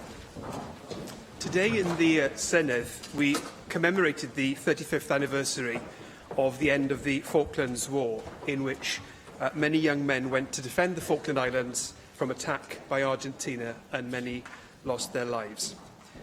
Wales has played its part on the world stage in many ways, not least among them the contribution of our young people to our armed forces. Mae'r ddadl hon heddiw ar rôl Cymru yn y byd mewn sawl ffordd yn ymgais i ddisgrifio ystod ehangach o ffyrdd y mae Cymru yn chwarae rôl adeiladol a buddiol ar y llwyfan rhyngwladol. Rwy'n ddiolchgar am y cyfle i gael cyflwyno'r ddadl hon, ac i David Rees, cadeirydd Pwyllgor Materion Allanol, a Joyce Watson, a fydd hefyd yn cyfrannu yn y ddadl. Argentina has played a significant part in the history of Wales in the world. A little more than a century before the Falklands War, 153 pioneers left the shores of Wales for Patagonia, for the expanses of Chubut. There they formed a community which still to this day speaks and identifies as Welsh.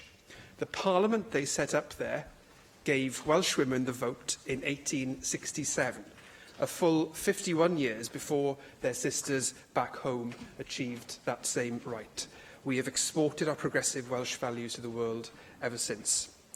When we recently celebrated the 150th anniversary of the settlement in Patagonia, the BBC National Orchestra of Wales travelled there, backed by the Welsh Government and the British Council.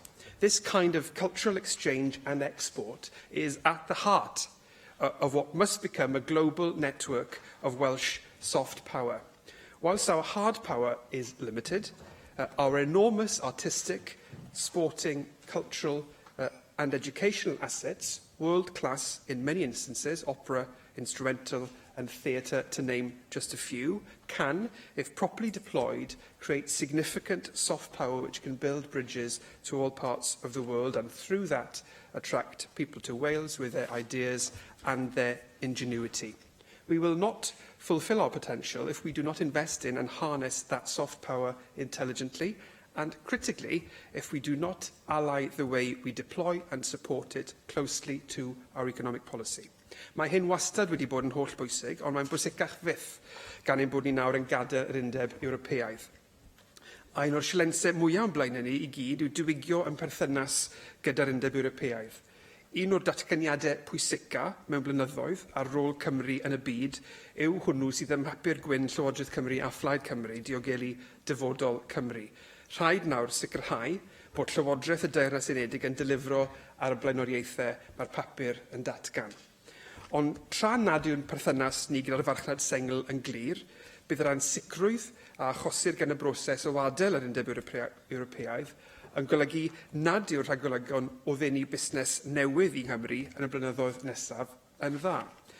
Mae gyda ni eisoes fuddsodwyr rhyngwladol sylweddol, wrth gwrs, ac mae'n cyd-dibynniaeth byd-eang wedi ymgorffori yn GE, yn Tata, yn Ford, yn Airbus ac eraill sy'n cyflogi rhyngddyn nhw miloedd ar filoedd o'n pobl. Ond rhaid i ni hefyd osod fel nod cryfhau ein busnesau brodorol. Helping Welsh business to access overseas markets must remain a priority. Welsh Government should, in my opinion, set up an industry-led body, we'll call it Trade Wales, with Welsh Government backing, but operating independently, and with a clear remit to drive up the capacity of Welsh businesses to sell overseas, including online, providing both an ambassadorial role to overseas buyers and a smart, mentor-led business support function. In some sectors, this is an urgent priority. More than 90% of Welsh food and drink sector exports are to the EU. New markets must be found as a priority. And the trade deals that bring those new markets to us and which affect the basics of economic life should come to us in this chamber for approval, so that the particular interests of the Welsh economy are protected. But we must look beyond Europe for our inspiration and continue to build our relations with other parts of the globe. We should look to the work of the Saltire Fellowship Programme in Scotland, which connects entrepreneurs and executives in Scottish businesses with peers overseas to share global best practice and develop first-hand experience of overseas markets. Why shouldn't we have an equivalent to that in Wales? Now, we know that anxiety about immigration from Europe lay as one of the main causes behind the decision to leave the European Union. But those of us who argued for keeping our European Union membership must not fall into the trap of believing that the current version of the freedom of movement rules are the only way for us to express our internationalism. Putting our national economic interest, both long-term and in all parts of the UK, at the heart of a new migration system is the right thing to do. And yes, why should we not, as Canadian provinces do, have the power to stipulate local migration needs as part of a UK-wide system? Ond dylem hefyd adlewyrchu ein rhyngwladoliaeth mewn ymrwymiad i groesawu rheini sydd yn ffoi rhag rhyfel ac erledigaeth, ac rwy'n annog y Llywodraeth felly i weithredu ar argymhellion y Pwyllgor Cydraddoldeb Llywodraeth leol a chymunedau i helpu gwneud Cymru y genedl noddfa gyntaf. And let us remember that global migration is not a one-way street. Welsh people have always lived beyond our shores, and we should be proud of our Welsh diaspora. And whilst outreach initiatives such as Global Welsh are to be welcomed as far as they go, what we really need is a crisp and clear policy statement from the Welsh Government about the aims and purpose of the diaspora policy, how we will map the diaspora, who we can work with to achieve that, the role that government can play, what government expects of others, and how it will work with the UK government to develop and nurture relationships with Welsh people overseas. This is not about soft networking and nostalgia, enjoyable though both those things can be. It's about how Wales can flourish from the talent, creativity and commitment of all Welsh people, wherever they happen to live. And without an unambiguous strategy and policy framework, we risk failing in that ambition. And yet, this isn't just about what government can do. We must also issue a challenge to our Welsh diaspora. Wherever you live, our question must be, what can you do now for Wales? But the skills and outlooks that we need to take advantage of our role in the world must principally be nurtured here at home through an outward-looking education system. Rwy'n cymeradwyo Llywodraeth Cymru ar ei rhaglen addysg rhyngwladol sy'n cael ei ddarparu gan y British Council ac sy'n helpu rhoi persbectif rhyngwladol i ddisgyblion. A rwy'n gobeithio gweld adeiladu ar hwn wrth i ni ddatblygu'n cwricwlwm yn yr ysgolion. Ond rwy'n ni hefyd yn gwybod pa mor bell tu ôl i ni yn dysgu ieithoedd tramor modern sydd wedi bod yn dirywio ers dros degawd, gyda gostyngiad o dros 44% dros y 15 mlynedd diwetha o ddisgyblion yn astudio hynny i lefel A. Mae'n ymddangos nad yw'r camer ni'n cymryd i fod i'r afel y hyn wedi bod yn gweithio. Mae'r galw am ieithoedd modern i sicrhau llwyddiant yn yr economi ryngwladol ar gynnydd, a byddwn ni ddim yn parantoi yn pobl ifanc yn ddigonol i ffynnu mewn economi byd-eang ond i rawn i'r afel a'r sialens honno ar fyrder. Mae ein prifysgolion yn rhan o rwydwaith byd-eang o ymchwil a astudiaeth a gallwn ni fod yn falch ohonyn nhw. Mae dros 5,000 o fyfyrwyr rhyngwladol yn astudio yn ein prifysgolion yng Nghymru. Pob un ohonyn nhw yn ddarpar lysgennad dros Gymru wrth i nhw fynd adref i'w gwledydd. Mae raglenni megis Global Wales yn cynorthwyo'n prifysgolion i ymestyn i cyraeddiad, ond rhaid iddyn nhw gael eu treitho gyda ymdeimlad newydd o gyfrifoldeb i ddefnyddio'r rhwydweithiau hynny, nid dim ond i wella i hymchwil a'i addysgu eu hunain, ond i adeiladu economi a chymdeithas Cymru ehangach. Thousands of students have crossed new horizons as a part of the European Union's Erasmus programmes. Outside the EU, we must ensure these opportunities remain, and not as bilateral deals between universities, but as a multilateral network of mutual exchange opportunities, helping to weave that fabric of international citizenship. And as we seek to create a level playing field between academic and vocational education, what is the scale of the government's ambition to give apprentices the same opportunity to work and study overseas? There are already good examples for us to build upon, but until we can offer the opportunity of overseas placement to apprentices as widely as we do to students, we will not achieve that parity of esteem, which is one of the core values that we have in our new approach to skills and education. And with our values, in all that we do, our activities overseas must reflect the values we cherish at home. We have legislated in this place to be a globally responsible nation. Whether that be through Wales in Africa or through our Under 2 coalition of environmental partnerships, we've taken our global citizenship obligation seriously for a small country. But we must also live our values as we trade, as we choose our trading partners, and as we choose to describe them. Relationships that we choose to describe as special relationships are hard-won and must be based on shared values and not simply mutual commercial gain. So the ways in which we engage with the rest of the world are varied, complex and connected. And it is essential not only that we act to shore up our cultural soft power, support our exporters, build a network of students and researchers, and remain engaged and responsible global partners, but in an age of scarce resources and complex challenges, each of the steps that we take must complement and support one another. Those working to extend our cultural links should be able to collaborate with those delivering trade missions. Those working to meet our environmental aims should know what we are doing to extend our educational reach. That requires a coordinated Wales in the World strategy, which tells us the Welsh Government's priorities, how it will act, and indeed what the Government seeks in the interests of Wales from the UK Government's foreign policy. And a strategy which is routinely debated and scrutinised in this chamber. For most of my working life, prior to being elected, I worked for international businesses working on projects in the US, in Europe, in Australia, in the Far East, as well as here in the UK. The global context was ever present. Since being elected, it struck me how little we bring to bear international context on our discussions in this place.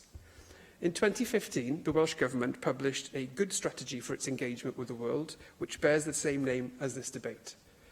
It has not featured in any significant way in the proceedings of this institution.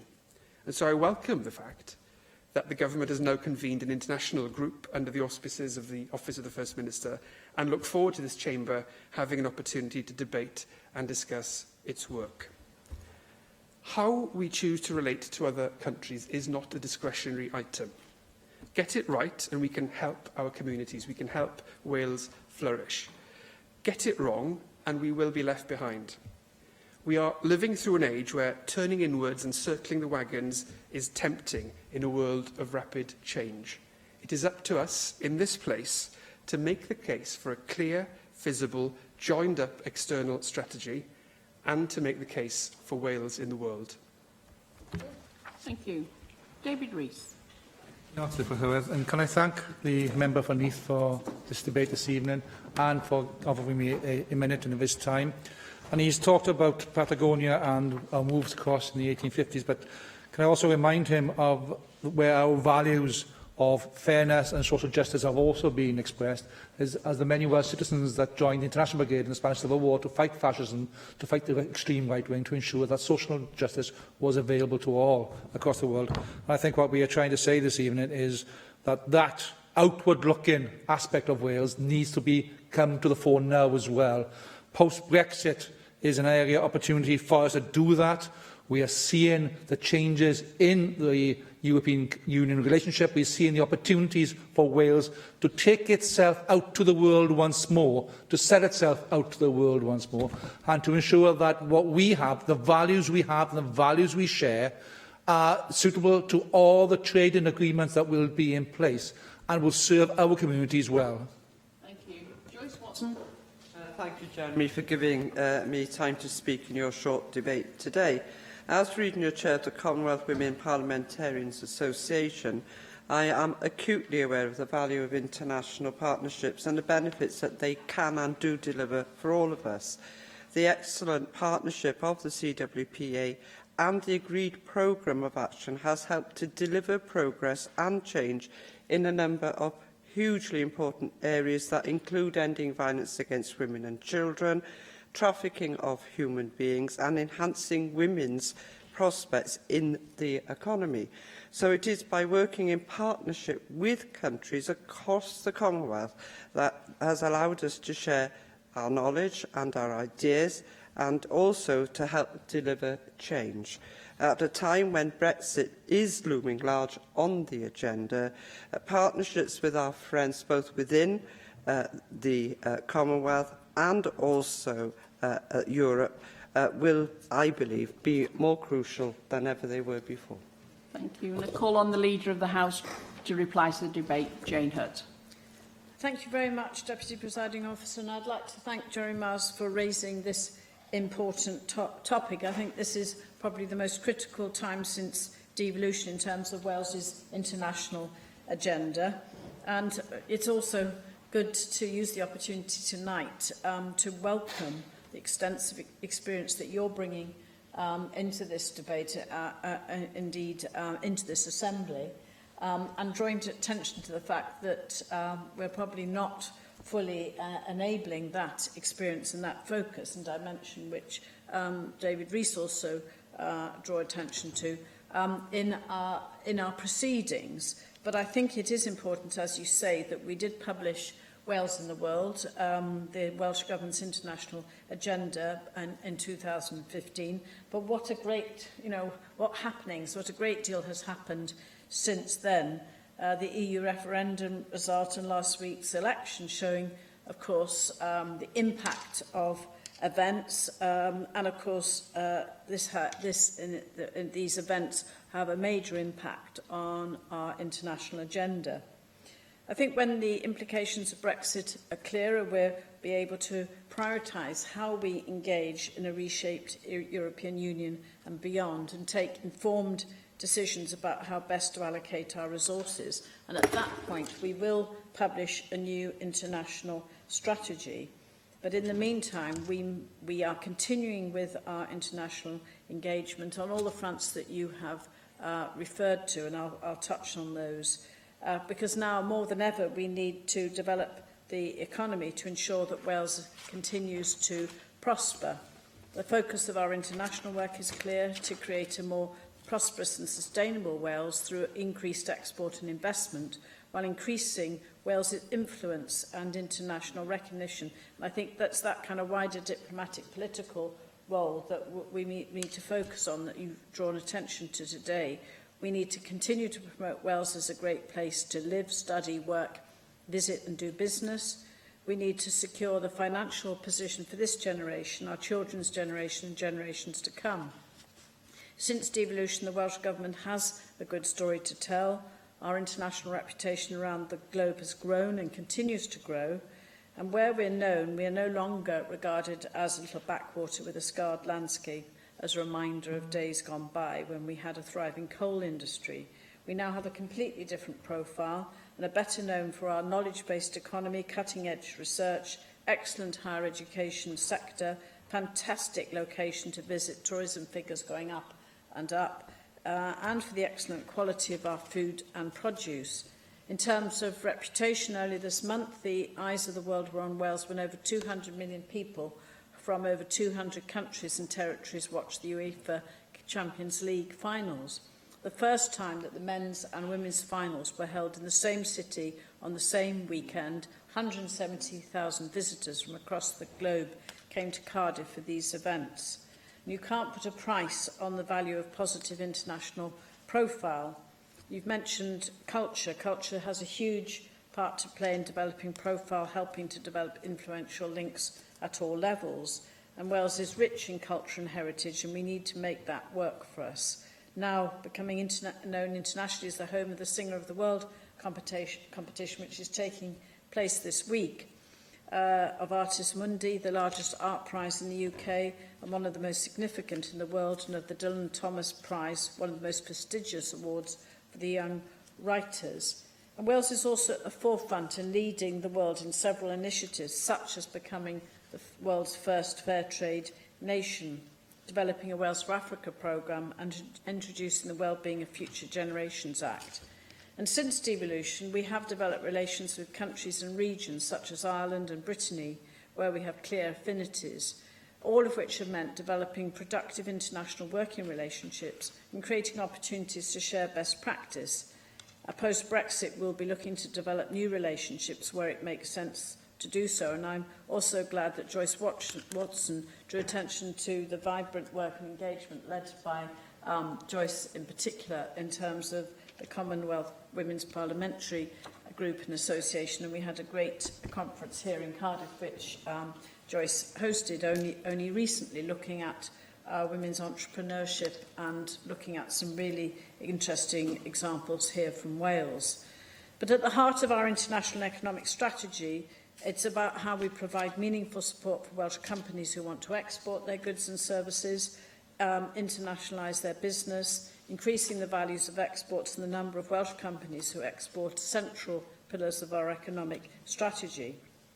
We've got a comprehensive range of support for existing and would-be exporters that is focused on 4 key areas: inspiring them to start or grow their exports, transferring the knowledge and skills to build their capability to export, helping them to connect with potential customers overseas, and supporting visits to overseas markets.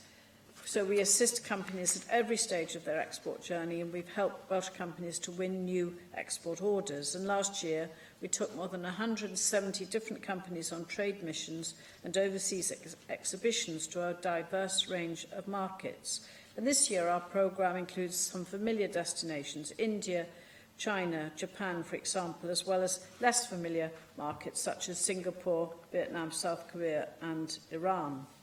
And while Wales exports 2/3 of its goods to EU countries, this programme emphasises the importance of maintaining and creating trade links with markets outside of Europe.